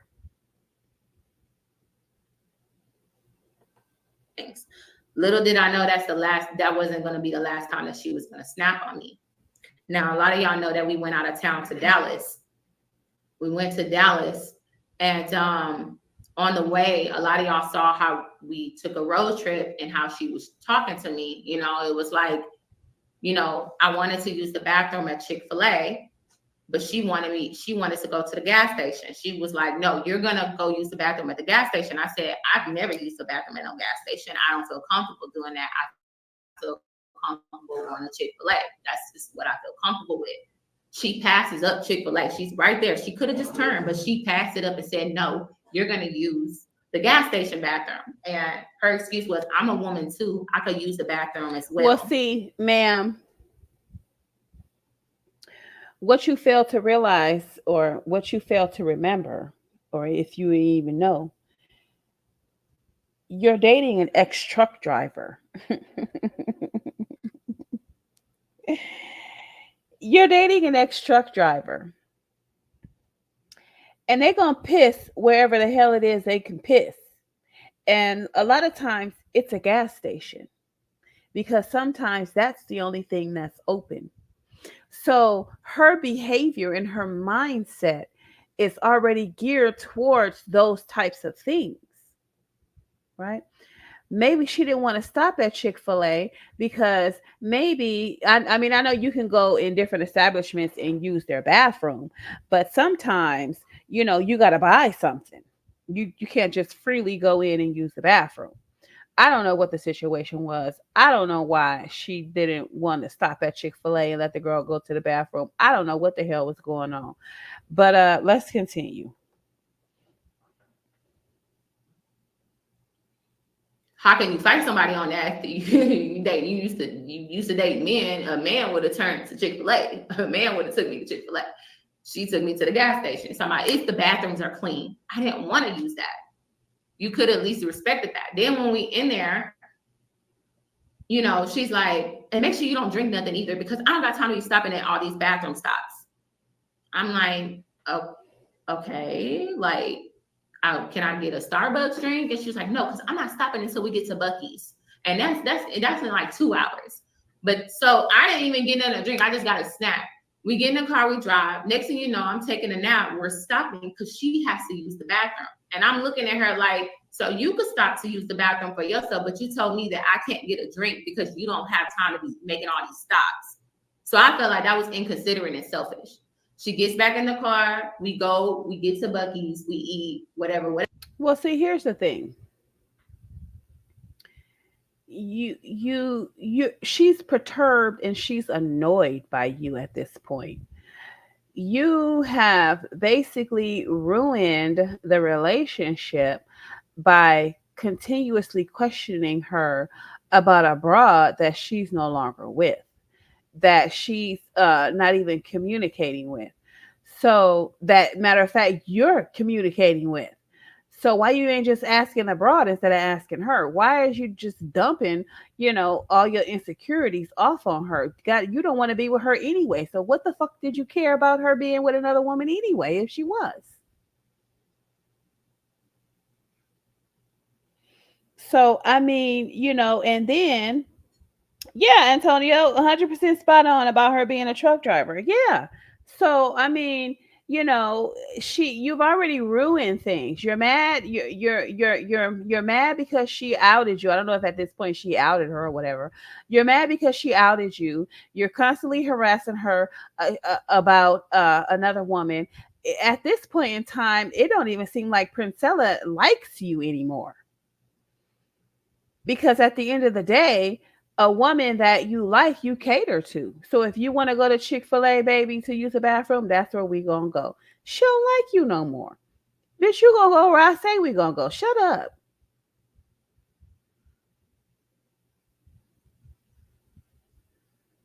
So now at this point, she's still not bowing out of the situation. She's still hanging on for her content. So probably Princella has probably picked right. Shut up, Antonio. Princella hit already.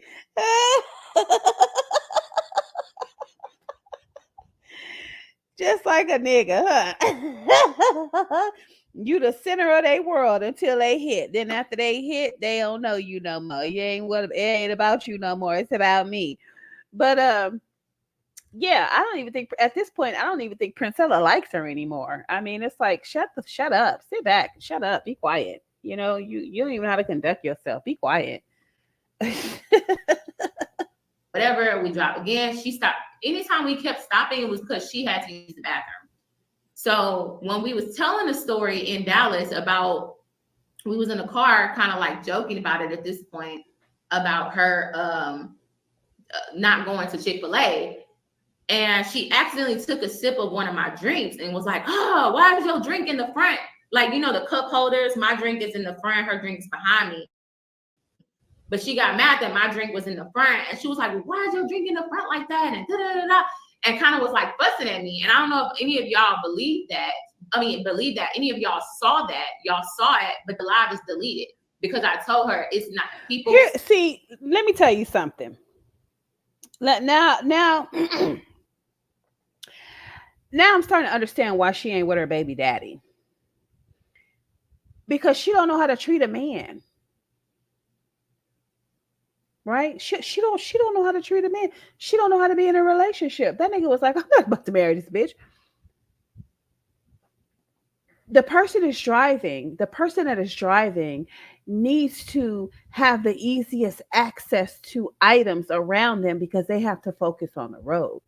So a woman that cared, baby, which spot do you want your drink in? Because I know if you're paying attention to your man and you're paying attention to how you move, how your man moves, you're there to cater to him. In this situation, Princella is a man. So she's supposed to be paying attention to how Princella moves, and she's supposed to be making shit easier for Princella. But what she's trying to do is she's trying to have shit made easier for her. You're just sitting there. Why not make sure that shit is correct for your man? You don't know how to be in a relationship. Yeah, she's so ditzy.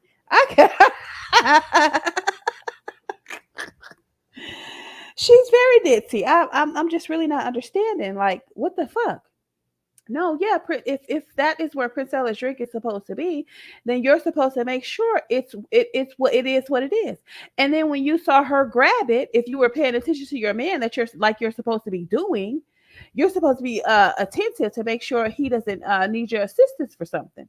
So since you weren't paying attention, you were on your phone. Oh my God, oh my God, oh my God. Instead of paying attention to your man and his needs, you allow her to accidentally drink your nasty ass drink that she don't like. You fucked up. Get it together, man. When you're in a relationship with a man, it's all up when you're in the presence of your man. It's pretty much all about him.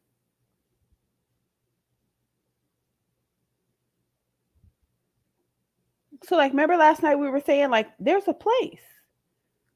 There's a place you're supposed to be in a relationship, but she don't know how to do that. That's why her baby daddy didn't marry her. I mean, I hate to be so mean, but like I said, I'm just really disheartened at how she's just on here telling all this woman's personal business. See, this is personal. This is not business. This is personal business, and it's very tacky. Started to tell you were being mean to me. Like, I think you should delete the live. So here I am trying to protect her from revealing her true colors of how she treats me. No, you're not trying to protect her. You're trying to protect yourself because you're getting treated like a punk ass bitch and you don't want anybody to see that. Princella could give 3 fucks less. Princella is who she is, and she's not hiding that from anybody. You're the one that doesn't want to be embarrassed that you're allowing somebody to treat you in such a manner when you're this person that has men just spending money on you for nothing.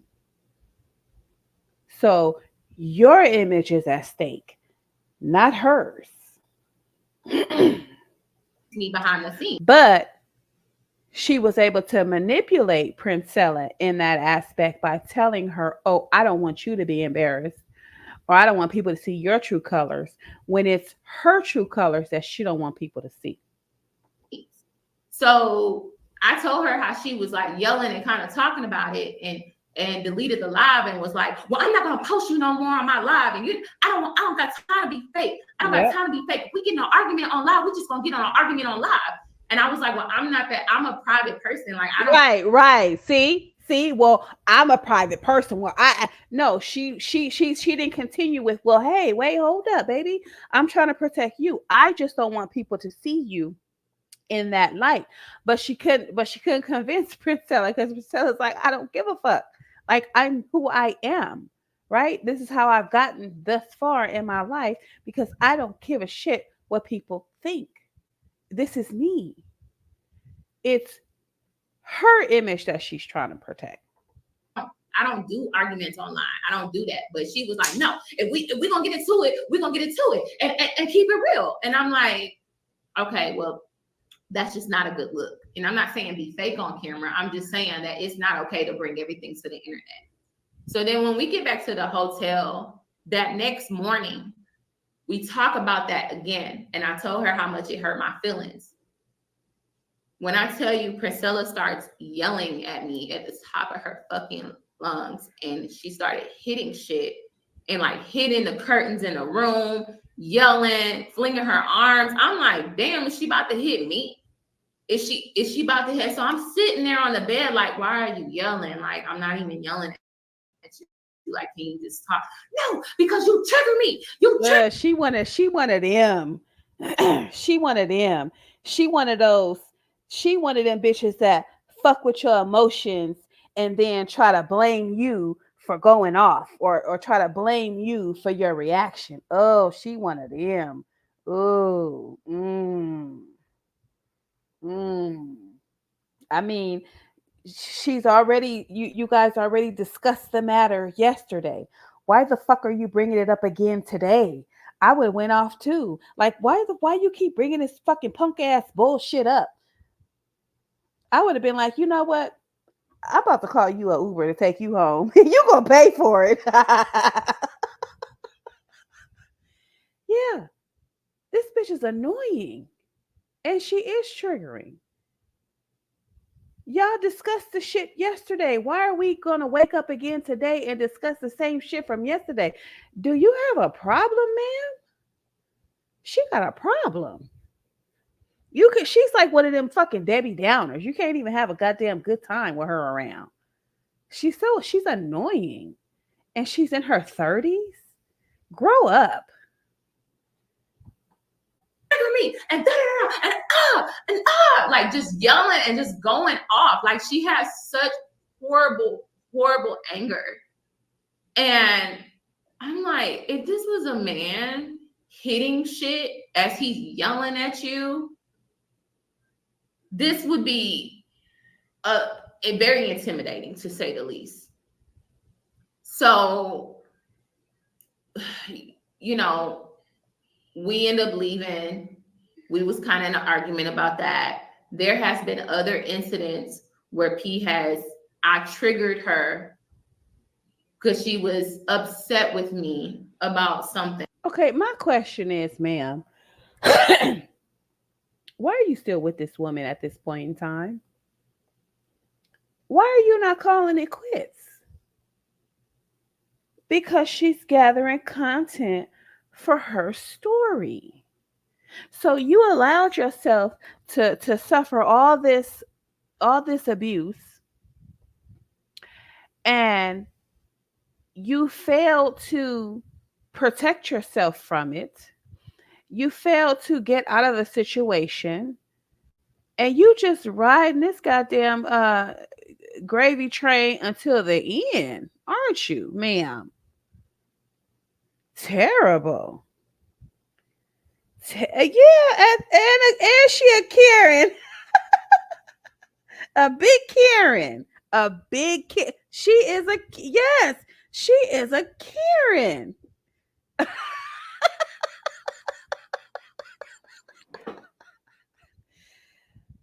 Oh, shit.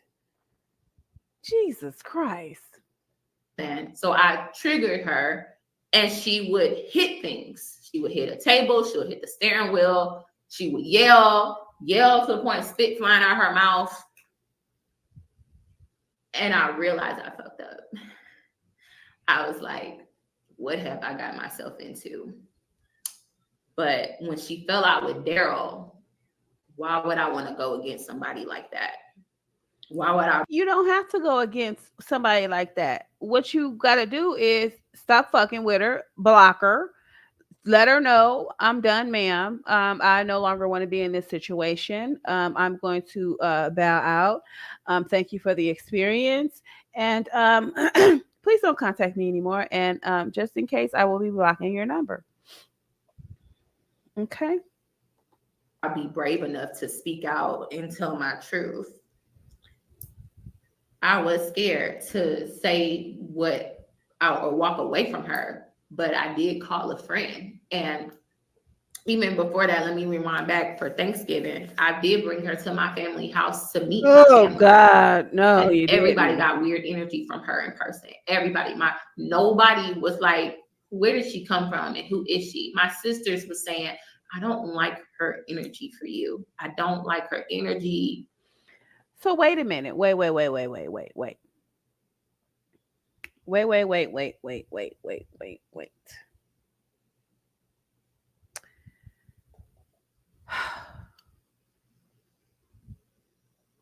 Does your family already know that you're having an intimate relationship with a woman?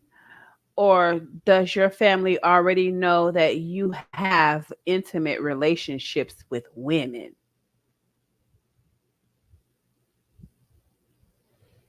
Did you introduce Princella as your girlfriend? Or did you introduce Princella as your friend?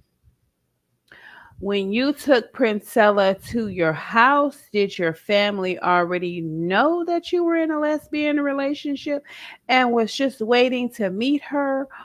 Or did you tell your family that you were um, going over to the lesbian side of things and they, of course, accepted you?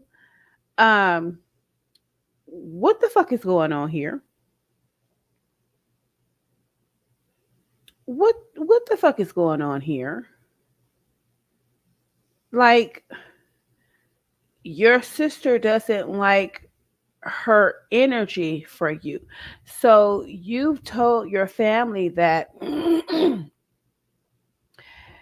you're now a lesbian or you're in a lesbian relationship and they don't like Princella's energy for you. So they would like somebody else's energy for you because you're going to stay a lesbian, or what the fuck is going on here? Yeah, she's with Princella for the story, like an undercover reporter. Of course she is.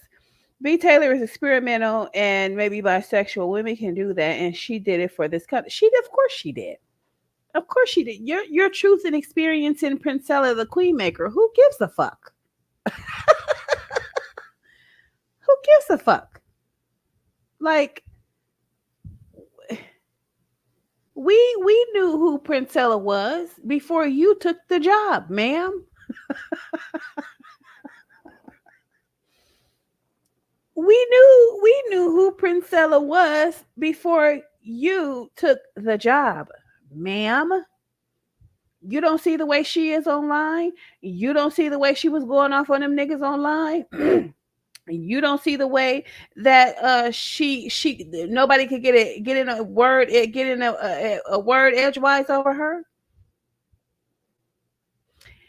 You didn't understand the fact that she has been essayed, and yes, she's going to have some anger issues. Like, are you just dismissing? You can't, because see, you can't dismiss the things that she's been through in her life. I don't give a shit. There's no amount of therapy that is going to give you back that which was taken from you down there. Right? So while you're sitting here saying that you think Princella is on the spectrum, no, baby girl, she's not on the spectrum. She is a traumatized woman, ma'am.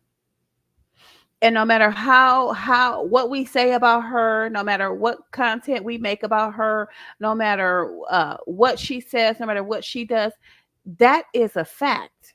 And she is going to have fits of rage, ma'am.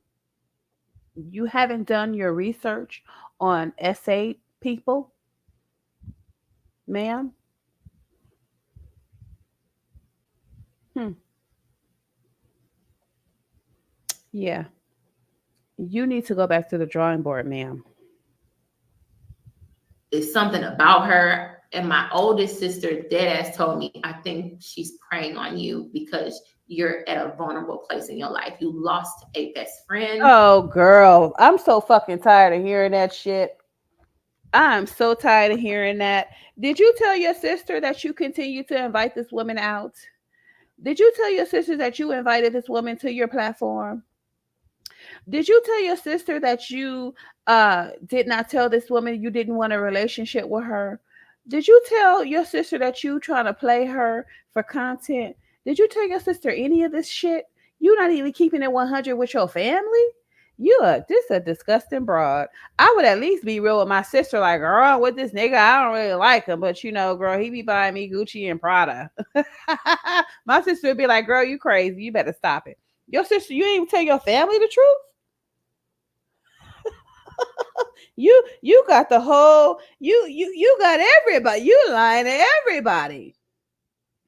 You lying to everybody. You a sneaky little bitch. You a sneaky girl. You sneaky little thing, you. Ooh. She don't want her sisters to be able to out her. Well, shit. She up here getting us all this clout. Let me get on here and tell my truth about her truth. My sister told me that she was playing Princella the Queen Maker. She told me that she didn't really want to be with her. She told me that she was just with Princella just to gather some content for this story that she tell for her truth. That she don't even trust her family. I'm not making this up, y'all. I'm not. And you broke off a lot of people say engagement, but it broke off my relationship with my son's father. And so you're in a vulnerable place right now. And I feel like she's preying on that. Mm-mm. And I was like, no, she just been through a lot in life. When Pete gets on here and talk about her grape situation and all that type of stuff, that pulls at people's heart. That tugs at people's heart. That tugs at women's heart. Let me tell you, it don't tug at my heart because it doesn't tug at my heart. It's factual. It's factual, right? So it doesn't tug at my heart. It's just facts. And a lot of her behavior is encircled around that fact. So she don't pull at my heartstrings. She pull at y'all heartstrings because y'all the marks. Y'all the marks. You understand what I'm saying? You can empathize with a person, but you don't have to feel sorry, for a person. Right? I empathize with her. I feel her pain. I genuinely feel her pain, but never would I use that to pull at people's heartstrings. Never. It's none of your fucking business in the first goddamn place. I wouldn't even tell a motherfucker that. I wouldn't just go around telling a bunch of random motherfuckers that I was sexually assaulted. Fuck you. You don't mind your goddamn business. But yeah, somebody that will be using it to have to pull on people's heartstrings will bring that up. Would divulge that. I wouldn't fuck you. I wouldn't mind your goddamn business. Worry about your shit.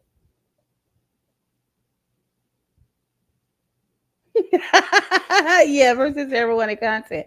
But yeah, so and then you have the audacity to bring it up.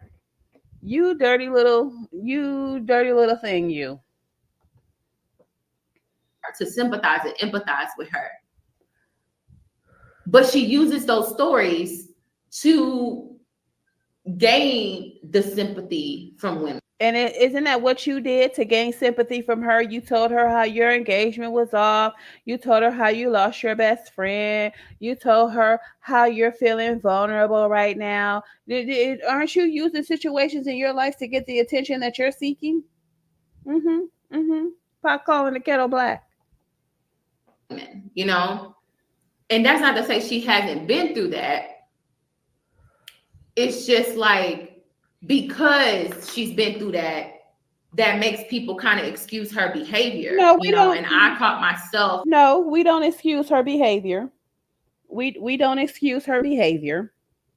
I treat her like she's your average everyday normal content creator. I ride on her just like I ride on any motherfucking body else because at the end of the day that shit don't matter. It don't matter. You still I mean some people have control over their behavior after that fact, and then some people just don't. Some people never will. But at the end of the day, no, you're it does not matter because whether that occurred or not, you're still going to be held accountable for your actions. So you need to have your shit correct.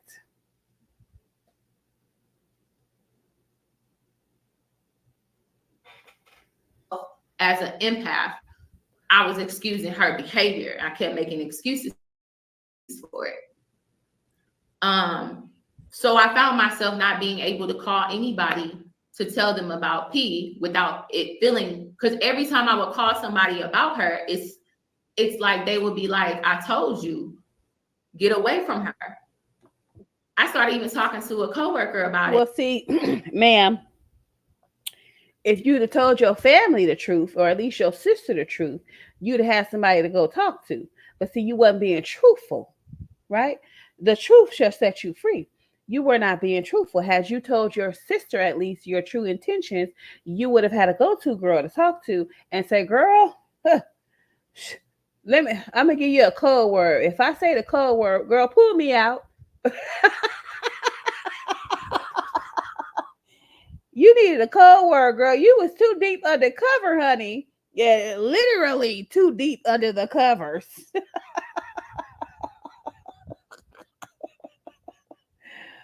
Woo! And she was a previous lesbian, and she was like, I'm telling you, B. Taylor, this is not normal. She should not, she sounds emotionally abusive. This is not normal. And I was just like, no, but I did do, I'm like making excuses of what I like. This is what I did though. I did say this to make her upset. And I did tell her about my feelings. Every time I brought up my feelings and how I felt, it was a burden. It was anger. Because your feelings at this point, man, were bullshit. Because you didn't even really want to be with Princella. So what feelings are you talking about, ma'am? These fictitious feelings that you have? Huh?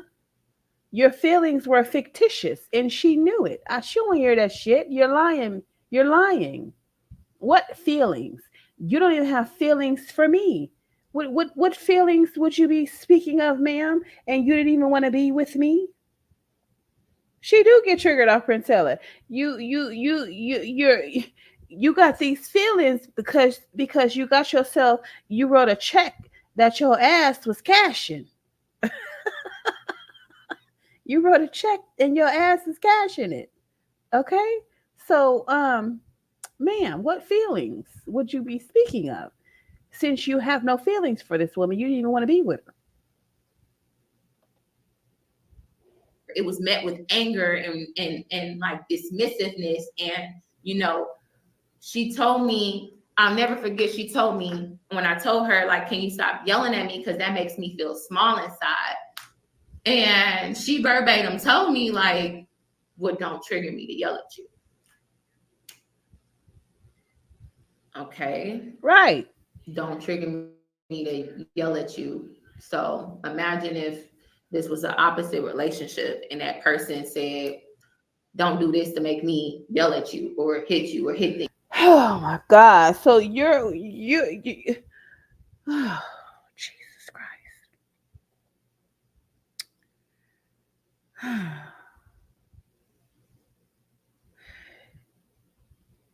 Let's get this straight.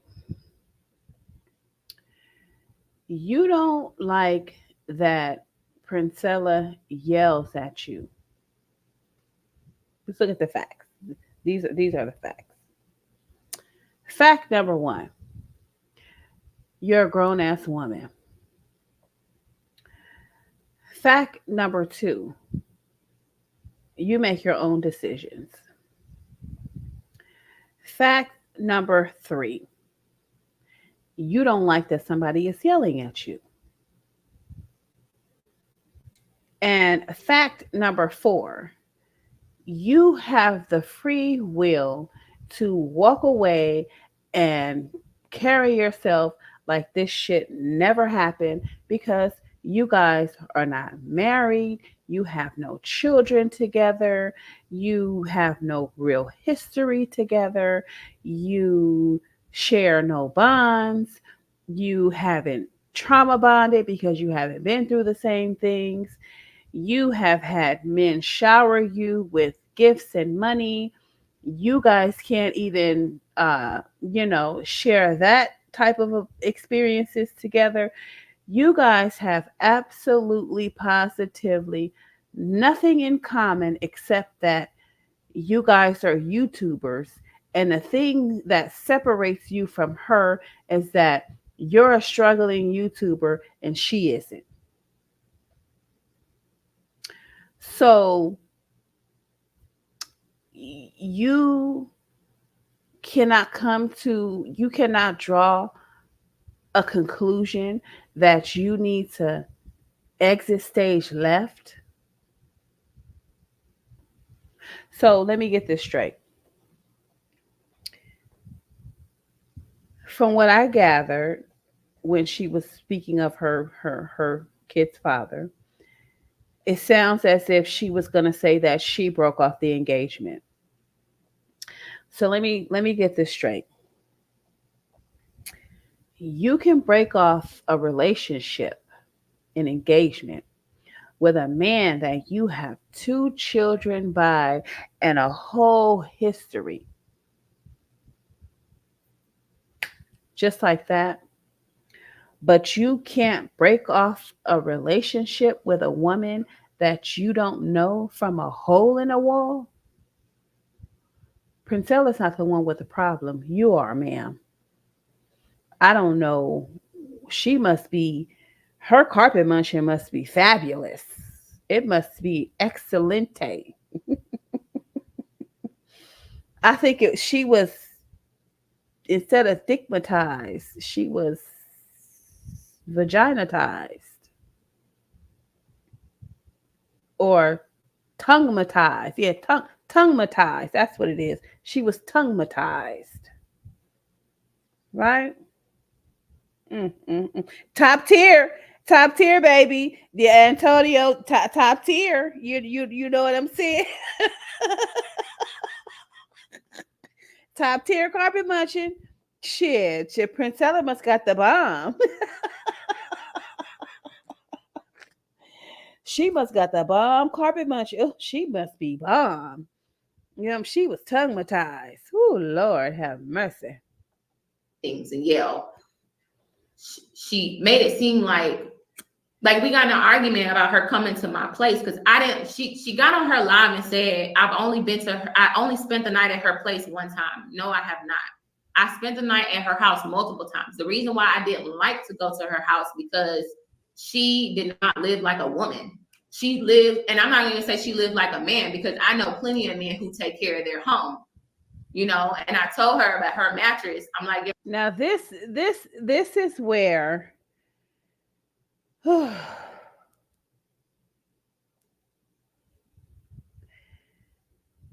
this is where I get triggered. This is where I get triggered because not only are you talking about this woman's personality and the things that transpired in your relationship, you're now going to take it to this woman's home. She let you inside of her private space. She let you into spaces in her home that she doesn't even let bitches that's paying her get into. The audacity of you. Hold on, you guys.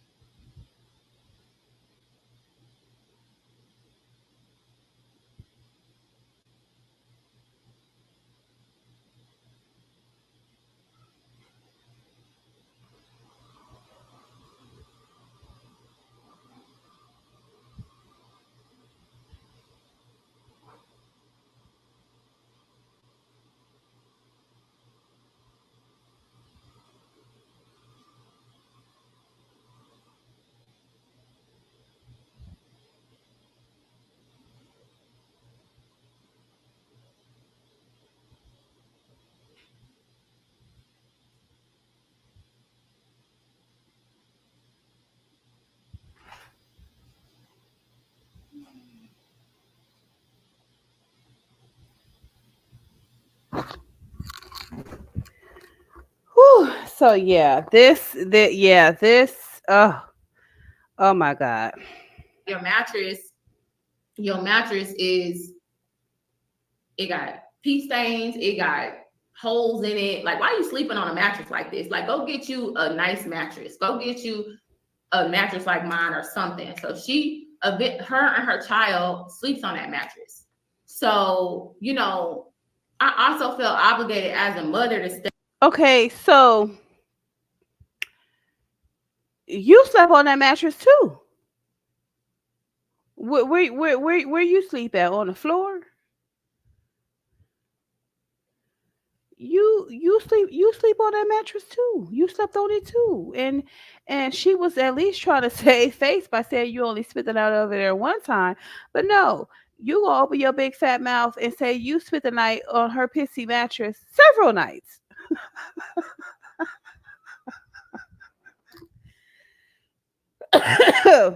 Wow. But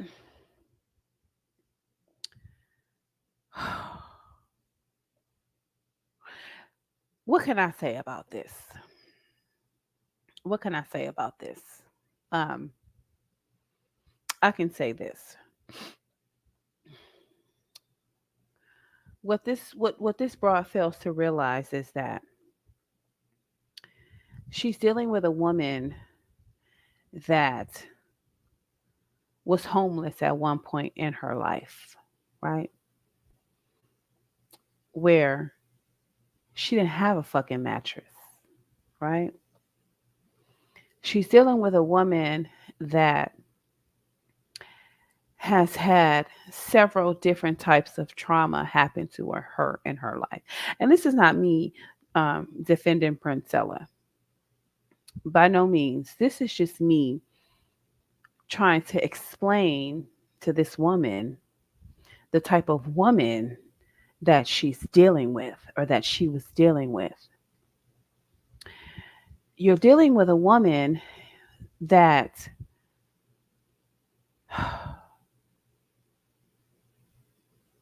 that sees life differently, right? You're also dealing with an ex-military woman, right? You're dealing with a woman to where the beginning stages of her adulthood, materialistic things were not at the top of her list.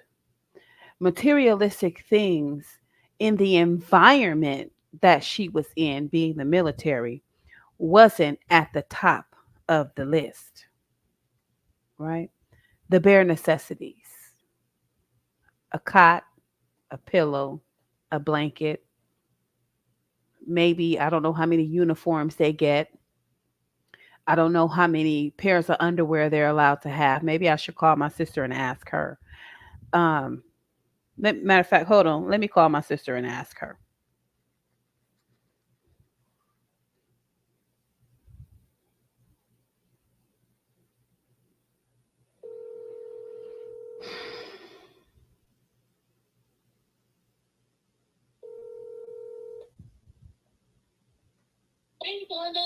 Hey, let me ask you a question. I'm still on live. When you were in the military, how many uniforms did they let you guys have?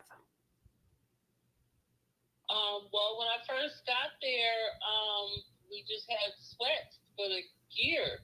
You don't get your uniform until it's time to graduate.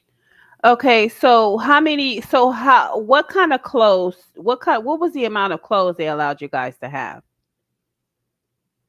We had to send all our clothes back, our civilian clothes back home. We had to mail them all back. So the clothes that you wore while you were there, what were they? What were they? Sweats? They were sweats that said Navy on them. So how many pairs of sweatpants could you have? We just had that one set. And so and some pajamas. So y'all wore that one set every day? Let me see. I don't really remember. I think so, but I was only there 2 weeks. Right. I forget what else we had. We would wash them. They would be, somebody was in charge of laundry, and your underwear and stuff would get washed. I didn't get to receive all of my gear because I was told. Right. Right. So, but when you first initially started out, you guys just had like one set of sweats and a shirt and. We had sweats, and then we had some shorts in the top.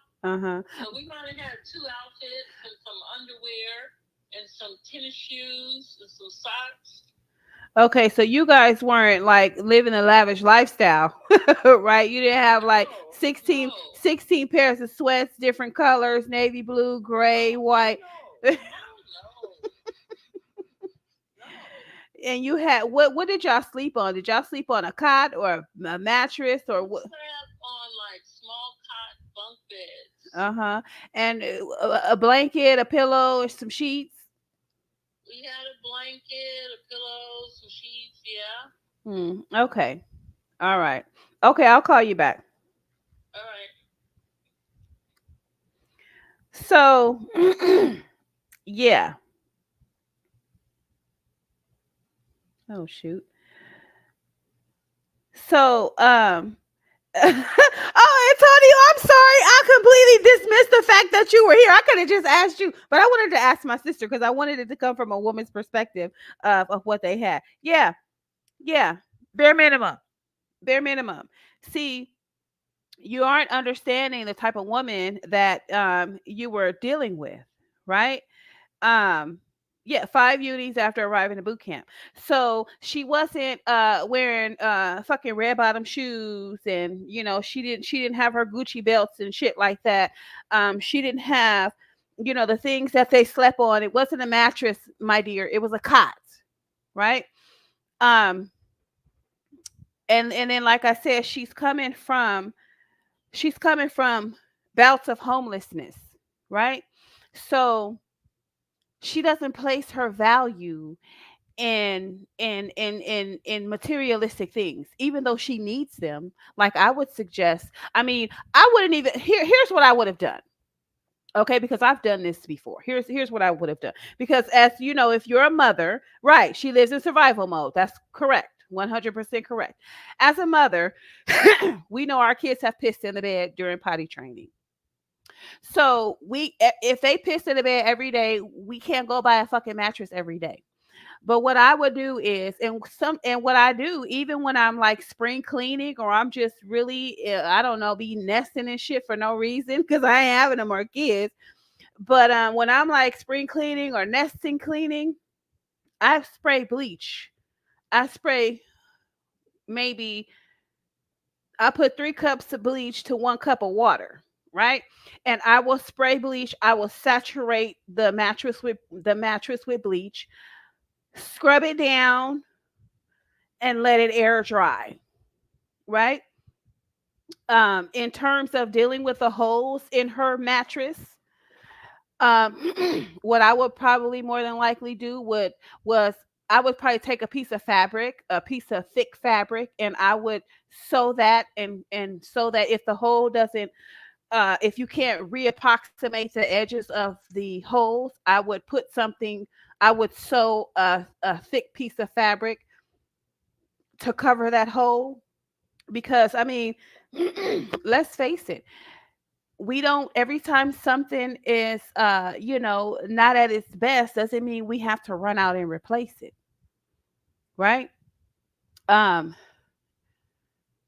Princella probably lives her life as if she can pack the fuck up and go any second. And just like Antonio said, she lives in a survival mode mindset. So no, she doesn't live like your average woman, and no, she doesn't live like your average man.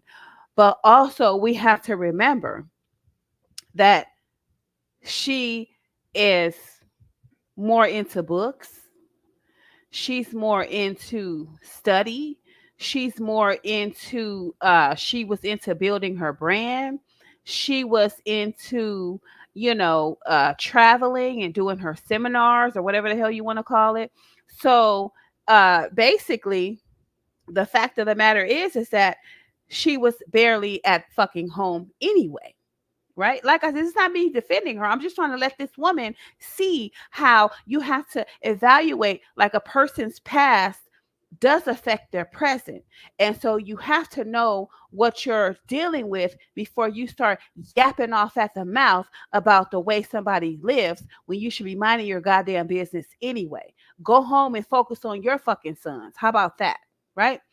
So at the end of the day, she got other shit on her mind. I can see what's on her mind. That's why I would never take this plight that she's taken. I'm just sorry because not that black women aren't worth it, not that women are worth it, but this is a plight for a single woman, or this is a plight for a single person. This is a plight for a person that has a strong person behind them to think about those things that she doesn't have time to think of, right? So when you want to go and insult this woman, and when you want to go and try and defamate her character and tear her down in that aspect, I don't agree with that. I would do lies based on what was coming out of her mouth. I give a fuck less who was between her legs, right? But when you're dealing with this child right here, she doesn't understand these facts, right? But let's go. Step in and help her out with her daughter. And when I bring up her daughter, this is not to go low. This is not to, but you're going low. It's not to go low, but you're going low. And I think she did this before Princella even did her receipts video. to make her a villain, but this is to tell my truth. And I cannot keep lying. Women have eggs. What do you mean you can't keep lying? Tell them bitches to mind their fucking business. It's none of your goddamn business.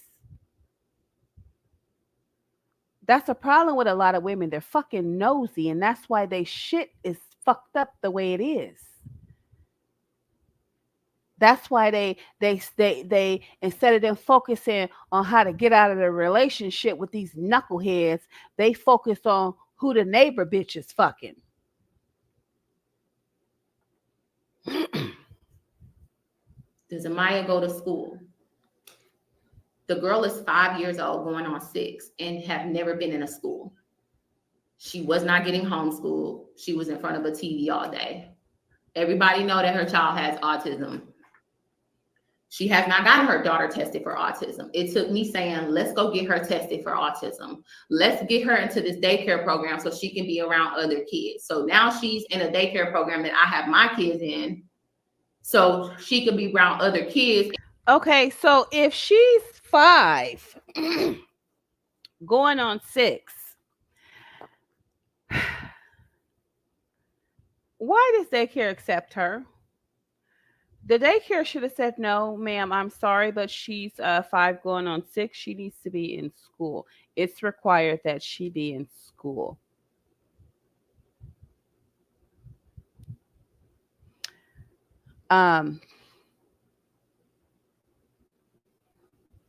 I was very sad when I heard this.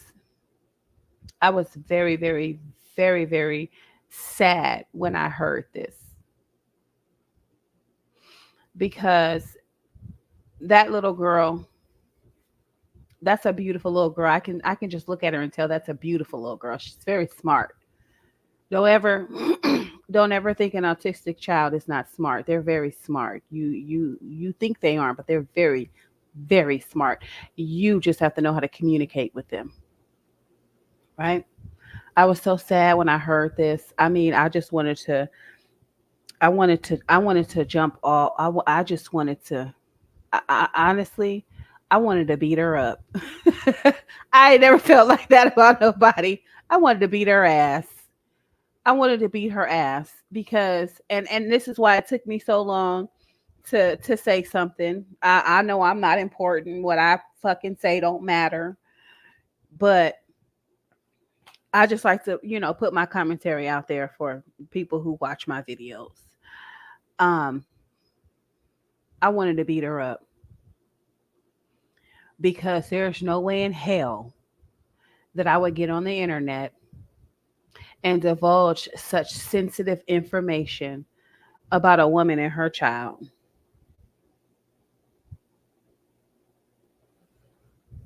Um,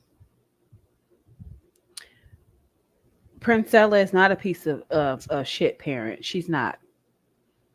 Like I said, I feel her pain. I understand. And the problem is that she's doing this situation all by herself, and she out here trying to help women. Whether she's genuine about it or not, that's what she's doing. This is a lot. Oh my God, this is so much. It takes so much research. It takes so much time. It takes so much, so much, so much. And here's the thing. Princella's profession as a truck driver, she can't do it because she has she has her daughter to take care of. Who gonna watch her daughter while she go on these hundreds and hundreds and hundreds of miles back and forth trips and different things of that nature? She could probably drive in town, but who's going to who I mean, her social media presence has just really stirred up a lot of stuff for her, that she has just really cut herself out of a lot of stuff, right? She would, I mean, I would tell her, this one thing. We'd accept her in the nursing field. If she went to school to get her LPN or her RN, she'd be able to, we'd accept her. We don't give a damn. We just need warm bodies. Some places just need warm bodies. So if I had to advise this woman, I would tell her to go to school for nursing. She's very smart. She passed state boards hands down. I would tell her to go to school. Take some of that money, and baby girl, go to school for your RN.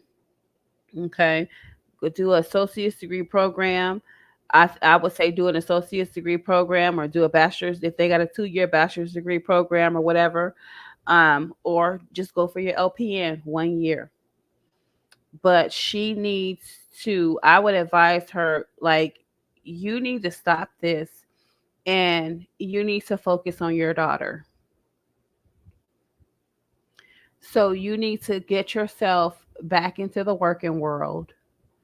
Um, like I said, the nursing field, medical field, accept you hands down. We understand what's going on. It's a bunch of women in this field anyway, you know.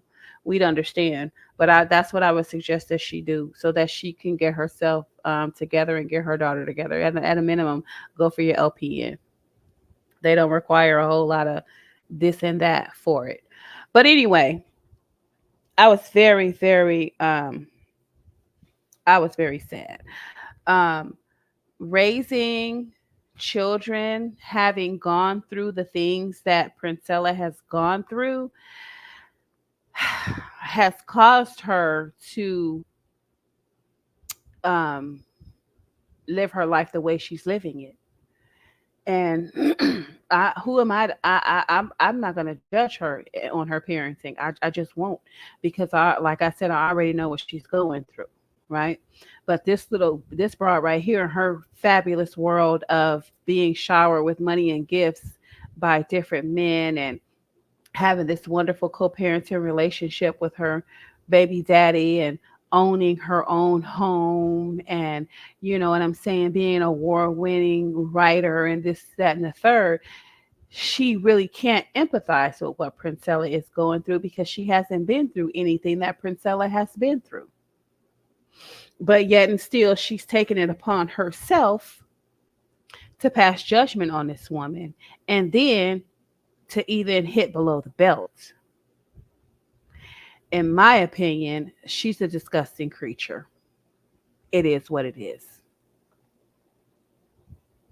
And learn. She don't read to her. She don't teach her anything. She don't have a mentor, a tutor. Well, bitch, she's too busy munching on your motherfucking carpet.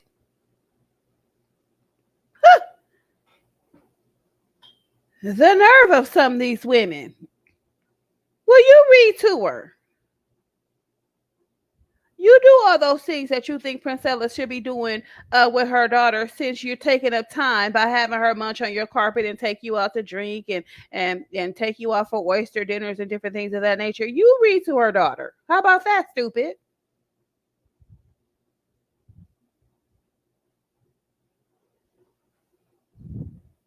She don't give her any type of school lessons.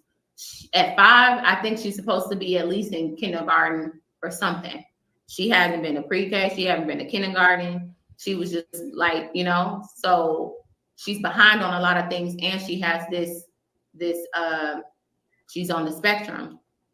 And also when I came in, I was like, I started to notice that why is it that your child is up all night and you're asleep, and you know your child is up all night and you're asleep, and you let her sleep through the day. And when I asked you about that, you said, well, it's easier for you to get business done. I said that's not healthy for a child to be in an environment like that, because she needs a schedule. It's not healthy for children to not be on a schedule. It's not healthy. And so when she, oh, sorry, I can hear myself, Yanni. I can hear. I don't know if you're playing the thing. I can hear myself. All right.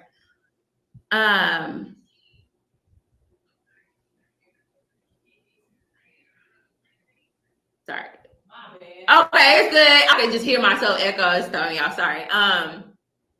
So I was like, let's get her on a schedule. She yelled at me about that. She was like, I don't got time to be on schedule. I didn't even want to be a mother. I was forced into this. And I'm like, okay, I understand that. She's like, no, you don't understand. I don't got support. I don't got help. And I'm like, okay, I'm here to help. I'm here to help.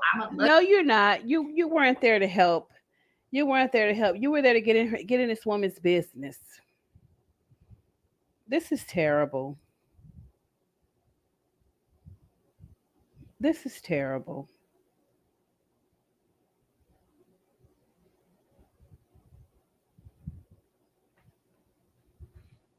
Yeah, basically. But Princella don't give a flying fuck. Princella don't give a fuck.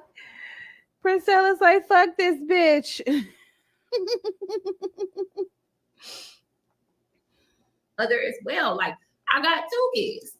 Like I got you, I understand, but these kids need a schedule, they need discipline, they need, you know, they need a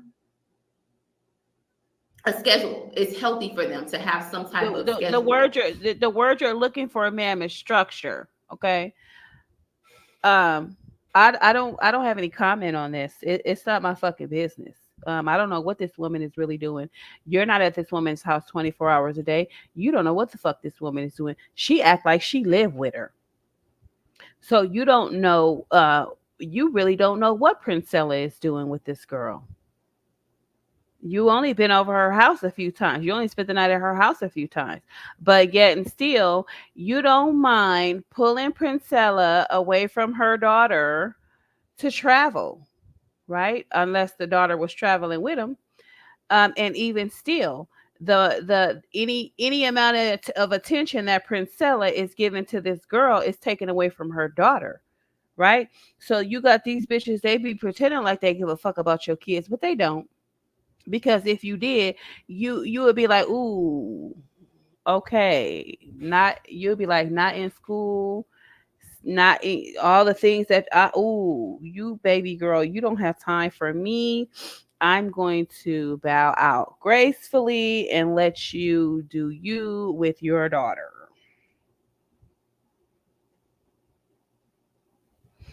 Princella is focused on the money. She hasn't learned. She has a 22-year-old stripper now. Well, if that's how she wants to, do her life, then that's on her. But what she is showing to the world is that she has some type of mental issue going on. So it goes beyond um, not having help and doing it all by herself.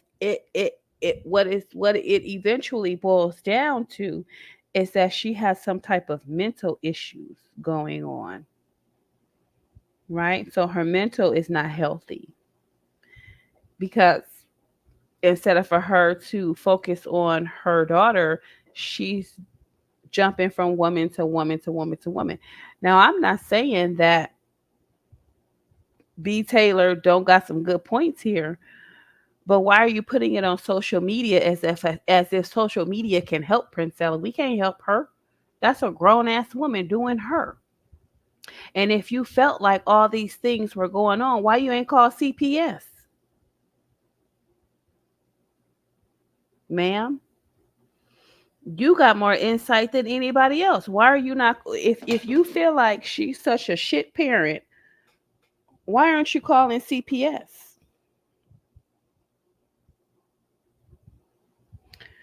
Um Hi Bubbles. Um Let me do something really quick. Oh my goodness. I'm getting tired, y'all. Look at Antonio cute self. Boy, if you don't get off my screen. Okay, do you think Princella mental issues and do you think Princella mental issues and she blames it all on the patriarchy? Well, I think she do got some mental issues. Um she might be, I see her as being bipolar manic depressant. She's depressed at times, and then you can tell when she's manic. When she's manic, it means that she is more sexually active than usual.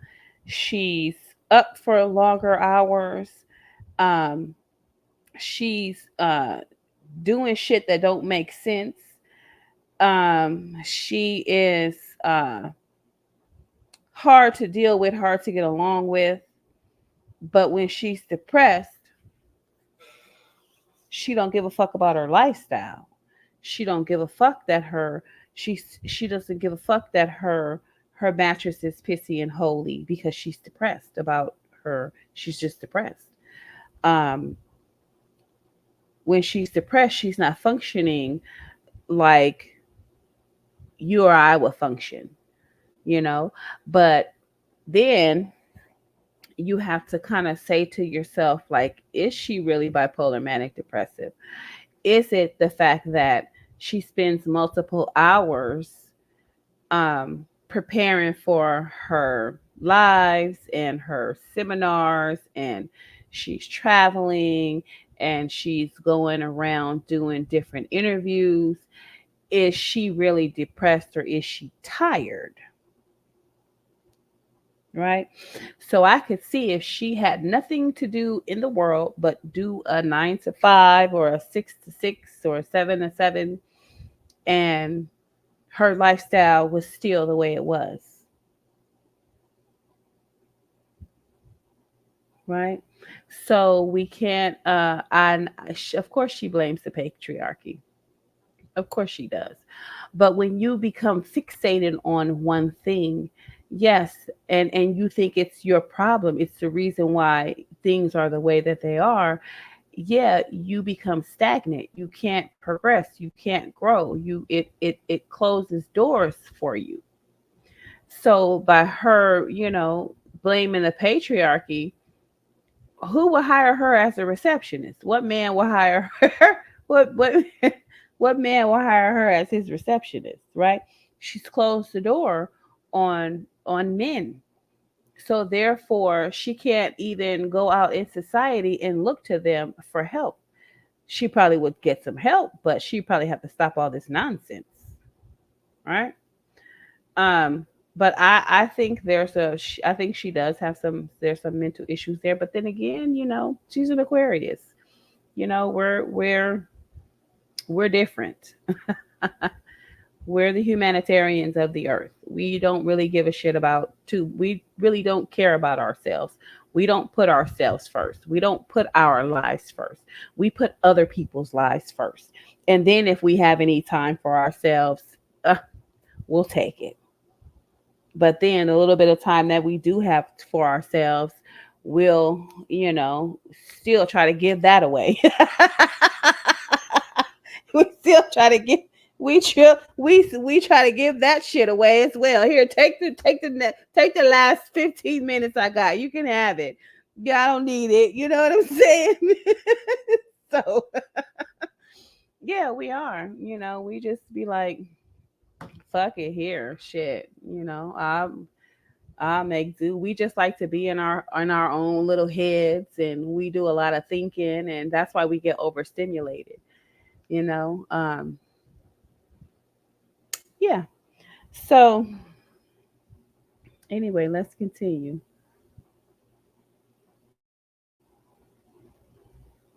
And she yelled at me about that because she was like, "You only care about what Amaya wants, and not about what matters to me. I don't like schedules." And I said, "Yeah, but when you have a child, you got to get on a schedule." So when they started coming over to my house, I started making her child go to bed at 8:30. And guess what? Her baby was going to bed at 8:30. Her daughter now goes to sleep at night because I set her a bed schedule. I put some type of structure in her child's life. Her child is in school now, like at a daycare program. She now goes to bed at night. And I got her to start fixing her daughter breakfast because I noticed that when her schedule started, she wake up through the day.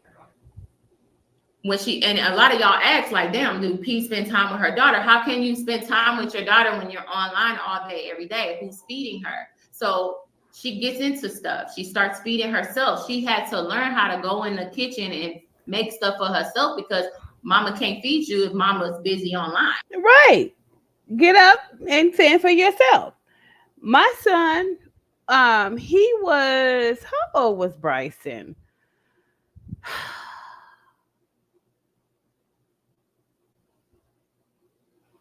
Bryson was, I want to say, damn, he was young.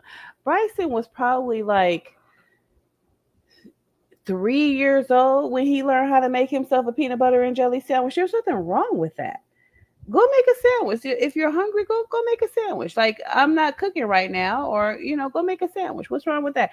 He was so proficient in sandwich making, he would make his mama a sandwich. He would make me a sandwich too. Sometimes I be so fucking tired from work. I'm laid out in the damn bed. I'm hungry as fuck. Here this little boy come with a damn sandwich for me. I'm like, oh my God, thank you. Like, oh, you just saved mom. I was starving, but I'm just too tired to get up and get something to eat. I just wanted to go to bed. Yes, most definitely. Get up and fend for yourself. Right? She has a house, and she had the family. We everybody does not live the same, ma'am. Everybody does not live the same. We don't do the same things. Some kids have to get up and fend for themselves, and others are just catered to where they're fucking handicapped. They don't know what a goddamn peanut butter and jelly look like if it's not on the damn sandwich. So I mean, you supposed to train them early to be independent. You never know. Shit, go in there and find something to eat. Get in there. I'm not the type of mother to where get out of the refrigerator. You can't have that. You gotta wait for dinner. Listen, y'all get in there and fix whatever it is y'all want at the time that y'all hungry. Your hunger is not based on the time that I cook dinner. If you're hungry before I cook and you want to make a sandwich, go make a sandwich. If you made a sandwich and you're satisfied, good. I don't have to cook dinner. We're done. Right? So no, we everybody does not live the same. Everybody does not live the white life. Some people still, we still live in Niggerville in our heads. We still in Niggerville. And then, like I said, you got to understand this is a military woman. This is a military woman who will suffer homelessness and all different types of things, all different kind of shit. This is why she this girl acts like such a bimbo because she hasn't been through anything. And honestly, these are the type of bras I really like to stay away from. It's like, girl, you would give me a fucking headache with the stupidity. You give me a headache with all the goddamn greenery. So no, no, ma'am, no. And I noticed that, and I'm like, hey, like, incidents where her daughter had 104 temperature. I'm like, take her to the ER. Like, you can't just. Do you have Tylenol? How you don't have kids Tylenol at your house? Like, get her some Tylenol. Like, okay, she didn't have this fever for like a week. My little ones, when they have a fever longer than 2 days, they at the doctors. I'm like, take her to the doctors. Take her here. Take her there. Take her to the dentist. Why am I telling you to be a fucking mom to your child? That's why I felt obligated to also stick around, and I was scared as shit. Oh, that's bullshit. You ain't felt no obligation to stay around. This was more content for your story. Cut the shit.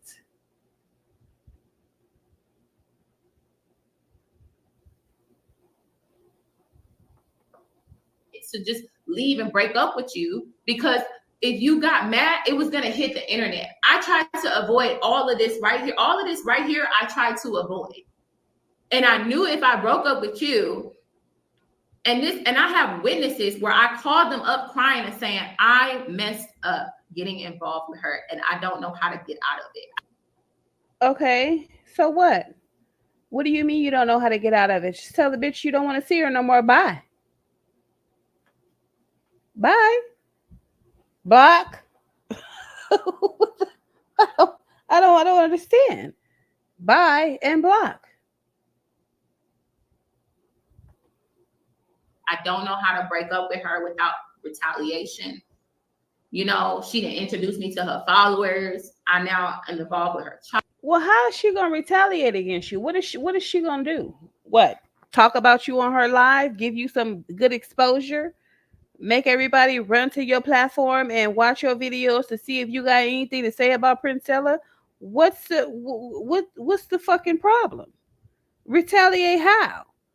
We know she ain't gonna shoot you. She not gonna beat you up. You're not that important. This woman is placing too much importance on herself. Girl, bye. Tell her bye and block. Have a nice life.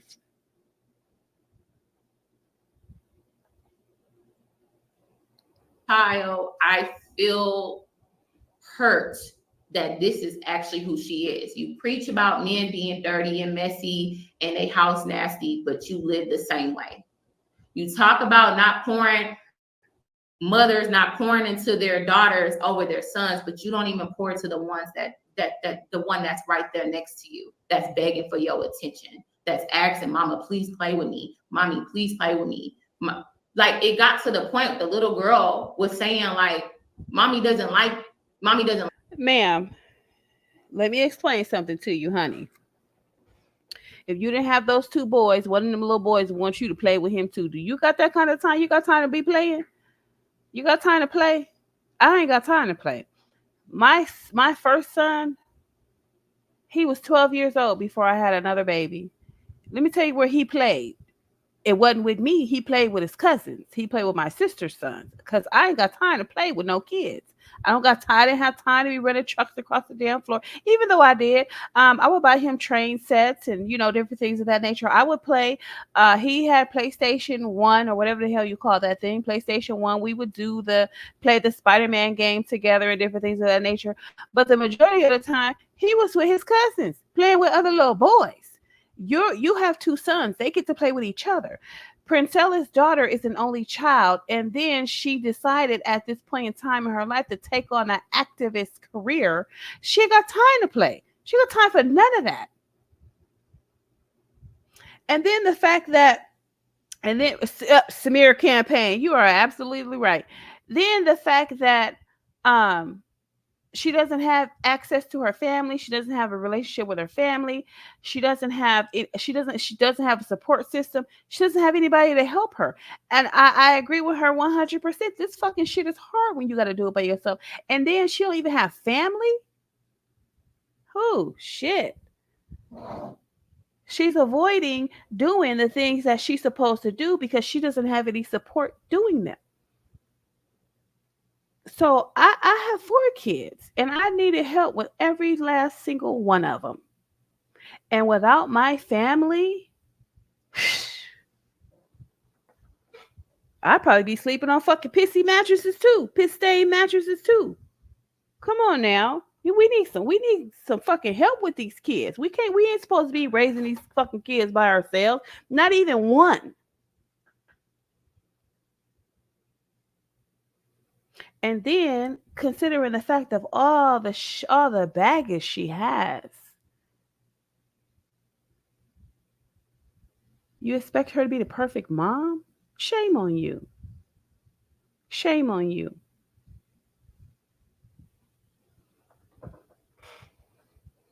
And finally, when she got in front of me, she just snapped and said, "Mommy doesn't like me." And I grabbed her and held her like, oh my God. And she was crying. And she was like, that's what she's been saying. Like, and I'm telling her, like, no, your mom does love you. And let me tell you something, honey. You could fix these kids a goddamn 12-course meal.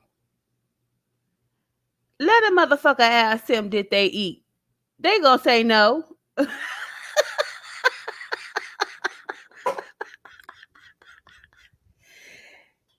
You done fix these goddamn kids. These kids that had steak and lobster.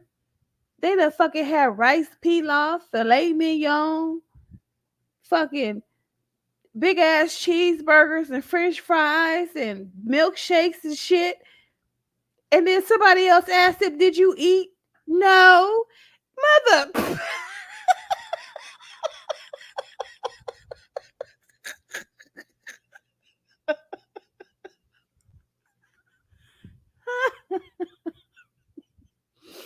Her daughter was just doing that for attention, ma'am.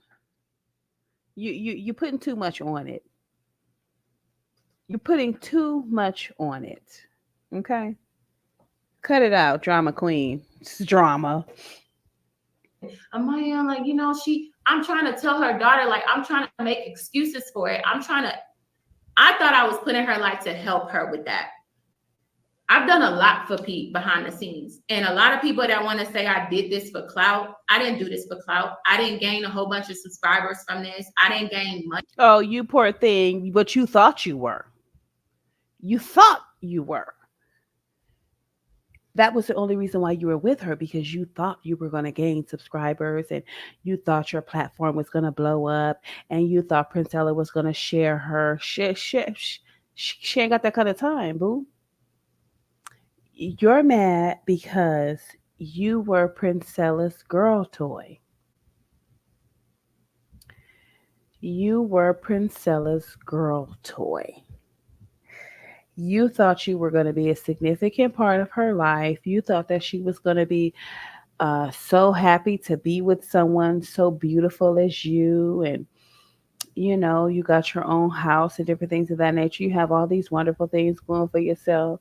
And you thought that she was just going to be so infatuated with you and your beauty and the things that you have and your accomplishments, that she was just going to, you know, drop everything and just include you in all her shit.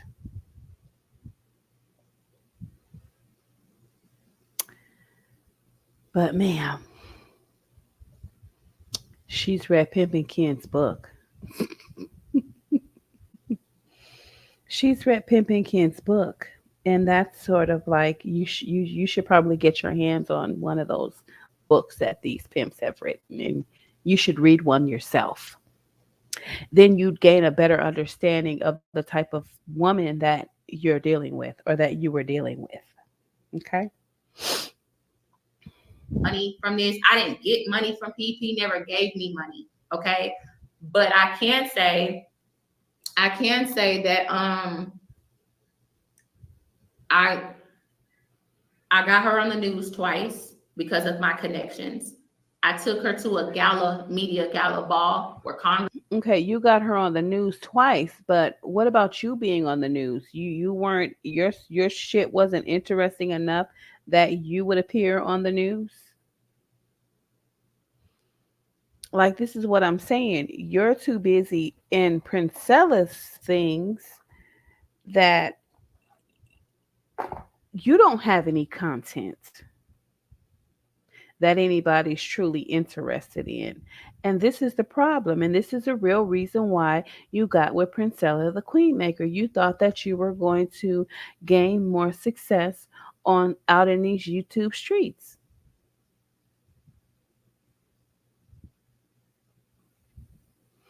First of all, honey, let me tell you something. Ugly women don't want to sit here and look at your pretty face all day.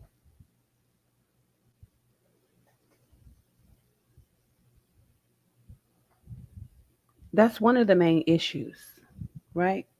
Because you got more ugly women than you do beautiful women. And I'm not saying ugly women just to be mean or anything like that, but you got a lot of women that don't have the amount of beauty that you have. So they don't want to sit here and look at your face. They rather they don't identify with you because you're too pretty. They rather look at somebody like Princella, you know, with the big forehead, gap in her tooth, you know, limited amount of hair on the sides of her head, you know, wolf mouth, you know, different things of that nature, square body. You know, she doesn't look perfect. They can relate to her because she kind of basically looks like them.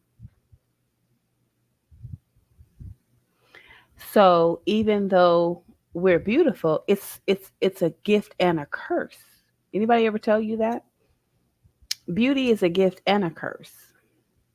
Even beautiful women don't want to sit up for hours upon hours and look at another beautiful woman in her face, because now her beauty is in question compared to your beauty, right? So even though you got beautiful women, they can be beautiful and insecure at the same time. So there's no guarantee that you'll even get along with beautiful women that are beautiful like you.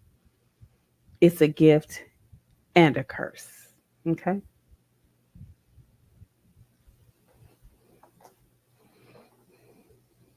Congressmen, the next mayor, like a lot of prominent people were at that gala. And I bought her there because I wanted to see her win. I wanted to see her elevate. I wanted her to sell books. I wanted to pour into her as a friend because she's had a tough life.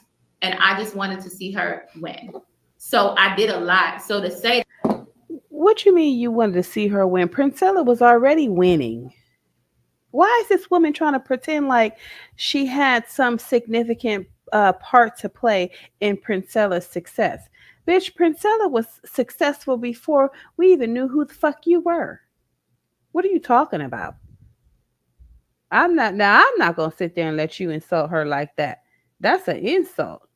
You ain't played no significant role in this woman's success, bitch. She was popular and popping and winning before you even came on the scene. Really? The audacity. Girl, are you uh, that I did this for clout is crazy because I helped her with her hair. I helped her, like get her to mainstream media. I helped her with some interviews. I was her little person that encouraged her to keep going, and she want to speak. you were her little person that encouraged her to keep going? Girl, Princella ran over your ass. What is you talking about? I was a little person that encouraged her to keep going. Because if it wasn't for me, she probably would have given up by now.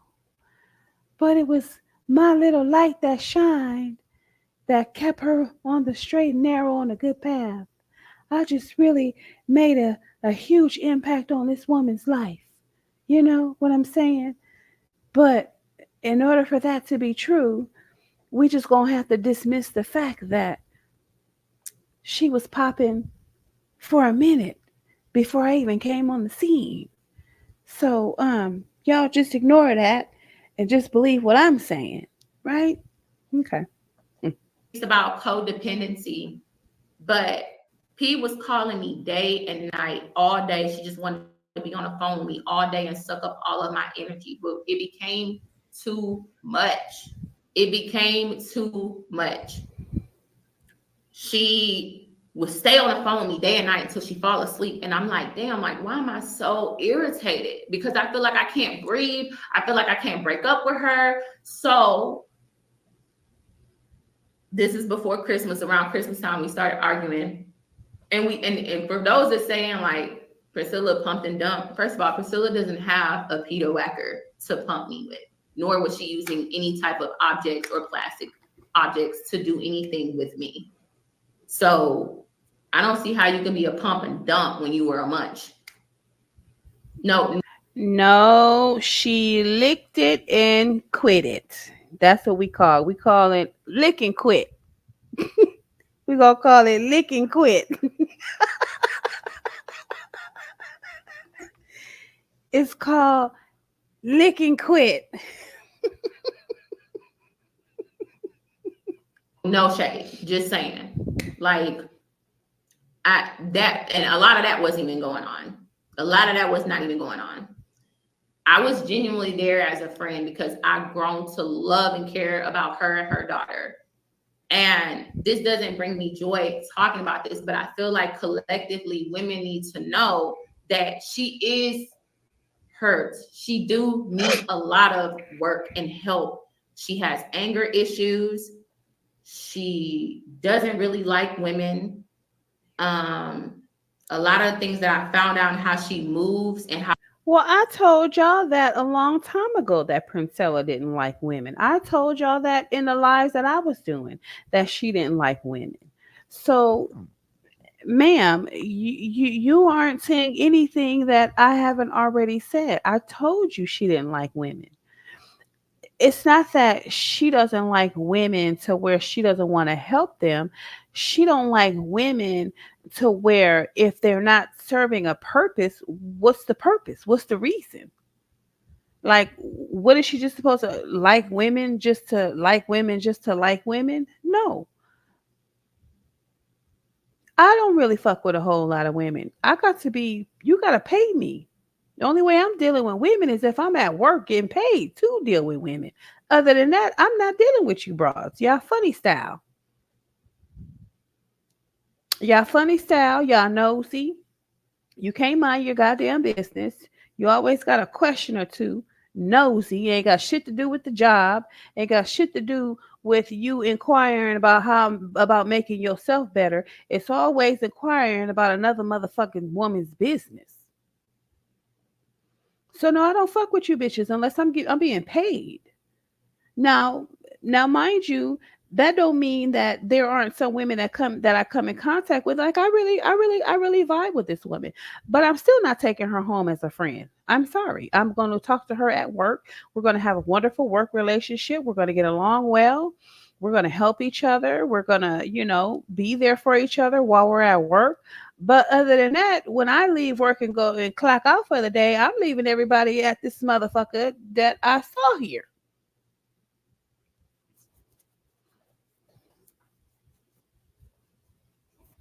Right? Um, I'm not finna establish no type of outside relationships with these broads. I'm sorry. But if you call me and you need my help, I'm gonna come help you. I will. I sure will. If you need to borrow a few dollars until payday, I will give it to you. I sure will. I sure will. Right? Even if we don't even get along at work and you just happen to call me one day and say, Belinda, Miss Belinda, I really need your help with something, I'm going to help you. But that doesn't mean I have to let you in my environment every single day, all day. That doesn't mean we have to become BFFs. So when I say I don't fuck with women, it's not that I don't like y'all and I don't want to be around y'all. It's just that I got too much shit to do. I got other shit to be doing. I don't have time to hang around with women all day, every day. And neither do you have time to hang around with me all day, every day. I'm sure of that. Right? So, I mean, yeah, come on. Her coach, she's very, very codependent. She cannot be alone. That's why she's online all day, every day. And if she's not online all day, every day, guess who she was calling? Me. But now with this new girlfriend, that's who she's going to be on the phone with. Now at this point, I don't know what she's going to be doing with her YouTube, because she basically said, if you're not paying me money every month, I'm not talking to you. So there's a lot that I'm skipping over, but because there was a lot that happened, but people who knew before we officially broke up. We broke up, I would say, end of January or somewhere in January. We broke up then because we would get into it about the littlest thing. If I said this, she starts snapping on me, getting mad. All I did was I got frustrated about we were late to the gala, and I was like, oh my God. And she was like, well, what do you want me to, she started yelling at me about it. And then she would say, I triggered her by being emotional. Yeah, it's your attitude. A man would flip out on you the same way. Bitch, what is your problem? Why are you huffing and puffing? Who you huffing and puffing at? Show some respect. If you're gonna be late, just be late. What is the problem? Why are you making a big deal out of this bullshit that don't really matter to fucking begin with? We gonna die because we late or something? What is your problem? This is not in time, bitch. We got plenty of time. We can be 10, 15, 20, 30 minutes late. So what? Long as we get in. What is your problem? Calm the fuck down. Really? She don't understand how annoying she is. This is what this woman is not understanding. She is just really not understanding how fucking annoying she is. And then she would get online and talk about me on her TikTok. Oh, I can't stand emotional people. When I'm just going through, she was making fun of me. That video that everybody's using to match up, as in Priscilla breaking up with me video. No, that was Priscilla making fun of me video. That was Priscilla talking about my business, and I never brought it to the internet. I never spoke up for myself. She would get online and throw subliminal shades at me when she was mad. Okay, see, ma'am. What we call that being tactful. We call that airing out without actually airing the person out, ma'am.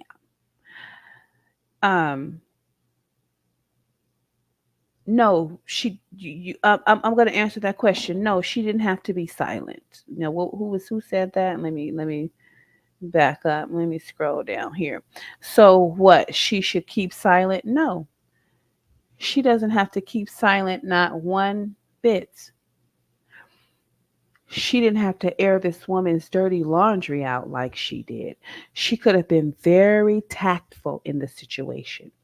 This is a 3 fucking hour and 26-minute video when all she had to say was,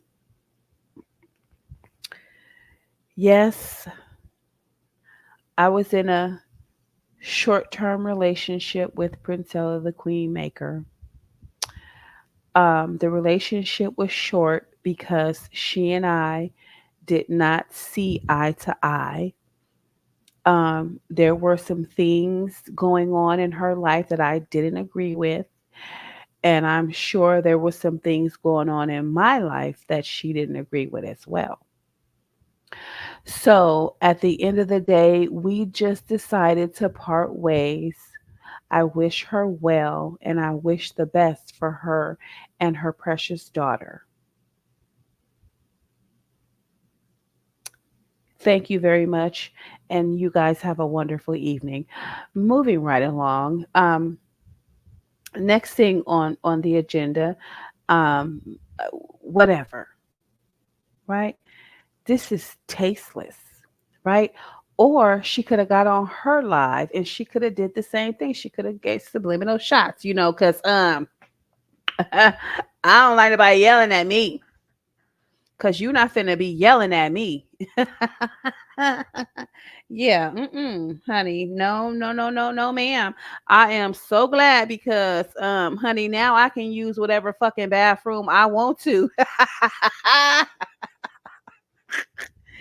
I would have been doing it like that. I would have been like, yeah, because man, because I got to be at home in my own environment because I like my shit a certain way. I just can't have my shit looking any old kind of way. So I just had to take my black ass home, right?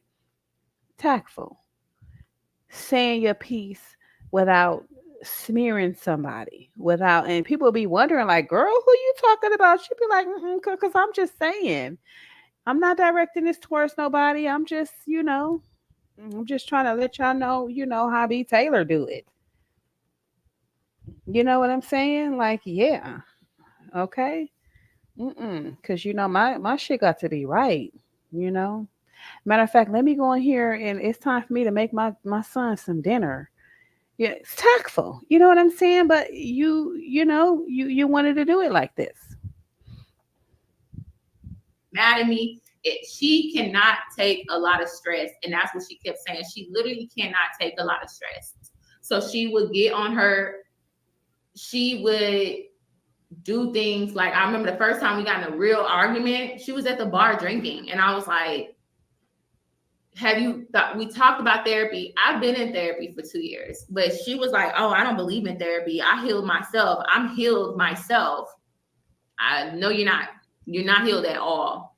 Not healed at all. And this is not to discredit some of the things that she say, because I think that a lot of things that she do say do stand true in a lot of truth in science and sociology, psychology, and biology. Wait a minute. See, you're trying to so let's get this straight. I'm about to end this in a few minutes because I'm getting tired myself. I'll just have to do a part 3, maybe a part 4, 5, and 6. This shit is long.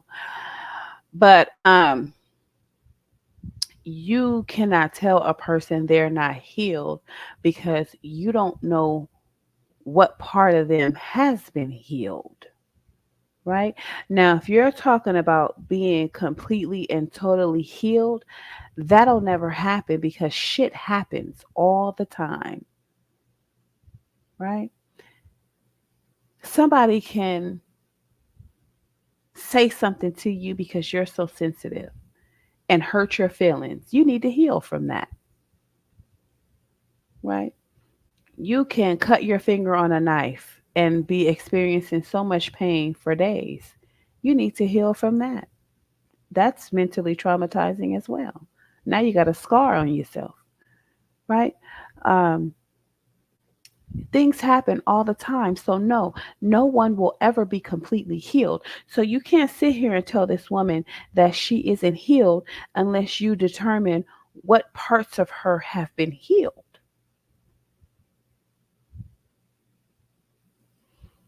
I mean, this is just kind of like another level of this woman's immaturity.